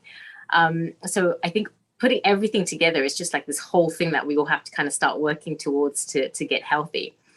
Do we have any other questions? Shivani, do you have a question? I know you know Saroj very well. Do you have a question? Shivani is part of our team, and I think she has some input here. Oh, hi, everyone. Lovely to watch you live and all these beautiful places. Thank you for giving me the opportunity to speak. Yes, Saroj, you did very well. And Honey, it was lovely to listen to you with Sheila. I would say the same thing. Use the facials when you go to relax, massage, etc., with all the oils and everything. But myself, I also do a lot of walking, go out in nature, and mind and body, as Honey and yourself are saying, it's very important how you feel within you. And I think it helps generally on the general outlook. And dates absolutely, and not Shivani ji, you're right there. We're all in the same page. All the women. All the women around the world are saying the same thing. It's just people don't do it. No, but you know what? I used to be out and about all the time in town, in city. I don't miss it at all. I mean, I've done it all, but it's so nice to be at home, to connect within, and especially Healing Our Earth has made my life like no boredom. On a Sunday, I used to just sit and watch. So that's really connected me with you all. And I thought, but with the nuts, dates, milk, and just yourself, within you, meditation, nice spiritual music, and, positiveness, I think helps everything. The Well, Healing Our Earth you mentioned you. as well, Sheila. I think me and Sheila, probably Sharon as well, will all agree with this, that we are also very, very excited, very proud to be part of Healing Our Earth, because we get to learn so many things. We meet amazing people from around the globe. We feel that at least we're being of service, and we're serving the community in the best way we can, where we share knowledge and education with people. Yes. Whilst we're entertained. It feels good for everybody. It's not just from the people watching, but even for being here. Yeah, and and Neil then- Kumar, the producer, creator, he makes it so fun for us. It's like a playground. I think he's the one who is behind all this. I mean, I connect people to Healing Our Earth, which I feel so happy, because all my friends are so talented and they get the chance on this platform, and that just makes me smile. And to speak to you all today, I mean, it's wonderful. And, thank you. No, it's been really great for us, because even as the hosts, we've all kind of become friends. We're all around the world, and we're now like connected. So that, even through this difficult time in the pandemic, we've actually found some positivity. And for our global audience, we're all here, volunteers, just trying to help make your life a little bit better, help you with advice, giving you a wealth of knowledge, and we're here for you. So it's just connecting us all around the different countries, and it's been so amazing. Definitely. Having and here's our mission statement that our wonderful Neil Kumar is sharing with us, which is basically to promote a happier, peaceful, healthier, and inspired global communities by delivering multicultural content. So thank you for reminding us of our mission statement, Neil. Yes. And of course, we mustn't forget to tell everybody, Sheila, that of course, as we said, you mentioned next week is the vegan and the vegetarian kitchen event, but the week after, which is 15th of August, is our Independence Day event, where we'll be having a fantastic array of special guests then as well. There you go. There's our vegan and vegetarian kitchen, which is 8th of August, which is next week, where you'll get some yummy, yummy recipes. So you must make sure you come here and join in. And then we move on, of course, to the 15th of August, which is the Independence Day, the Indian Independence Day, which will be coming up. And after then, there you go, there's 15th of August, which the orange and the green and the white. And finally, we also have the dance, the special global dance, where we're celebrating dance on the 22nd of August. And Sharon will be co-hosting with me from USA. And we're so excited to bring you dancers from around the world. So if you're interested in creativity, art, etc., then I think you'll love that. Sheila, we need to have you there as well, because I know you're a great dancer. I remember you doing your little performance. So we need you there too, that right? was a private performance. You're the celebrity dancer that's danced with all the Bollywood stars. Not me in my garden or in my shower. This is for the audiences to hear out there from the Healing Our Earth. This is a special announcement. Sheila is an amazing dancer. She loves dancing. She's a natural performer. So you must one day ask her to do a little performance for you. She's great. So with that, of course, I know that very soon we're going to be, of course, Sheila, we're going to be talking to our next guest, who's all to do with stress and well-being, isn't it? Oh, yes. This brings me down to our next guest, Dr. Nora. And I just want to say thank you to everyone. Thank you, Saroj, for your time that you've spent with us. I know we're going to have you again on Healing Our Earth to share with us your wise tips on beauty and health. So thank you again. Thank you so much for this opportunity. Thank you, everyone, from bottom of my heart. Thank you. God bless. Thank you. Thank you so much. And honey, don't think you're going anywhere at the end. We're going to have you in here to kind of ask some tips to Dr. Nora about any stress and well-being questions that you have, and the rest of the team can stay on. We'd love to have you back on. Absolutely. There'll be me and Sharon. We'll be interrogating Nora very soon, so don't worry. Poor thing. No, we're not that bad. We're pretty good. Don't interrogate her so much that she gets stressed out. We have to check. We have to check. Is she teaching us all the things that she's going to be following, right? Sure. All yours, dear Sheila. See you in a bit, honey. So this brings us down to our next wonderful guest, who's a dear friend of mine, Dr. Nora Vias, and she's going to be talking about how to thrive during the pandemic and dealing with all the stressful situations that everyone is going through. Now, Dr. Nora is an associate professor of mental health. She's a scientist and a motivational speaker. She has completed her PhD in psychiatry at the University of London, and she has published her research on international peer-reviewed journals and presented at a national and international level.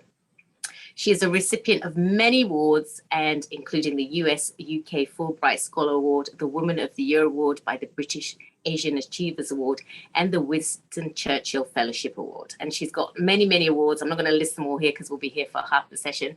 And she's also got an amazing Instagram account called Mental Health Connect, where she's going to be talking about motivational quotes and community. And she basically is trying to eliminate the stigma that's around mental health and mental illness. Dr. Nora, my dear friend, how are you? Hello, Dr. Dubé. It's a pleasure to be here. Dubé, you always get my name wrong. It's Dr. Dobie. Thank you so much. So long. I've been practicing. I know.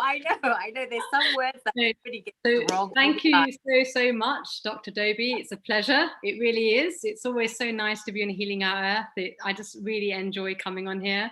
And it was such a wonderful session. The previous one, I learned some really important tips on how to take care of your skin. And I often just wash out my, makeup and everything and, start fresh the next day. But just knowing that you can do some simple things, putting some milk on, it's such an amazing tip from Saroj. And the whole session was incredible. So yeah, it was so nice to be on there. But yeah, I'd like to thank everyone who's here, and a big hello and namaste to everyone who's tuning in today. It's just so wonderful to be back in here. Thank you. We haven't had you for a while. Yeah, it's been, I think, 6 months or so. You're probably busy helping all the people that are having stress and anxiety out there during the pandemic. Too busy to be kind of back on. No, it's been a very difficult time, and certainly I think there's been a whole range of, almost a high level of uncertainty, I would say. Don't know what's happening, lots of changes happening in the environment, and that's bringing about this sort of unsettling, people feeling a bit worried, a bit concerned, maybe feeling a bit fearful. So certainly, there's no real surprise. I think many of us who are listening today are probably thinking, yes, I do feel that sort of pandemic-related anxiety. Don't know when to go out, and if we are out, should I wear the mask, keep distance, particularly in the UK, where, a lot of the rules have been relaxed. And so, you start to think about, what do you want to do as an individual? Like, do you want to wear a mask? Are there people that are highly vulnerable that you're having to take care of, in your household? And whether or not you want to wear the mask, even though officially there's no real need, unless, of course, and this is important, unless, of course, you're in a crowded area in a supermarket and those types of situations. So, yeah, I think there's just too many messages, too many things to do, and we've never been in the situation. So I think, it's almost like it's reinventing the wheel. We've been in this for 18 months, 19 months? And it just feels like years have passed by. And so I think many of us are experiencing very similar situations. Of course, we have Sharon, who's in a beautiful place, and Dr. Dobie, I can see the beautiful settings where you are. And all I can say is, it's not looking great here at the moment. It's quite cloudy and windy, and it did rain quite a bit. So yeah, I think I don't think, particularly in the UK, that we look at the weather to make ourselves feel good. We have to do something different, maybe start doing some meditation, and yoga is quite a nice thing to do. But yeah, we can talk about some of the tips later on. What are you seeing out there? What kind of ways are the anxiety and stress being presented? Yes, at the moment, I would say that there's quite a lot of anxiety and stress, definitely high levels of just having this fear of perceived threat. So when you perceive that there is underlying threat out there, you're more likely to be quite cautious about everything you're doing. You're more likely to think, like, maybe a few times before going out, heading out. Many people, I know for a fact that the first few months, people are thinking, oh my God, I forgot my mask at home. So that kind of thing was happening the first month or so. We were learning about COVID. We all became experts in a few months, you know, and we were really reading everything on what's on BBC. And of course, every day at 5 p.m., the government would come online and we'd learn, you know, a whole heap of other things. So that was quite nice in a way where we're educating ourselves through lots of different platforms. But I think now we know what it is. You know, certainly everyone is fully aware. And we're getting to a stage now where we're feeling this sort of moderate to severe levels of anxiety. And there's been quite a lot of research which started off in China. They found that there was a quarter of their entire population who were feeling quite stressed, showing these anxiety related symptoms that we'd see. And it's kind of those individuals responding to COVID, where they had family members who were experiencing many of the classic symptoms of COVID. Many people were in hospital. So naturally they were anxious, feeling really really sad for their loved ones, not being able to meet them. So these type of classic things, I think many of us can relate to. We may not have personally lived through COVID, but we will certainly know someone who has, maybe a family friend, maybe a relative. And then since then, there have been some recent surveys which have been done within the UK. And I'm particularly interested in the UK because I think a lot of the research has been based on, you know, thousands of subjects, a lot of participants looking at these classic questionnaires that are measuring anxiety. And these are you know, there's lots of questionnaires which are just measuring anxiety or stress, but I've just been amazed by the amount of research in the last 9 months in particular, where they have come up with COVID related questionnaires. They're quite literally asking about COVID. Do you know anyone who's experienced these symptoms? How do you feel about it? You know, do you feel fearful of going out and even going to the GP, like a general practitioner, for your own health and well-being? And many people have said, yes, actually I've got this, you know, pain in my leg, or I'm having palpitations and I'm actually not thinking of going to my GP because I'm quite scared of catching COVID. So these are types of things that we've you know, heard quite a lot about, and through surveys you can actually understand this at a deeper level. But alongside anxiety, which I think is actually quite prominent over the last 18 months, something which we've also seen is people having difficulty sleeping, and that could be because of this underlying stress. And I was looking up on this a little bit, because beyond COVID, just knowing how can we sleep well, you know, and I was looking at positions or sleeping positions that we can go into. And sleeping on your left, your whole body towards the left, and a really comfortable pillow, I must say, can really be quite effective. So it helps in digestion, it helps you concentrate, not that you're concentrating when you're asleep, but it actually helps you when you wake up. So if you're kind of having this period where you want to, you kind of awake, but you want to go to sleep. So that kind of 10 o'clock time where you're maybe starting off early and you're just wanting to relax, that time you'll notice. And this does require, clearly, I've done this for at least 2 weeks. So I've been practicing this movement, just sleeping on my left. And I've noticed that I feel that I can sleep faster. My memory, not that my memory, there's anything wrong with my memory, but my memory and concentration levels are far more elevated.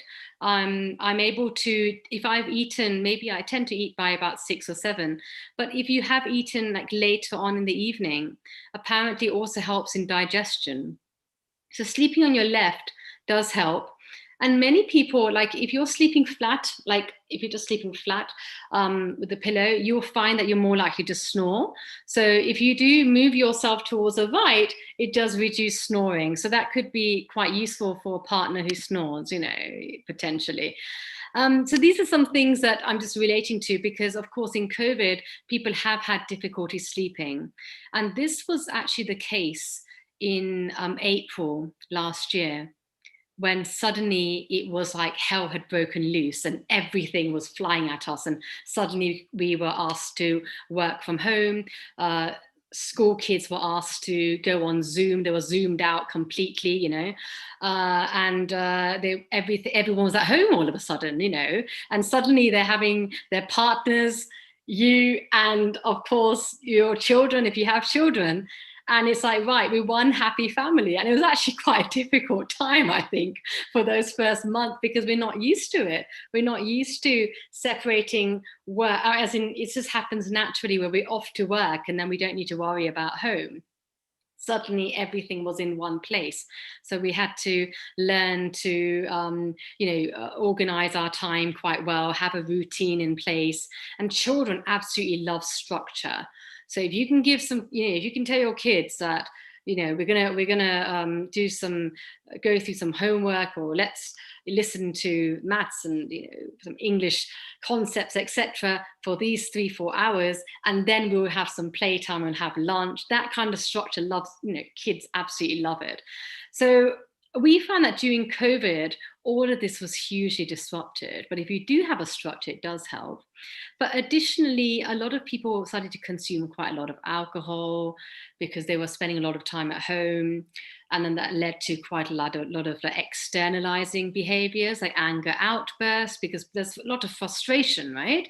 And I think maybe now, if we do like a follow-up study on the same people, I'm sure people have been able to manage all of these internal and external factors far more better, because we've lived with it for longer. So if you live with anything for longer, wherever you may be, like if you're in a very hot country and you've never been in a hot place for a long time other than the holidays, you're not going to be able to adapt very well. But if you've been there for 6 months, maybe over a year, certainly you'll learn to adapt. So it's something quite like that. But it is quite amazing how I was saying it's quite amazing how the human body does adapt. You're right. Even to climate changes. Like I've lived in England and in like extreme cold, and in America it was like 90 degrees the other day, and I was like, gosh, this is so hot. But then the more you live here, the more you get used to it. So I guess it's the same with your mental state, right? If you're in that constant stress, suddenly your body's like, okay, it's not going anywhere, let me adapt, and so that it's a survival mechanism, I guess, right? Absolutely, yeah, it's a survival mechanism, and it allows you to get on with the things you need to. So you imagine, like, if you've got your job with you on you and you're having to work from home, you have to deal with that literally on a day-to-day basis. There's no stop and start. So you do have to have a instant, what do I need to do in this particular situation? And I think we deal with things differently. Certainly how we deal with stress varies across individuals. It's not like a one size fits all. I can't give recommendations about something and expect that everyone's going to be jumping on it and go, yes, I'll try this out. But there might be one or two things that someone will believe that, okay, this is certainly something that works in my particular situation, my age, the people that I'm taking care of. So all of these factors certainly do really help. Other things, of course, yeah, sorry, go on. No, I was going to say, when you get a patient or coming in and there's anxiety and stress, what do you have some general advice, some general tips? Let's say 5 things that you kind of tell everybody to do that just generally helps. Like obviously you mentioned sleep is very important. Are there any other tips that you would recommend? Yes, certainly. So one thing is, when I was mentioning earlier, was that routine, like having a sort of a set routine. I'm not saying everything should be like scheduled to the hour, but certainly having something where there's a structure, having some form of structure, having a to-do will allow you to do things that you quite enjoy, and then doing things that you need to do in the day, so that you've always got something to do, like you've got a deadline to meet. Someone's given you, like, oh, by Tuesday morning, I want this on my table, right? I'm not literally on the table because we're not seeing anyone now, but they want like an email or something coming through to them. And you're like, right, that's it. Yes, absolutely. I try to get that done as soon as I can. But if you don't have a routine and you don't have something on your calendar, then that thing is going to be left till the end of the day. And by then you're so exhausted, with all the other things that we're doing, that it becomes that you're working to the early hours of the morning. I see a lot of people say, oh, I'm up till 2-3 o'clock in the morning. And it's like, well, actually, that's not good for you at all. Like we stay up really late. I know this actor's really famous Bollywood actor is like, you must be crazy to be staying up beyond 11 p.m. Like you should all be heading to bed. And the theory behind that is that sleep early, wake up early, plan your day, have a schedule, have me time. Time for yourself. I mean, how many, just think about this. How many time in the day do we actually have for ourselves? Right? I mean, most of the time we're consumed by things, like lots of different things are consuming us. There's people pulling you and asking you to do things, or I know you're thinking, wait a minute, I had a whole list of things I had to get done by today. So if you don't plan your day, someone's going to plan it for you. Someone else is going to run your day, which I think is not a very good thing, because then you can't get any of it done. And then, it's just having this rollover effect. So that's the first thing I'd certainly suggest to relieve stress. It does actually reduce stress a heap of a load, because it's all structured, and that leads to calmness. When you know what you need to do, it just calms yourself. And then also you can you're right, a lot of people that are working from home, it's just like they end up just meshing everything in together, and then they're still working at a certain point. So if you're saying, okay, by 8 o'clock I'm done, and then that's family time, put all the devices away, then you're at least having quality time doing things, as opposed to meshing it all up and then it's all over the place of working till 2 o'clock in the morning, right? Absolutely, yes, absolutely correct. And other things, of course, you can do, which have been, which was discussed in the earlier session, is physical exercise, and it's highly been recommended that we do about, just over an hour of exercise a day. And that doesn't have to be vigorous exercise. It could be simply going for a walk in nature. The places you're at, Dr. Dobie, is definitely, I would go for a walk every single day if I had a chance, and but we're not all that blessed. But even just going around the block, saying to yourself, I'm going to do about a couple of thousand steps, and then try to increase it further. So sometimes people think about 10,000 steps a day, and I know that most people have probably heard this concept, but then it becomes overwhelming, and it actually generates a lot of stress, because then you start having your watch on, which everyone's got, and it just says how many steps you've got, or you've got your phone. If you go to the Heart app, it tells you how many steps you've had in the day. And yes, it makes you feel good, but if you've got to do about 10,000, you think, yikes, I've already done like 600 in the whole day. So do it gradually, like maybe 1,000 steps, 2,000, then start to find a place you want to visit.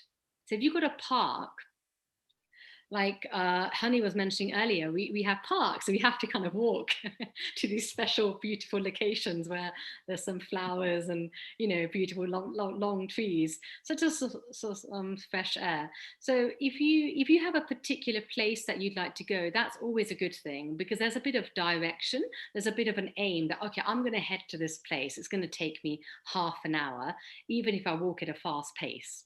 And then if you go slow, so you know how long it takes. So yes, about just over an hour, and just have moderate. It doesn't have to be super intense. Those who are listening, who very much like the Tabata style exercises, which is like 4 minutes, and you can do this at home. You don't need to go anywhere. You can maybe open the windows for some fresh air. But they're exercises which involve 4 minutes, and you do about 8 exercises, and each of these exercises are for 20 seconds, so not very much. And you've got a 10-second break, so that 10 seconds is usually to get you ready for the next exercise. And you can go on YouTube, it's easily accessible. If you just write Tabata workout, suddenly you'll see this really, really fit people exercising, and it's quite a nice experience, because it makes you feel like, okay, this is where I'm heading, that this is where I can aim if I carry on doing these exercises. And these Tabata workouts, if you do about 3 sets, so it's 4 minutes, so it's about 12 minutes of your day, which is absolutely is nothing. It can just go by just like that. Have your breaks, of course, drink water. It's really important. If you're doing any forms of exercise, even if you're going for a walk, have like, I don't know where my 2-liter jug is now, it's probably in the kitchen, but just have your 2-liter jug of water. It just really allows you to ensure that you are drinking your water. If you're saying, oh, I drink lots of water, all day I'm drinking, well, just check yourself. don't think about it. But by the end of, let's say, like tomorrow, if you just say, well, I'm going to check how much water I drink by the end of the day, and you might find that you're not actually drinking very much and you're actually eating a lot more, because it's kind of very confusing. It's your body's asking for water and we think it's asking for food. So we start having high sugary items. And then suddenly we have a spike in our blood sugar levels. And then we're just asking for more. So what we really want to do is keep a bottle of water, and you can get these really nice ones. And people do these funny things, which is actually quite nice. It's a good thing. They get these nice bottles. They look really fancy. They take them to work and they're just sipping on it. And it's got this natural, it's quite nice because I think that's me. I have those bottles. That's good. It's good. So they have these straws, and the nice thing about them is they're inbuilt, so you don't have to get stressed about, oh my God, like I'm drinking water, let me get, there's nothing, you just start drinking. And literally I can see Dr. Dobie, for those who can't, is drinking water. So it's a good thing. When the moment you start talking about water, everyone's like thinking, right, okay, get my glass of water. So it's amazing. So yeah, so even if you can get a bottle of water, if that is an encouragement, please do buy that 2-litre bottle. And it will really just make you look at it and go, oh my God, I've only had like 200 milliliters. I've got a long way to go. So let's keep drinking. So that's something that I'd certainly suggest. Exercise is something good, drinking lots of water. Yeah, you can also do an online exercise. There's lots of, you go on Instagram, there are some free online exercises that I'm not going to mention any because I'm not endorsing anyone, but certainly I'd suggest going online, and even if you write fitness coach or those kinds of things, then you'll find that there's lots of exercises that you can, keep yourself busy on. What was the name of the thing that you mentioned, Labotia or something? Can you spell it for our audience? Tabata, so T for Tango, A for Alpha, B for Bravo, A for Alpha, T for Tiger. Wow. And A, so Tabata. Oh, I'm glad you clarified that. I would have been looking for something completely different. Yeah, so it's really amazing. And it's just something that I've been doing, to be honest, in the last, I would say, 3 months. I was doing a lot of exercises just before COVID. And like many people who are tuning in today, with all the lots of things to think about, work-related stuff, I just started reducing the amount of exercise I was doing. But I'm back on it. And it's just about finding a balance. So, you are doing exercise, you are able to feel good. It's not a tick box exercise. It's not about, oh, I've done my exercise, I'm eating well. It's not about, getting stressed about it. It's just about how you feel after you've exercised, the adrenaline rush and the feel good. And afterwards, you start thinking about what it is that you're consuming. So the last thing on my mind is I'm gonna grab a chocolate. That's not the thing on my mind after an exercise. It's like, can I have something which is hugely nutritional, high in proteins? It really helps my muscle growth. Having any forms of protein is great after a workout. You can have it before, but it's better because all of your muscles have actually stretched quite a lot. If you're doing exercises like squats, jumping jacks, burpees, anything really, any of those intense exercises, you are going to be stretching your muscles. And then what you need is a high protein food. Dr. Nora, I'm going to ask you a question here that I've noticed a lot of teenagers, even like that are going through a lot of anxiety and stress right now. Getting them motivated to exercise has been really difficult.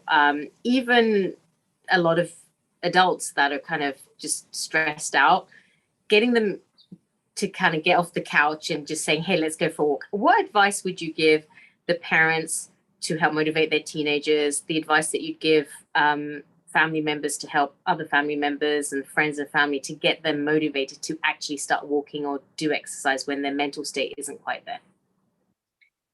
That's a great question. And I think that the best way to motivate them is if you do the exercises yourself, like as a parent. So if you have to be the leader, the person who someone's looking up to, right? So if you actually are doing some exercises in the lounge and someone is looking at you doing those exercises, even if they don't participate themselves at that moment, because you can't expect people to like suddenly switch on and go, oh my God, that's so amazing. Right, let me get my shorts on.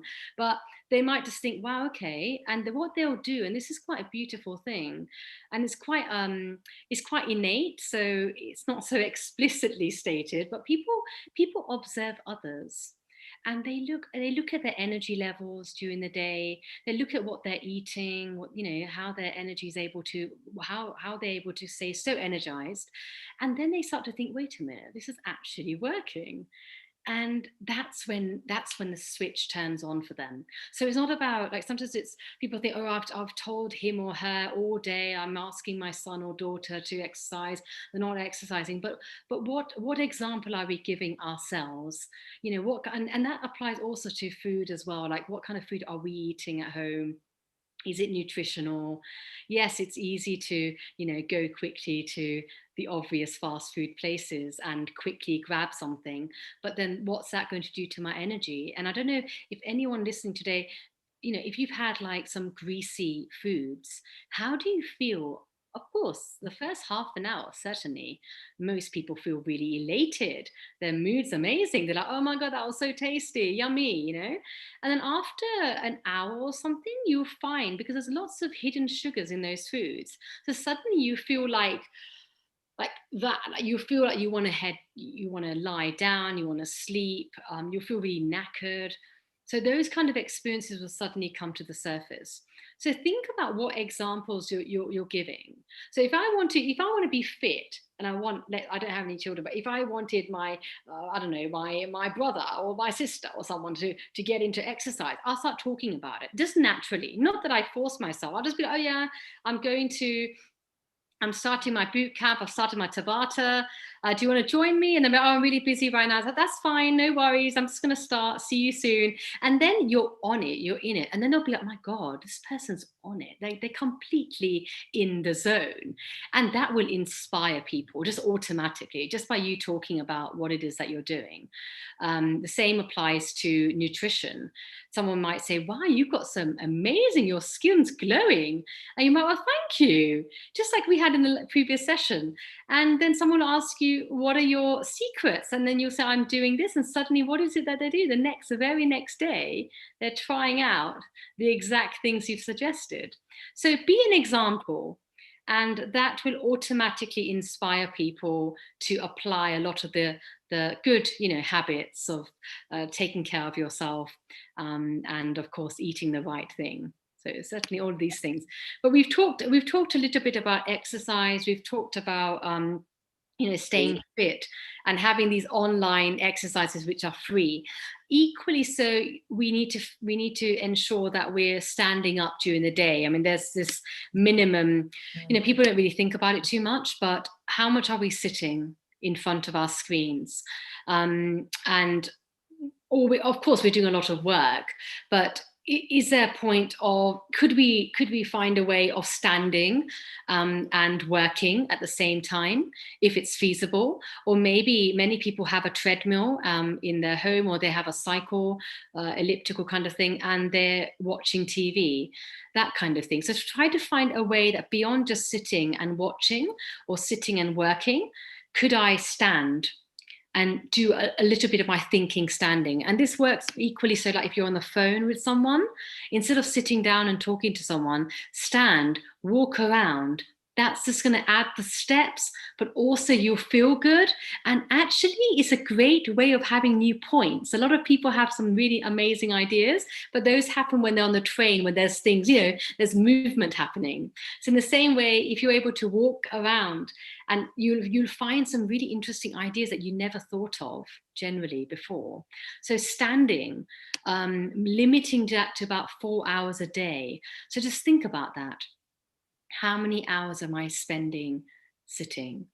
And if you find that, my God, like if you have an aha moment at the moment, you're like, oh my God, then yes, let's try to stand a little bit more. And of course, meditation, like the place you're in, is a natural place of nirvana where you can just relax and you don't need any music. It's just the birds singing, all of that kind of thing is just beautiful. And just breathe in, breathe out, 2 minutes. I think we did that previous session. Just breathe in and breathe out. Right? Breathe in and breathe out. Breathe out through your mouth and breathe in through your nose.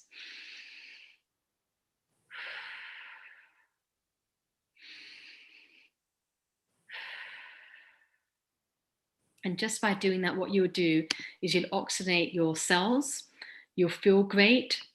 And if you're in nature, you can do that. Go for a walk in nature, even if it's 20 minutes. Connecting with nature can naturally just reduce stress. You don't need to spend any money. You don't need to see anyone. Well, it would be nice to see someone actually nowadays, at least. But just generally, you don't need to actually go to a session and find a way of de-stressing. You can do this naturally. Just go out there. Something that I've tried, and I'm sure many of you online have tried as well, is meeting a friend. Like now that things have opened up, something I've tried is just getting on the phone with your friend and saying, are you free tomorrow or later on in the week? Let's go for a walk. And they, of course, need to be friends who like going for walks, right? So just try to find that friend. I'm sure we all have that friend. And they'll be like, absolutely, oh my God, I haven't gone for a walk for ages. And that might just trigger the whole walking idea. And yes, go for that long walk. Amazing. Catch up with them. So it's 2 in 1. Catching up with all the things, how things have been. It's a great way to de-stress because you're talking about some of the issues that they may have been facing, some things that they may have been trying. And if you're lucky, you might see an ice cream van. And of course, you can grab yourself an ice cream, like there's wonderful ice cream. There's scoops of ice cream, which is lovely. So all of these things are just like fun ideas, and and I've got some other things that I want to talk about as well. But hopefully, if we have some time, and hopefully we can go beyond 7. But another thing is, of course, is limiting yourself from media use. Like just some people have, they've got their phones and they keep their notifications on. And I would definitely recommend turning those off. It's really stressful because it's not a stress buster. It actually increases stress to the max because it suddenly goes bing, and you're like, oh yes. And you check it and it's the news. And of course, it's good to know what's going on in the world, certainly, but have a time that you watch the news. Like here in the UK, we have like 6 o'clock news, 8 o'clock news. It's like the standard. Suddenly they might have, nowadays we have 24 hours news. It's like, oh my God, But yes, you just have a time that you're spending watching the news just to get up to date with what's going on in the world. And that's quite important for general knowledge. You don't want to, imagine someone telling you that, oh my God, there's something happening literally 10 miles away from where you're living, So you should be aware of these things, but just keep it to the minimum. If you've got an app that you're using, turn off the notifications. It's only when you visit that app that you should know what's going on. So yes, that's one thing. And just have something which is like positive and uplifting news as well. Just find out about good things that are happening and try to spend more time watching that and reading about it rather than reading more about the negative things. Because unfortunately, the world we're living in, there's a lot of negativity. There's lots of negative things happening. So if you do hear about something, all I'd certainly suggest is try to give out positive vibes. So if there has been a tsunami or there's been some major incident, rather than, of course, it's good to know about the details, but don't let that sink you. Instead, we can do something where we're actually giving out positive vibes to that particular country. And you can do this really simply by you can close your eyes, or I like to keep my eyes open, because in life, when we want to be positive, we don't have to close our eyes. But, imagine if we're walking and we just close our eyes for some peace. No, we want to keep our eyes open and just imagine that country, which is quite easy to do. And imagine that you're transporting yourself to that particular place. in time, in real time. And then imagine that you can see the entire country at a distance. And if it, depending on the situation, what it is, you're giving out lots of positive vibes to those people that have been affected. And you're saying to them that I hope that all of your pain and all of your worries reduce. I hope that everything becomes better. I hope that all of these incidents improve, and I hope that lots of positivity reaches you, and I'm really giving you so much blessing. So having that genuine, it has to come from the heart, and it will. I cannot guarantee that it will reach them, but all of these positive aspects, even things like an ambulance passing by, like when you're driving and it passes you really quickly, can we just simply think, oh, I've just wasted like maybe 30 seconds waiting, it just parked up, or can I think there must be someone where the ambulance is rushing to? Can I send out this positivity towards that individual? I hope they recover. That has so much power. And imagine lots of people doing that. So if it's a major incident, like a whole country's been wiped out, there's a major tsunami, if all of us thought like this and we all thought, okay, let's just give lots of positivity, things will get better. I want to give you my love and peace, all of it, everything. And that can happen through filling yourself with the energy and then letting it go. So overfill yourself first and then start giving it out. It's like a glass full of water, as you drink it further and further. But imagine doing that for values, for love and peace. And that, imagine, like, that would definitely help the people out there, but it will also help you. People think, no, certainly if you're giving out, but it will actually overfill. So anything, once you filled up and you're giving it out to others, you'll find that actually you're becoming full again. Because when you're giving, then all you're doing is receiving back everything.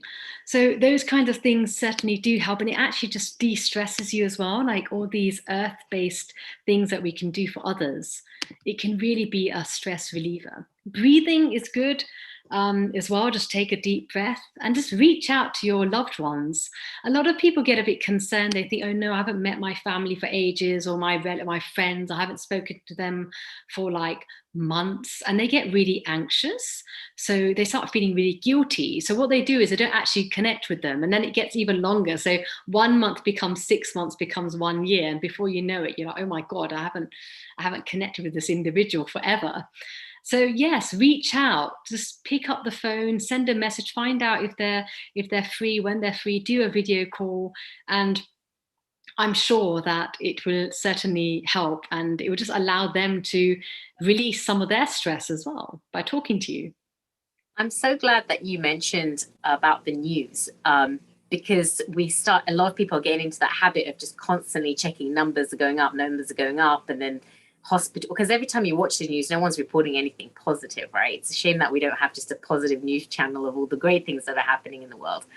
We're looking at so much negativity in numbers and things climbing, and having maybe a dedicated time. I love that idea that you're just watching news in a very specific amount of time, just to kind of catch up and seeing what's going on, and then logging off, and then that's it. That's, like you were saying, one of your things that you were saying that's really important is schedule your news and data information time.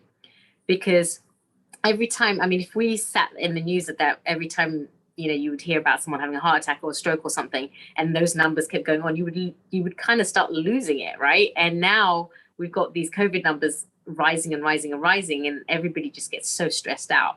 So thank you again for mentioning that and scheduling that time, so that you've got your bad news and your any sort of negativity in a specific amount of time. Thank you. Yeah, that's absolutely. And also things like nutrition, the kinds of things that we eat, that plays such a major role. And I'm saying this from experience, because when I'm not someone who kind of consumes the fast food things from outside. I'm not one of those quick, 5 minutes, it's, let's start eating. But certainly eating too many carbohydrates, for example, maybe having high levels of fatty foods, and you're not really fully aware of it. So this is something that we need to be maybe more aware of, and that's why I love Healing Our Earth, because it gives us an opportunity to share these things, like personal experiences. So Yes, how many grams of carbohydrates are we eating on a daily basis? I mean, there's been evidence and quite a lot of research suggesting that we should have about 220 grams of carbohydrates. Complex carbs are actually quite good on a daily basis, and we should have about 30 grams of fiber in our diet. Fats are okay, they're quite good because they can burn quickly when you're exercising. But if you're not a regular walker, or you're not someone who does very much exercise, certainly I'd recommend trying to reduce those. Sometimes you can't really help it, even if you look at things like tofu. It's probably one of the healthiest high fiber but also high protein foods you could ever eat, as well as tempeh, amazing. I'm vegetarian, so I'm giving all those examples. But all of these types of foods, they're high in protein. But then if you look at the fats, yes, there will be fat, but there will be healthy fats. They can be broken down. They're just really amazing. So I wanted to show you later on actually how you can find a way of eating more healthily on a day-to-day basis. And also, of course, cutting down on sugar. And I know this is a big, big topic we've been talking about this for so long, but there's so many hidden sugars in pretty much everything that we want to consume. I used to live in the US. I worked in Washington, DC for about a year, and I was traveling back and forth, and I was looking at a lot of the cereals. And of course, even in the UK, there's a lot of cereals that are healthy, but there's also a lot of cereals that we give, you give to our nephews, or certainly, and you might be giving to your children, and you don't realize how many grams of sugar there are in these cereals, and even the snacks that we give our relatives. And so the interesting thing is refined sugar. Sometimes you're looking out for the term sugar in the foods. And surprise, surprise, it's not there. It doesn't say sugar.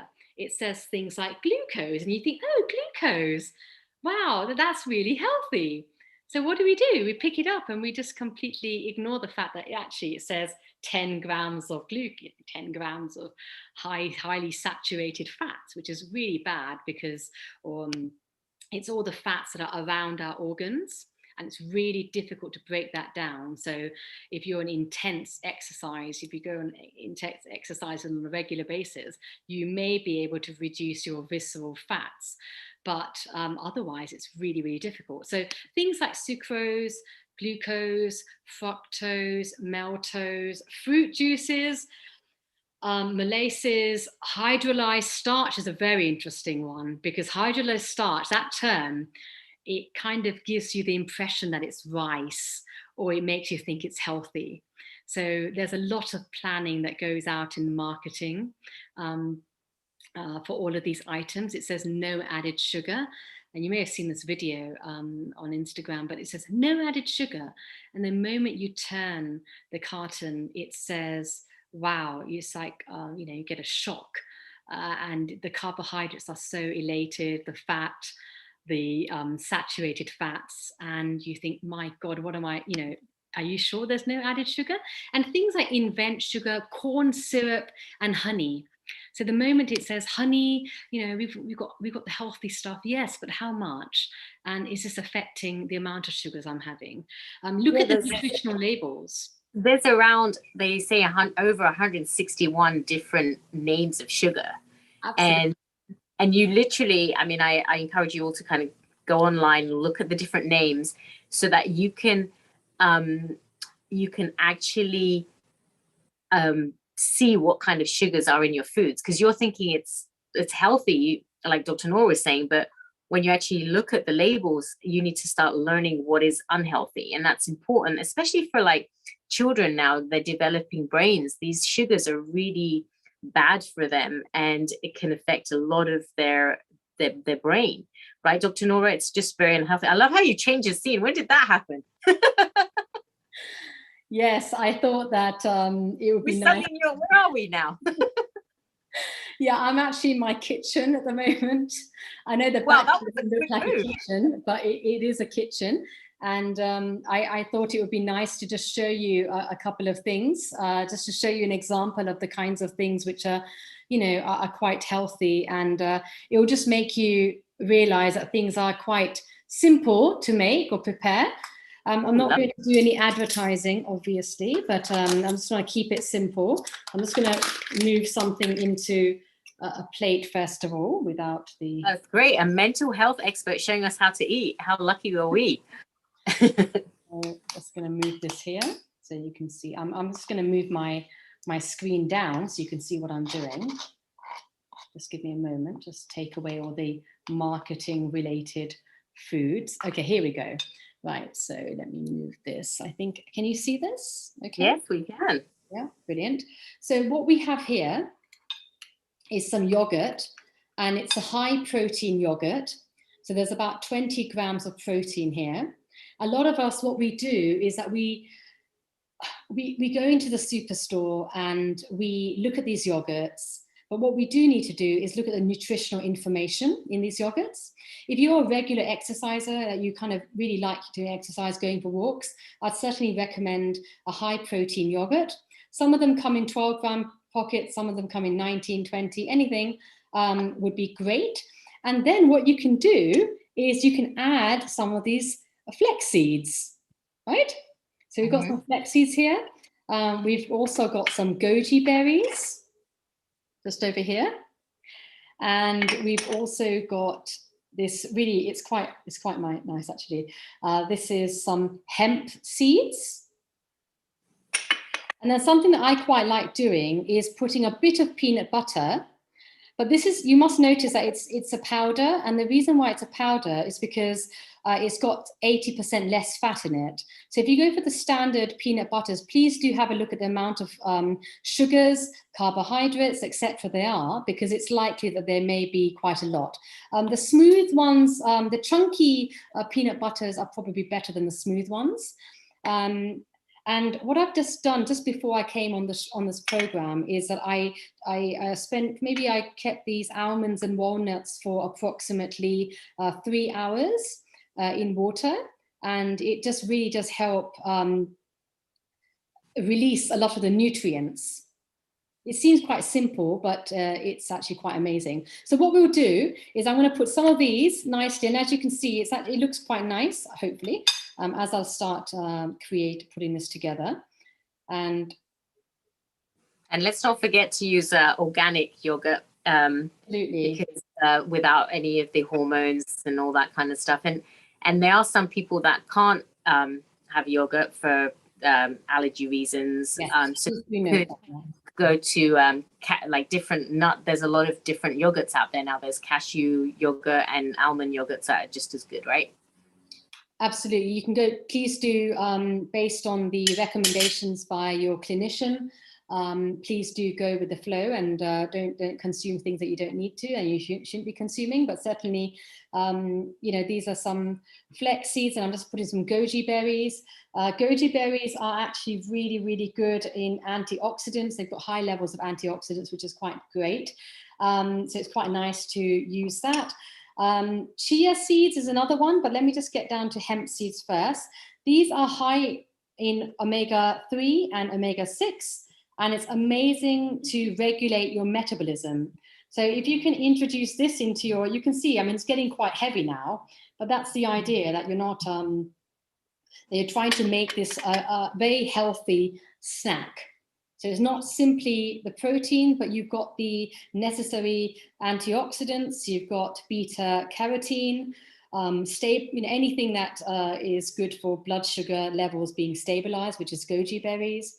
And if I just move this, I can show you this. We've got some chia seeds here, and these are right. Sorry. Are they soaked chia seeds? Yes, these have been soaked for about 3 hours, actually. You can soak them overnight if you'd like, and you can have them in the early morning. And this is something which is an amazing ritual. So yeah, chia seeds are actually twice as much antioxidants than blueberries. So it's really, really good to be able to add that into your yogurts as well. And you know what, I'll tell you something, Dr. Dobie, that when you know what the value of all of these things are, you're more likely to consume them. It's just a natural way. Someone tells someone that, oh, this has got a lot of vitamin A in it, it's got vitamin C in it, and this has got magnesium and potassium, and it's got a lot more than, a lot more nutritional value than, let's say, fruits, then you're more likely to consume it. Now, another thing which you can do, of course. Wow, that's looking really delicious. It looks really, really good there. Something you can do is, of course, you can add blueberries as well. But we've put quite a lot of chia seeds here. So you've certainly got there's a lot of fiber in this food already. You've got high proteins, you've got the omega, so that's amazing for your heart health. You've got potassium, you've got magnesium, all of these amazing things, which are great ways of boosting your mood and any levels of anxiety. But I'm just going to place a few in here, just like that. It's quite simple. And voila, we've got a wonderful plate of healthy, it's really lovely snack, yogurts, fruits, some almonds, walnuts, all the things that you really need and what your body needs. Wow, Dr. Nora, look at the skills. I did not know you were a little chef in there. And actually, I was just thinking, let's see how much time we have. But another thing that we can all try is this juice, which I've prepared in advance because I knew I didn't have time to be able to show you then. But this is a green smoothie, essentially. It's made out of celery. So I put 1 celery in there, kale, you can put as much as you'd like, and cucumber, maybe 1/4 cucumber. And what I've done is I put this in the mixer. You can add half an apple if you'd like, no problem. But cucumbers have got high levels of antioxidants. It also promotes hydration. It aids weight loss, so it's amazing. It really does help. So this is something you might want to try early morning. It's a fabulous juice to wake you up in the morning. It's also celery. Many of you know celery. It's difficult to put in salads sometimes, but it's rich in vitamins and minerals. It lowers your glycemic index. It also reduces inflammation, so it's quite a nice thing to have. And of course, kale has vitamin A, folate, like vitamin B, omega-3, so quite a nice drink to have, right? And the last one I've got here. Ooh, what's that? This is, it needs to be, I prepared this about 2 hours ago or so, but it's a beetroot and carrot juice. And what I've put in there also is coriander or dhania, some people may know as dhania. So it's packed with essential nutrients. It's a great source of fiber, manganese, potassium, iron, vitamin C. Helps to improve blood flow, lowers your blood pressure, and it also helps with exercise performance. So you could have it like maybe an hour before you are heading off to an exercise. It's quite nice. Coriander that I've just placed in there is actually rich in immune boosting antioxidants. It may also help your heart health. It promotes digestion, gut health, all the amazing things that you all need to know. In infections, it protects your skin. And of course, I put a carrot in here as well, actually. So that's great for fibers, vitamins, antioxidants, and it's amazing for weight loss. And finally, for those who, hello again, for those who really like having ginger and things like that, I didn't have fresh ginger in the home, which is fine, it's not a deal breaker, but I placed some powdered ginger in there as well. And that certainly does help with circulation. It's a great way of reducing inflammation, and it has medicinal kind of properties. So yeah, it's been quite nice preparing these just before the show, to be honest. And actually, I think I'm ready to have quite a lot of these things just afterwards. So yeah, thank you. Wow, it looks really, really good. And you were using a juicer to make the juices, right? You weren't just blending it. Yeah, definitely. So do put some water in there because it will help with the consistency. You might find that you need to put it on a sort of a high, power, and then reduce it and then go up again, because you might notice that if you put like a half an apple, it might not grind as fast as the other things that you're putting in there. Another thing about kale, it's probably the most healthiest food in the world, kale, and we don't consume it as much because people find it difficult to digest. But what you want to do is, if you are having kale as part of a salad rather than as part of a juice like this, what you can do is cut it beforehand, because it's quite a good thing. Put it in the freezer. When you need it, take it out of the freezer and just cook it like you do like spinach, like when we make a spinach curry with water. Put some salt. If you want to do, you can put some additional, I like some crushed chilies and quite a lot of everything I have. So yeah, just make it, put some other things as well, like vegetables in it, just so that it doesn't feel like you're just having kale. Sometimes it can be a little bit bitter. That's why I like drinking these types of things, because it's not one of those juices. You know, those juices we used to have back in the days where we used to put the carrot through. Oh my gosh, yes, I remember those. So the thing with those carrots is that a lot of the nutrients would just literally... Yeah, and you'd get like this little tiny bit of juice and you've got that much waste, right?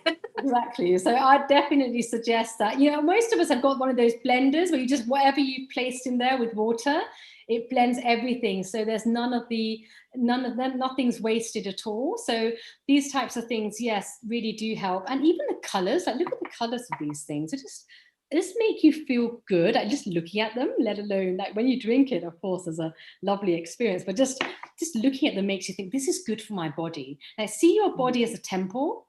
Yeah. What am I consuming in the day? How does it make me feel? So if you have a high carb dense meal, what's going to happen? At that moment, you're going to feel like really great. But within half an hour, your brain is going to switch on and go, right, it's time.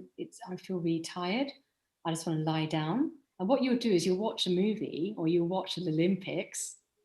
And then before you know it, you'll be snoozing. And someone will be like, oh my God, you're just snoring there. So we don't want to be doing that on a working day, right? So this kind of thing is amazing. Just put it in a shake, take it to work, have it, have these healthy meals. It doesn't take any time. I mean, obviously, when I put this thing together, this really nice, and I'm really looking forward to this actually, it just makes you feel that every single thing that you've placed in this is healthy for you. The moment you start consuming things which are pre-prepared, pre-packaged, that's the moment, and this is just me, hand on heart, I'm being honest, when you look at the nutritional information, you realize that, my God, there's so much sugar in this, because that's why it tastes good, because they add that extra sucrose and all the other fancy corn syrups. And that's why you think, wow, this is delicious. But yes, it will be delicious. But if you try this, you'll be like, oh, let me add some more blueberries. So you won't add sugar. You'll be like, oh, I want to add some more of this because it gives me a nice fruity flavor. So it will change your mindset altogether. Well, could I come in there, dear Sheila? Hello, Dr. Nora. And dear Sheila, and dear Sharon too. I was just going to say, I was loving that. What a lovely recipe that you came out with. And so nutritious. It's jam-packed with all the nutritious things that you can think of. Now, how do we get people to try these things if they don't like the taste? Is there anything that, because you have little kids or you have other people or you have myself, sometimes. So you're thinking, well, I'm not too sure about the taste of this. How do you make it a little bit more tasty as well at the same time? Yes, certainly. That's a really good question. So having natural fruits, I think, really does help. So if you've got a young person who likes certain fruits, it could be, let's say, blueberries is really nice, and oranges, and anything that's it gives you an instant blood rush, that kind of feeling. That's the first thing I'd start off with, and then gradually I'd start easing the individual into eating healthier food. So just like I did here, where if you've got a son or daughter who really likes their fruity yogurts, why not add in first blueberries to say this is a really healthy fruit to eat, it's really good for you, it'll make you feel quite energized, and then start sprinkling walnuts, and maybe even, like I was saying to Dr. Dobie, that try to be an example yourself. So when I'm, if I've got this meal in front of me, it's like a meal really now. Then if I've got this huge meal in front of me, Other people be like, your food looks amazing and far more better than what I'm eating. And that's the kind of things I was getting from when I'm a raw foodist at the moment. So I've been practicing eating raw food. And when you just have your salad and something I did, I can't show you the image now, but literally what I had just before this program was cutting these 2 large tomatoes, just slicing them. And, most of us have these packets of salads that we can purchase from the supermarket, right? So just literally get just have a handful of salad, and then cut your tomatoes, put a bit of basil, which you can purchase. And then I had some halloumi in the fridge. So I didn't have too much, because cheese is amazing. It can be broken down quite quickly. It's a good, healthy fat, halloumi. So just have 2 or 3 slices of halloumi, a bit of basil, a little bit of pepper, you're done. It's such a clean meal, and it's not fabricated. It hasn't got all this extra stuff in it. It's everything that you need. So yes, very nutritious as well. And actually, we've got Sharon here, and Sharon is amazing, because from the USA, she has her own little greenhouse. And in the greenhouse, she has she grows cucumbers and basil and all these different herbs, etc. And last time I saw her grow these cucumbers, loads of cucumbers and huge lettuces. So Sharon, did you want to perhaps ask any question? I know while Sheila's here as well, I thought maybe she'll also be interested that you have these natural organic cucumbers and basil herbs. Maybe Dr. Nora will have a few tips on those for us. Well, the first thing, we are harvesting gooseberries, amla, I think it's called, for you. And I asked our dear Seema to give me a recipe for chutney. So I'm going to do that today. But everything we've been talking about here is very important. I do want to go back to this sleeping on your left side, because in the tradition of Dzogchen, of Tibetan, we do a practice of yoga, which is that life, you have your life, and then you have your dream state, and during that dream state is more time for you to go into these meditative states, to wake up in the dream. And so I found it interesting about the sleeping on your left side, because that's part of the practice, where you sleep on your left side, and it enhances that ability to go into a dream state and really even get insights into your lives, like this, like beads on a mala, waking and sleeping and waking and sleeping. And we want to do that, be in that meditative, contemplative state at all times, because it helps relieve our stress. And my question really is about the children. I've seen here where the parents are working, and the children, and they didn't have time lockdown phase to be working with their children, or home watching, playing video games all day, even here where nature is. So if you're a parent and you're so busy, are there little things you could do to help the children who are alone, have been alone? Well, they're coming out. And the other thing I'm finding now, because this is the mental health issue, is that even when they start to engage, they're hesitant even. So what do you have to say about that? Yeah, thank you so much, Sharon. That's a really good question. I think the theme that I've been talking about today, it kind of answers this question as well, about where we need to be an example. Like if your kids are, or any kids are playing, when they're playing games, you say, okay, I'll be back in 2 hours kind of thing, or I'm kind of busy here, and they're doing something there. it's just nice to have this holistic perspective where they can just come and see you. No worries, it's not about disturbing me. Just come and see me if you need to, and just having that.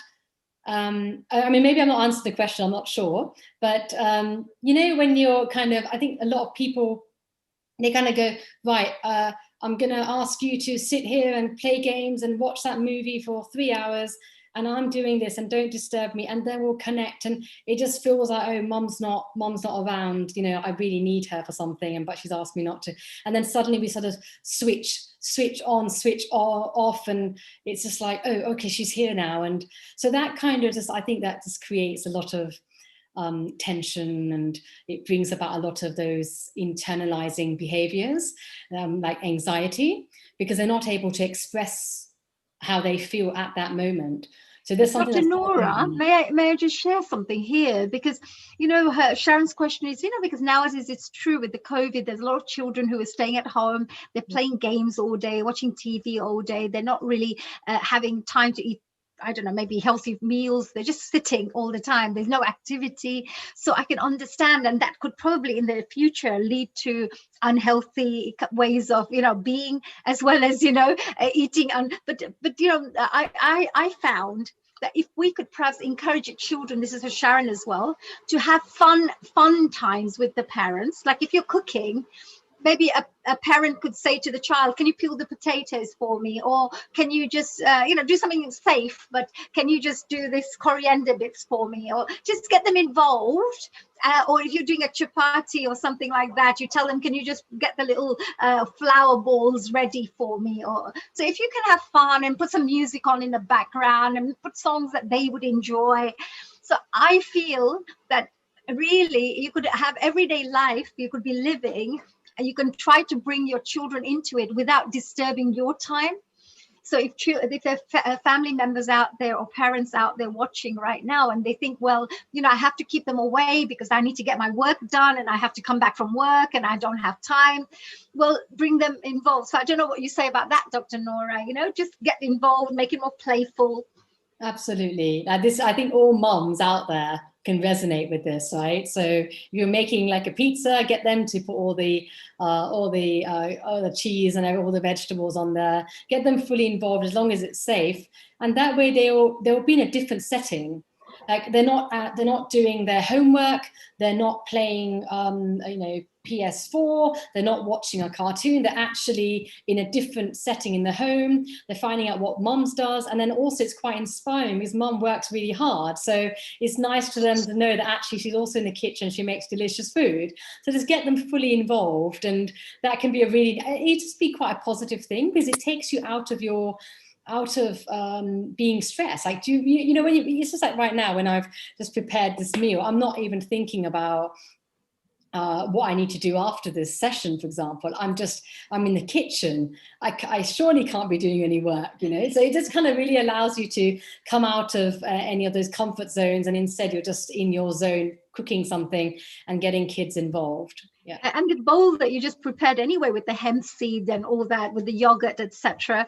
I mean, that in itself was so much fun because you could get the child to say, okay, let's see if we can create some designs on top of your little bowl, you know. And you know, somebody else would say, okay, let me see if you've got 2 kids, you do your little design and you do little design.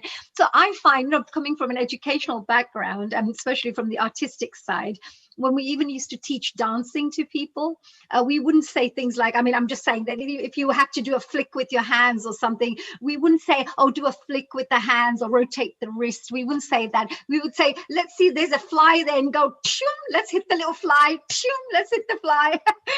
There goes the fly, you know. So we kind of make it fun. Or if you're doing a little butterfly, saying, oh, we're little birds, aren't we? It's, you know, to help them do the little flowy movement. All I'm trying to say is, I think the language with children, if the parents as well as the people who work with kids can become a little bit like them, understand their language, then you can guide them to get better values, get good habits in place from a young age. and make life a bit more fun for them. And it actually is a helping hand for the parents too, if you can help them. Yeah, that's true. Very nice. I think Lakshmi ji is over there as well, and Lakshmi ji's always got some amazing questions. Yeah, so perhaps Lakshmi ji wants to ask and interrogate Miss Dr. Nora while she's here. Namaste to all of you.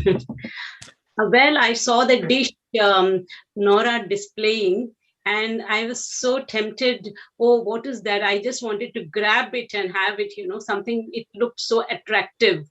So I really want to know what are the ingredients that you have put in. I could only see the blueberries, but I couldn't see the others. So it really looked yummy. And well, and of course, I was listening to all the talks of some yoga and some this and that. Very interesting. Nice, Dr. Nora, that, your session was so good and very entertaining, as well as very, very informative, and a lot of food information, etc. Well done. Yeah, thank you so much. So kind of you, Lakshmi, Ben. It's a pleasure. And I'll just, what I'll do is I'll just move my camera down so you can have a look. So these are the... Wow. Yeah, so, nice. So this was the beetroot juice, and it's got beetroot in it. You can get the steamed beetroot from the shop, so you can actually get the raw beetroot and then make sure that you wash it down, and you may also need to steam it so that it's cooked before you grind it. And also put some carrots in there and some dhania or coriander. That's quite nice. Another thing you can do is also put some carrots. I put 1 carrot in here. Okay. So what we're doing is we actually consuming things that we may find difficult eating generally, like having a carrot. Yes, you do need to cut it down, you need to introduce it into a salad, but it's just nice to have it in a smoothie. Yes. Yeah? And then this is the second one. This is the green. This looks more very, very healthy. It looks. Yeah, with the color makes all the difference. So this is only got 3 things in it, and actually 4. So I put a stalk of celery in there. I put kale and cucumber, and then to sweeten it, natural sweetener, I put half an apple. Okay. You don't have to put apple, you can keep it simple, a green smoothie, but it just helps it with the kale, because kale is quite sharp. So it's just quite nice to have that. And then we have the smoothie. I like call it like it's like a smoothie bowl, because it's made out of yogurt. So what I did here is, if I just move some of these, there was the yogurt. You don't have to use the yogurt. So it's just hidden underneath all the almonds and everything. But there's some yogurt here, which I placed. And because I like kind of exercising, I put a 20-gram protein yogurt in here. Okay. You can always use not Greek style yogurt, but Greek yogurt, the original Greek yogurt. So just have it maybe about 150 grams of that yogurt. And then I placed some chia seeds. Oh, yes. And the chia seeds were in water before for about 2 hours. You can always soak it about 2 hours. Maybe you can soak it overnight. I prefer that, because sometimes you just want to consume it like instantly. So, why wait for 2 hours, right? Another thing is we've got some walnuts and almonds. Those were soaked for 2 hours just before this event. Then I've got some goji berries, which are great. And also they've got all the antioxidants you need for your body. And then finally, hemp seeds. These are great. Walnuts are really great for the brain. I've been reading about that. It's just a really good, that's why they look like tiny brains, right? Absolutely, yeah. Walnuts are amazing. Even like the way I've placed it, because it looks nice like this, but when you're consuming walnuts, it's always nice to just break them a little bit, so it's easier when you're consuming them. But yeah, so this was it. So it's really nice. Thanks to Healing of Earth. The presentation is so important, how you present the colors and everything. And, that itself tempts the people, oh, I just want to eat it, something like that. So when I came in, I saw that, something like that. I said, wow, it's so wonderful. And what you were discussing was kale. And kale is very nutritious, isn't it? Yes, it's one of the superfood or something like that, they call it, isn't it? It's the healthiest superfood Yeah. on the planet. It's got vitamin A, it's got folate, it's got omega-3, omega-6. It's really, really good for reducing the risk of heart disease and all sorts of things. It's quite amazing. Wonderful. Thank you very much, Dr. Nora. Thank you so much. Thank you. I think, Dr. Nora, you should have your own little mental health cooking show. I think we've got to get to your Instagram and kind of start looking at some of these great recipes that you have. We need our own little Healing Our Earth book. That's what we need. We need our Healing Our Earth, so healing our tummy, healing our bodies, healing mind, body, soul, whatever we want to call it. But we need to have some amazing experts like Dr. Nora, I believe. Do you think that, Sheila, that we should have our own little book, get all the experts on board, give us 5 or 6 of your top recipes or 10 of your top recipes. And can you imagine how healthy all those people will become, the people who purchase that book? So which will be wonderful. Thank you, Nora, as well. And Sheila, you've been fantastic. I love the questions that you were asking as well. Really great questions. I think very, very useful, very informative information that came from Dr. Nora, but great questions that you came up with too, dear Sheila. Thank you, my dear honey. Thank you. And I know in a few minutes you're going to be doing a little guided meditation for us. But first, I wanted to have us all on and have Garish do a special prayer singing for us. Garish, are you there? And he's going to be doing a are you there, Garish? Yes, I'm here. Namaste. My global Namaste. How nice to hear from you again. Thank you. Thank you. So lovely to see you. One of our wonderful team members. How are you doing today? I'm absolutely wonderful with the divine's blessing. Could not Perfect. ask more. Seeing you all smiling and serving these beautiful dishes, for how to be healthy and happy. What more do I need? And what are you going to be sharing with us today? I will be sharing, a beautiful prayer for Om Shanti. So we can go straight to that if it's okay. Absolutely. I think it's an important time to be praying for the world's anyone that's going through any struggles right now. So go ahead, Garish. Thank you very much. So my humble pranam to you all for such a wonderful, very informative evening. And so let's take our journey to the divine to get some blessings of joy and happiness. Thank you.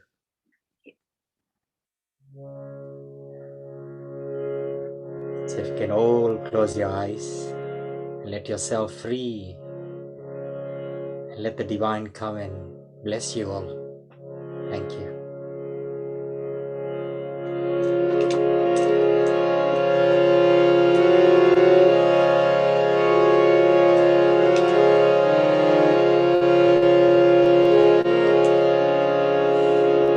Om Shanti.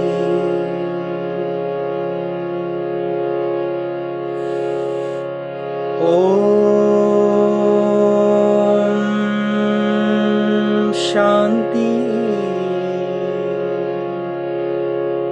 Om Shanti.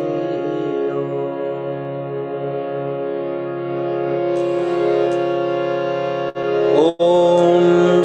Shanti. Om Shanti.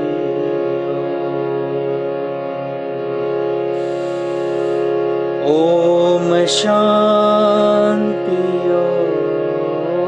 Om Shanti.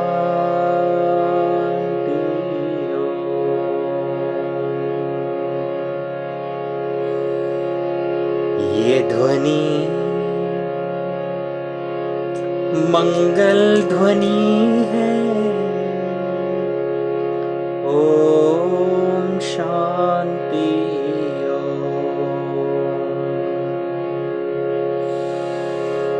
Om Shanti. Om Shanti.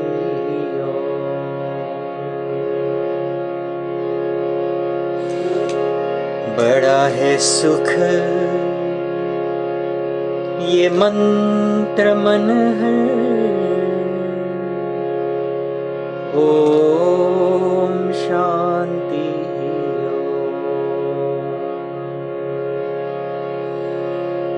बड़ा है सुख ये मंत्र मन है। ओम शांति।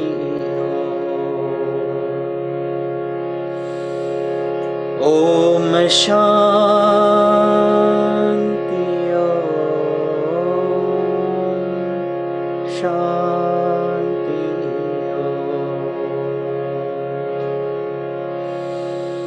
ओम शांति। ओम शांति।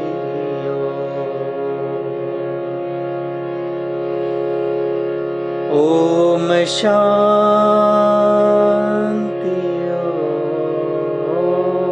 ओम शांति।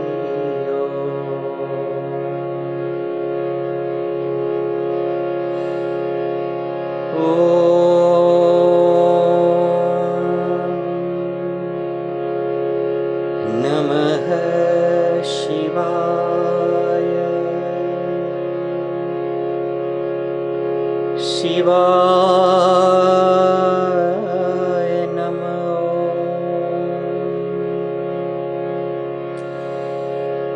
ॐ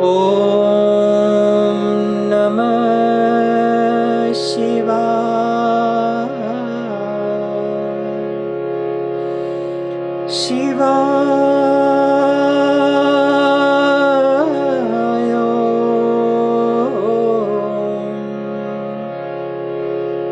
शिवाय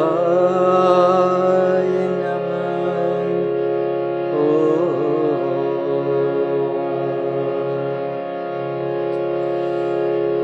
ॐ नमः शिवाय। नमः शिवाय।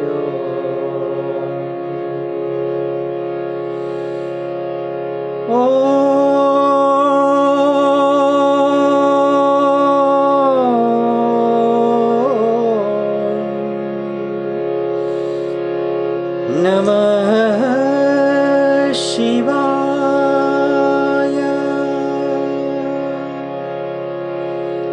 शिवाय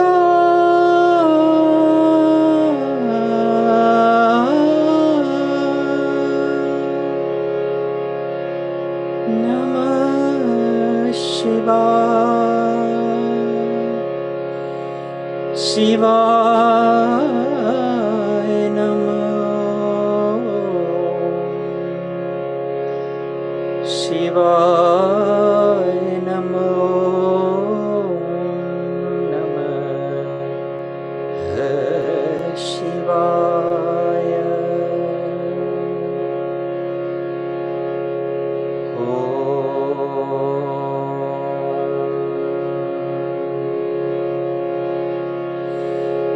असतो मा सद्गमय तमसो मा ज्योतिर्गमय मृत्योर्मा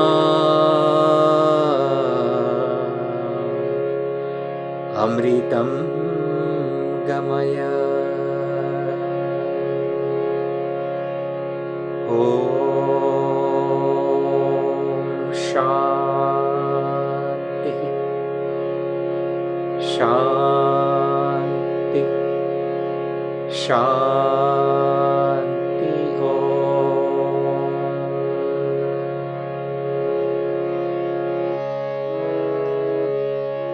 लोका समस्ता सुखिनो भवन्तु।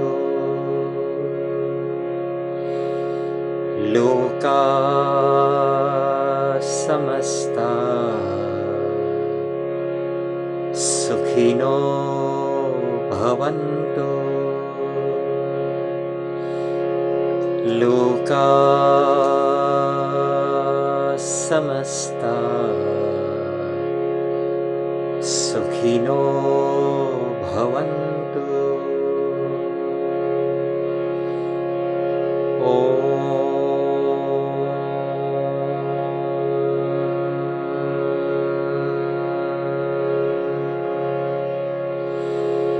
शांति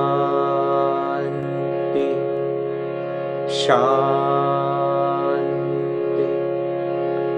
शांति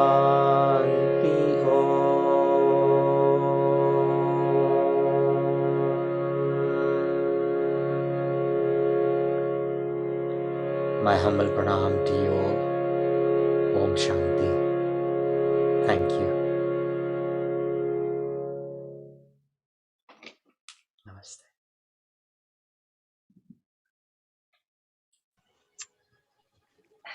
Thank you, Garish. That was so relaxing and so wonderful. It was just so calming. Thank you so much for that. Thank you. Namaskar. And before we have Honey do our last meditation for the day, just want to say special thank you to Dr. Nora for coming on and sharing a wealth of knowledge that you have. I know we have quite a few sessions coming up where you're going to be sharing your mental health knowledge and helping get us in a better state of mind during this pandemic. So look forward to having those sessions with you, Dr. Nora. Thank you so much, Dr. Doby. And I just want to wish everyone well. I hope you take care of yourself. If there's anything that we've talked about today which has affected you, please do reach out to your local wellbeing services. Within the UK, we have Mind, we have Samaritans, we have Shout, Mind in Kingston. But please do, take care of yourself, and maybe, if there's anything that's concerning you, helping, getting you worried, please do get in touch with a family member, relative, and then make sure that you're signposted to relevant services. But yeah, it's been a pleasure being on Healing Our Earth, and thank you so much, Dr. Doby, for being on here, and everyone. It's been so nice to be in this community. Hani Kalaria, thanks so much for your questions. And Lakshmi, Ben, thank you very much as well. It's just been really nice listening to you. And Girish Bhai, wonderful puja and lovely ceremony. It was so touching. And when things are done by the heart, it really hits your heart. So thank you so much. And thank you to Neil. He's the instrument of this whole Healing Our Earth. So thank you so much, Neil, for all the efforts of putting everything together. Thank you very much. Thank you. It was so wonderful having you here, Dr. Nora. And just would like to, before I sign off and get Honey to do a beautiful meditation, I want to say thank you to all the facilitators. Thank you, Neil Kumar, for all the hard work that he does. Takes a lot to put together such an event where this is our 87th session. Please join us next Sunday also for the vegan and vegetarian cooking. And we just want to let you know we are here for you. We know that you are going through difficult times. We are your community. We are your family. So thank you for watching, and please follow us on Facebook and YouTube. And we look forward to giving you many, many more educational content and part of the community content for you to just help you through this journey.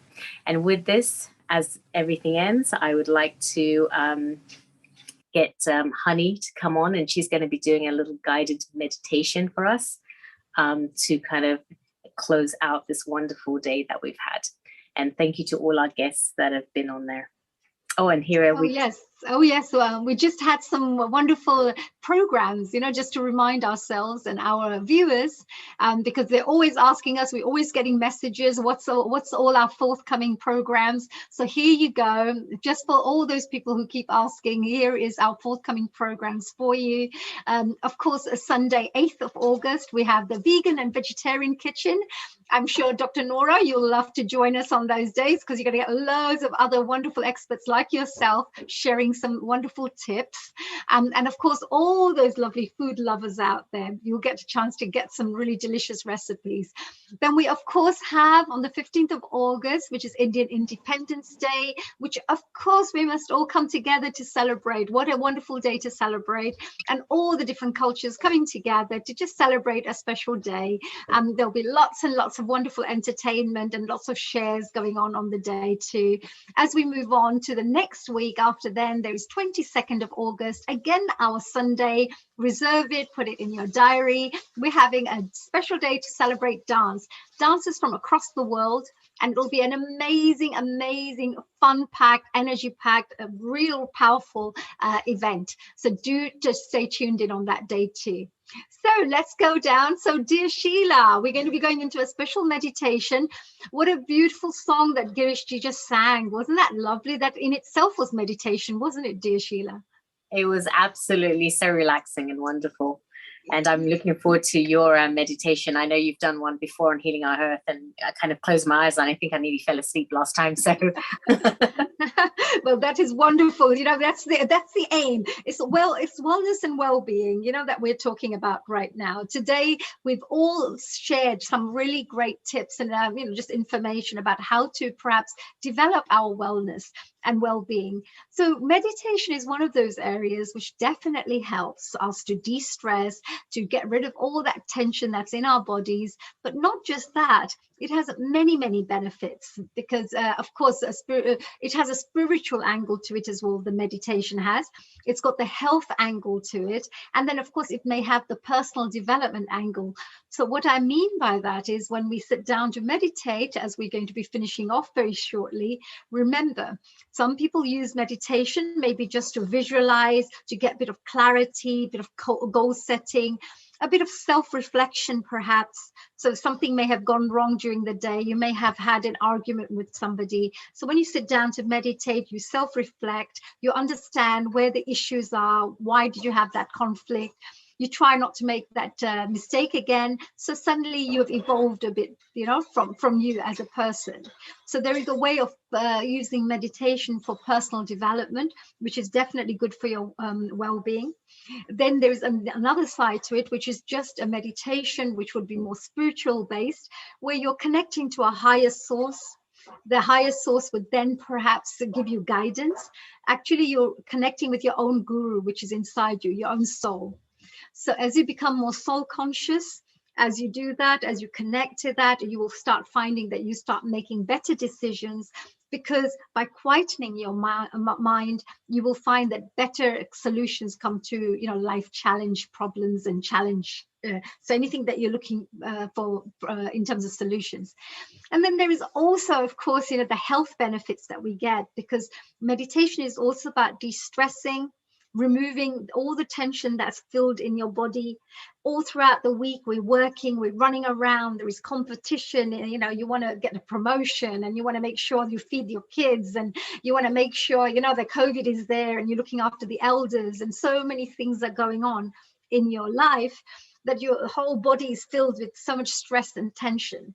So when you sit down and you relax for maybe even 10 minutes a day, half an hour a day, if you can manage it, you will find that it works like a pressure cooker, all the, you know, all the things that needs to come out of your body, like steam, just comes out of the body, and all your nerves and your whole body relaxes. As soon as it relaxes, you will find that you will remain more peaceful, more patient, not so irritated. You know, you won't get angry and annoyed about things very quickly. You will find that you're much more balanced when you do this. So there are many benefits. So today, we're going to go through a little short meditation. It's actually a relaxing meditation. And at the same time, it's a cleansing meditation. And what I mean by that is, you have your body, but then we also have the energetic body, which is around our body, around our physical body, which we call the aura. The aura works like a blanket. Let's call it like a blanket. It's protecting your body. If you have a very strong aura, you will be finding that your immune system will be very strong. You won't catch viruses very quickly. You won't catch colds very quickly. You won't get ill very quickly. Why? Because that whole aura is so strong that it doesn't allow these viruses to get to your physical body.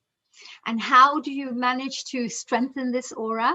Well, it's through regular meditation. So as soon as you start regularly meditating, you will find that you won't get ill very quickly. You'll find you won't get colds very quickly. You won't need a flu jab. I mean, of course, I'm not a doctor, so you have to listen to your doctor as well for all the instructions, but you will find that your immune system will really boost in an amazing way. So to start off with, maybe I could ask Sheila, Nora, Girish, Lakshmiji, anybody who's there, please join us. And of course, all the audience members who are joining us today. What I'd like you to do is to please put your hands with your palms in the facing the top of the ceiling, perhaps on your lap, so you're nice and relaxed. And I will see, and I'm watching you, Sheila, and I'm watching you, dear Dr. Nora, with my one eye. So as we do this, as we sit there relaxing, we're going to close our eyes. We're going to take a couple of deep breaths just to get ourselves grounded a little bit. Deep breath in and release.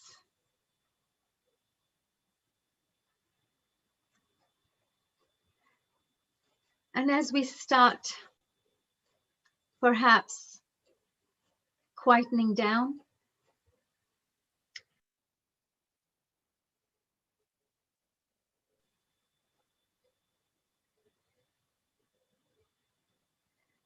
you're going to start imagining that as your body relaxes,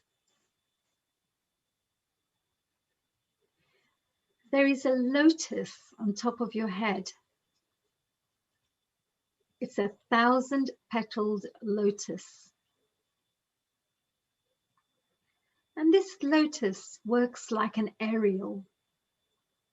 It pulls energy from the universe, from the higher dimensions. And this lotus flower on top of your head, where the crown chakra is, it starts rotating. And the more energy it pulls in, like an aerial, as it starts connecting to this energy, this lotus starts spinning round and round on top of the head. And you can feel this beautiful energy starting to manifest on top of your head.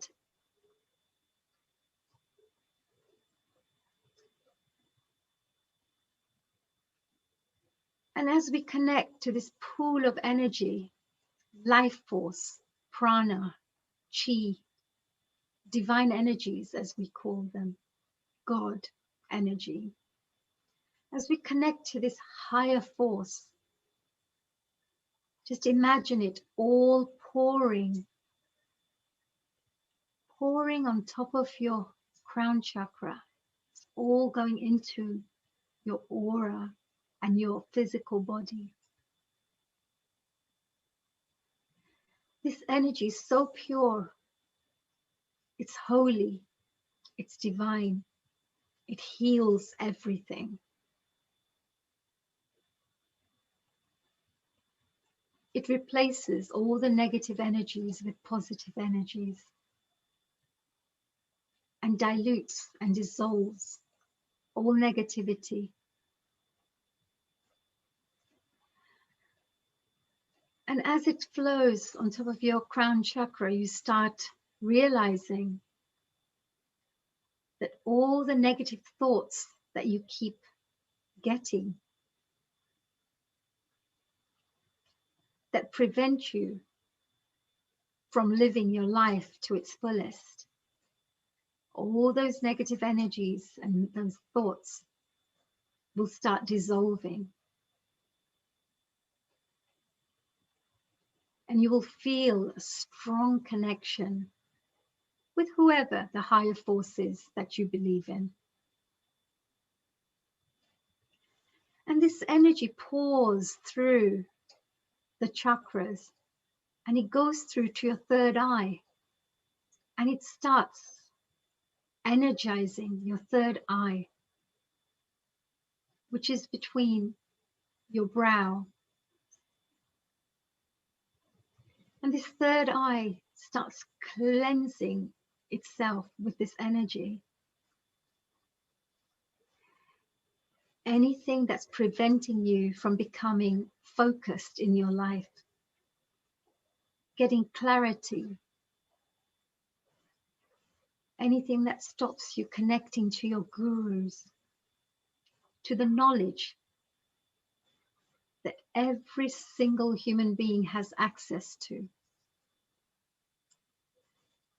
Anything that prevents you from getting access to this knowledge starts dissolving. And as it gets energized, you feel more focused. And the energy pours down, this energy, this divine energy is flowing even further down to your throat chakra. And the throat chakra starts energizing. There's a lot of beautiful energy around your throat area. This energy is coming from the highest pure place. And it's dissolving everything that's negative around your throat chakra. And if you find that you haven't been able to express yourself very clearly, if you find that you've been getting a lot of arguments, you're having lots of arguments, or you're being very passive and not being able to say things you want to say, or being too aggressive, whatever the case is, all that would dissolve, and you will find that you'll be able to express yourself clearly, kindly,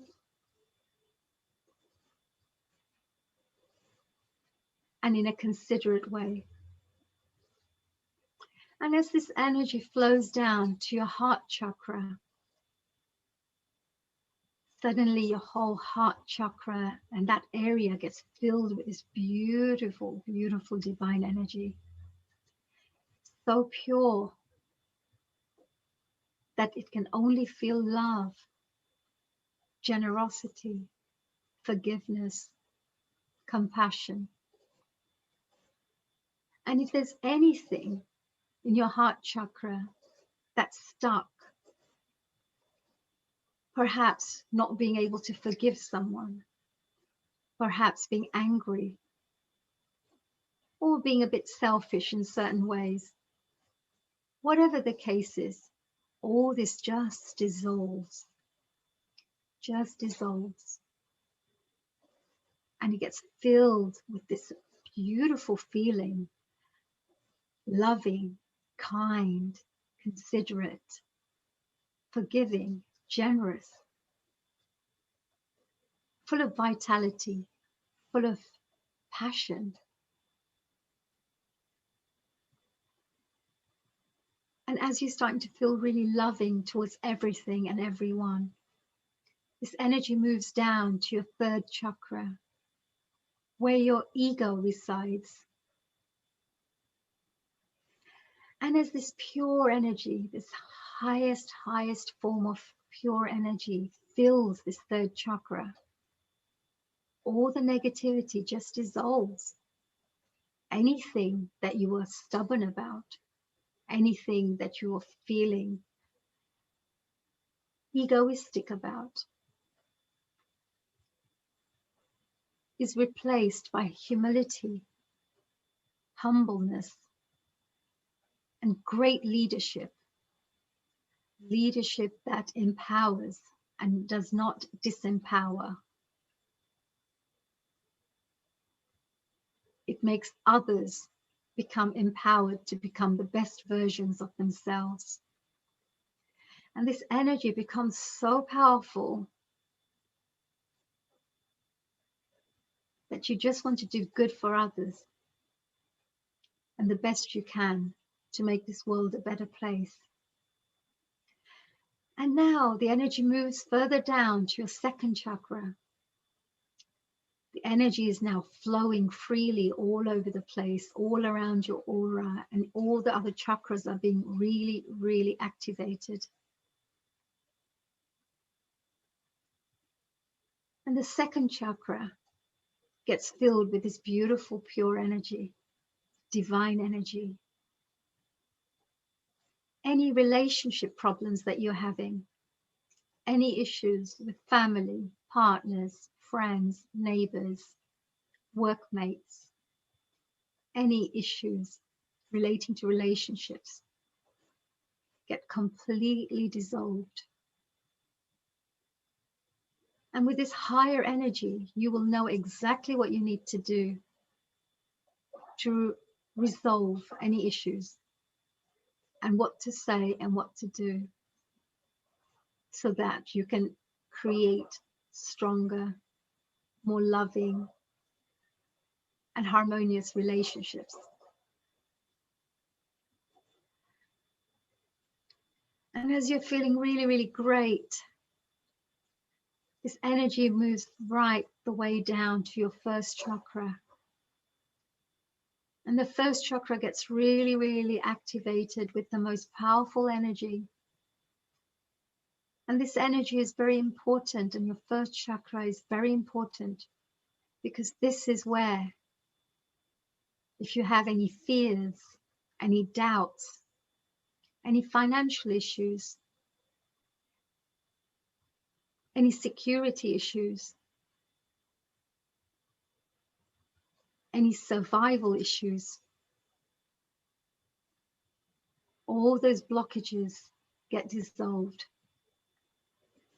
And as your first chakra gets filled with the most powerful positive energy, you will find ways to attract everything that you need to attract in your life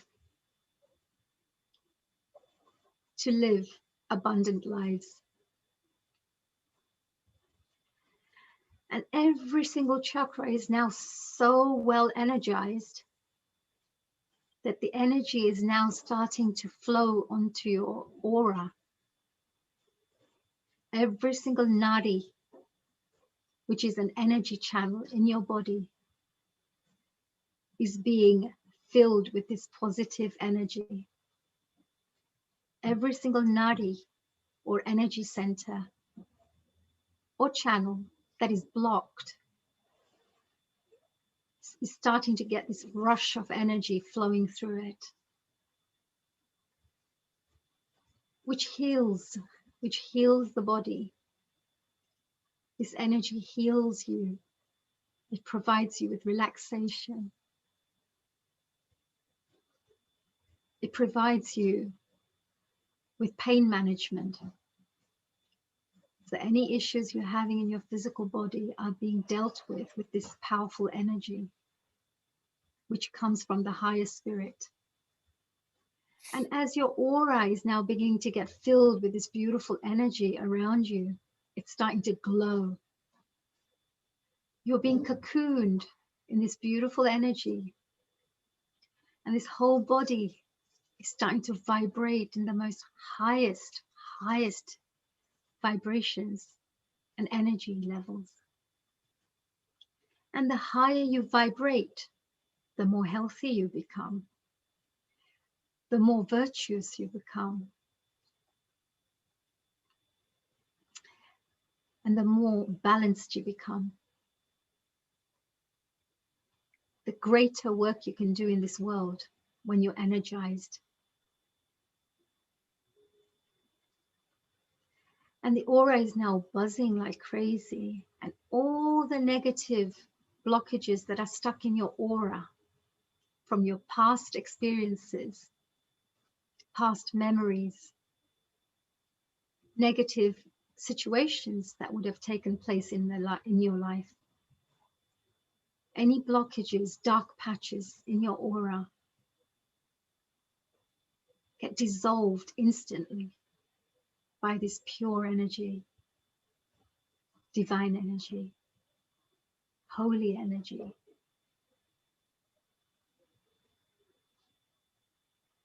And as we're now beginning to feel relaxed,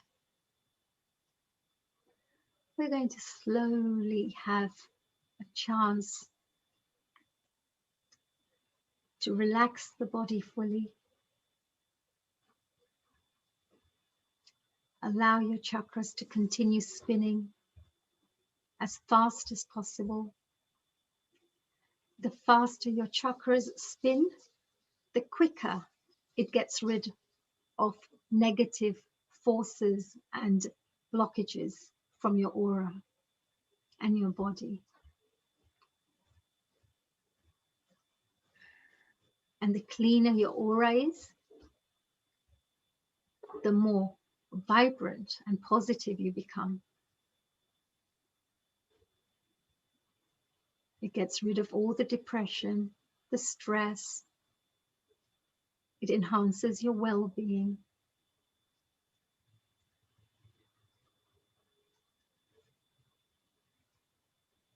And it gifts you. It's a gift to realize your maximum potential of who you can be in this world, what you can do in this world, why you are here in this world. It will give you clarity.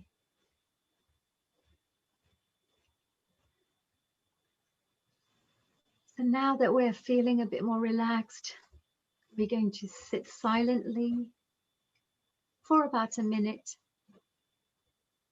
before we finish this meditation.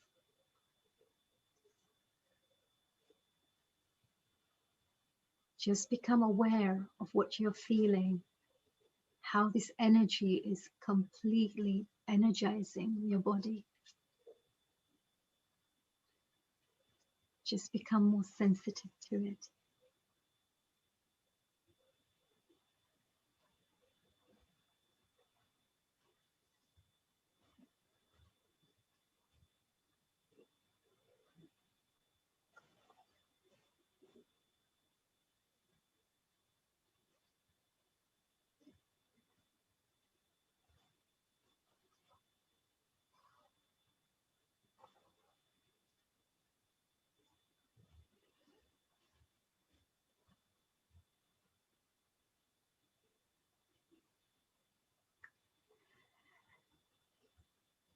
And very slowly, whenever you're ready, you can open your eyes and come back to our Healing Our Earth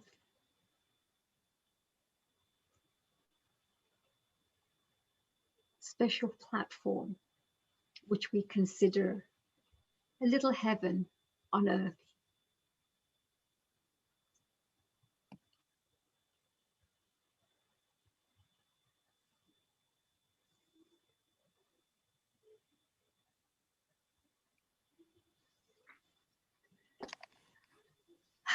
So dear Sheila, how was that? That was so relaxing and amazing. Thank you so much, honey, for that wonderful, wonderful meditation. And for our viewers that want to go back to this, they can easily go to the recording that's on the website, and they can listen to this and play it again in their own time. Absolutely. It'd be wonderful to know. How did you feel, Lakshmi ji, Girish ji? How was it for you for doing a little meditation? Honey, I went into another world totally, and the chakras, I could feel, how the chakras, one by one was, getting peaceful and peaceful, and I think I was in totally another world. I thought I didn't exist, and suddenly then I came to back. So it was wonderful. The way you took us over the meditation drive was fantastic. Thank you very much. Thank you, dear Lakshmi ji. So beautiful. Thank you so much. Actually, when we do meditation, it helps us to evolve. And if you're already quite evolved, see my hair roots, everything is, has become so passive, and so I don't know how to express. It's a different feeling. I think I totally agree with you, dear Lakshmi ji, because until you don't experience it yourself, you won't be able to, so you have to practically experience it for you to understand and appreciate and love it and enjoy it, that blissful feeling. And I think, you must be doing quite a lot of spiritual practices, because you seem to be very, connected to the energy, which is great. And we all have this. It's just we need to get tuned into the energies, that's all. So, which is brilliant. Thank you, Lakshmi ji. How about you, Girish ji? How did you feel? Wow, that's the word. What can I say? You took me to the trance, you took me to the divinity. You've taken all my anxiety, all the worries, which I never do anyway. I'm always calm, very peaceful. I enjoy my life. Whatever God has given me, I'm very grateful for that. And from you, it was a pure blessing, which I will carry that through this beautiful evening and beyond to enjoy the most beautiful gift that God has given us. And while I was actually in meditation, I was just singing this song in my mind, Japadeep Jale Ana, Japasham Jale Ana, it's so appropriate. Wow. So appropriate to take you into that frame of disconnecting yourself from everything and just feel the divine light, Absolutely. Wow, Girishji, with your music as well. God, we can't keep you away from your music even when we're meditating. That's beautiful, actually. That's so lovely to hear. Very beautiful. Thank you so much. I'm just going to offer you this one of the very closest song to my heart. It's very beautiful, very classical. A gift to you all for the evening. Is that okay? Absolutely, yes. I mean, perhaps, we should finish off with that, because I think that's such a great way to finish off. If you don't mind me just asking perhaps Nora and Sharon, and then you take over, dear Girishji, to finish our beautiful day with a nice, lovely song. Would that be okay with you? Yeah, or I can just finish off and then let everyone carry on. Is that okay? Yeah, absolutely. I'm just finishing my hosting thing because I'm doing another meditation session just now. I'm getting calls like, "Where are you, Miss Honey?" Right. So I'm just going to quickly ask Sharon, dear Sharon, you just put a quick little thing called "Our greatest wealth is our health." Can you show that again one more time, please? Look at this. Our greatest wealth is our health. And this is so true. Thank you so much for that, Sharon. What beautiful, wise words. Did you get a chance to do a bit of the meditation? Good to have you back again. Well, no, it's pouring, it's storming here. And at my house, the internet went down, and I just arrived at the health food store in town. And this is their motto here on the outside wall. Wow. So these are signs coming from the universe as well. Everything we're talking about, and suddenly this is what we hear, right? Which is absolutely amazing, right? This is great. Sharon, thank you so much. I'm going to finish off with Dr. Nora, if that's okay, and then of course Sheila will take over, and Girishji is going to finish off with the beautiful songs for us. Dear Nora, did you do a nice meditation? Did you enjoy it? How was it for you? Yeah, thank you so much, Honey. I think it was wonderful. It was really, really peaceful. And I think the beautiful thing about this meditation is that it really does take you within. And that's where there's so much peace and so much love. Sometimes we look for all of these things outside when actually it's within us. And when we connect with the Supreme, of course, we can get a lot more energy from the one above and then spread it out to the outer world. So thanks so much. It was really, really beautiful. It was really, really calming and peaceful. Thank you. Oh, wonderful, dear Nora. Thank you so much. I'm going to be passing it back to dear Sheila, because now, Sheila, thank you very much for inviting me to do that meditation session for this wonderful well-being day. I'm going to rush off now to do my other meditation sessions. And it's all, I'm going to leave that for you, Sheila, to close up the wonderful Healing Our Earth show. And of course, Girishji, who we have to hear before we go, right?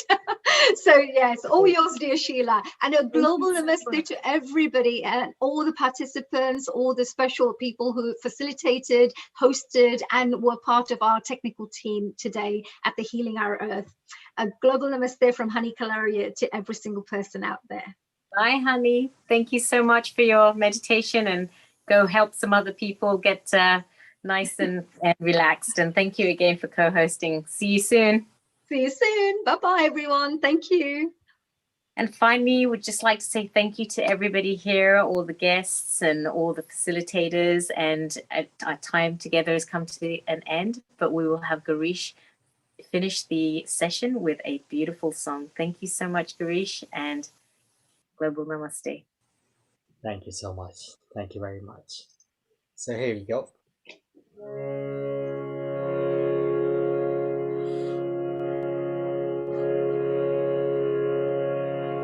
जब दीप जले आना, जब शाम ढले आना, जब दीप जले आना, जब शाम ढले आना,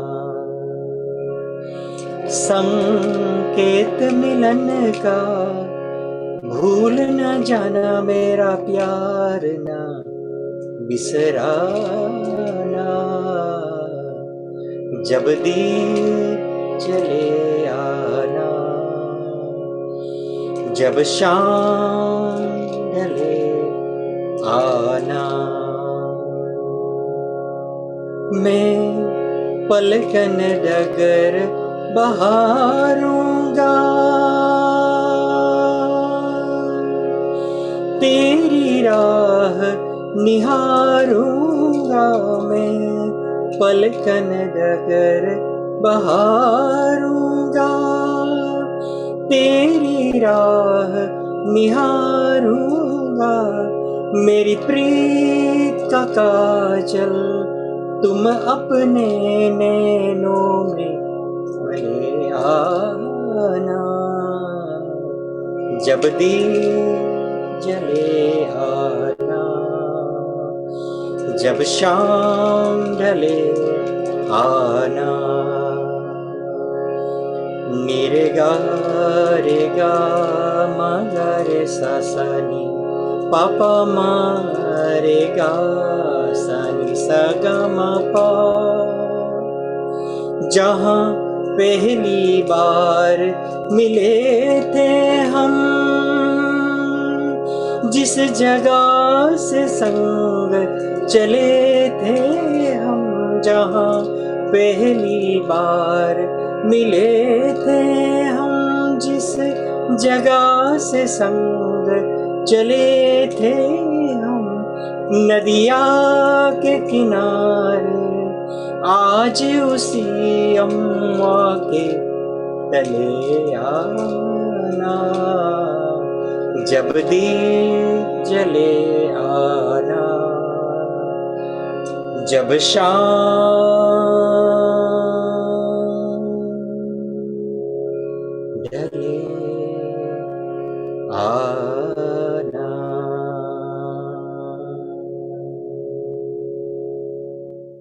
Namaskar. Thank you. Om Shanti. Thank you so much. That was so beautiful. And a global namaste to you all.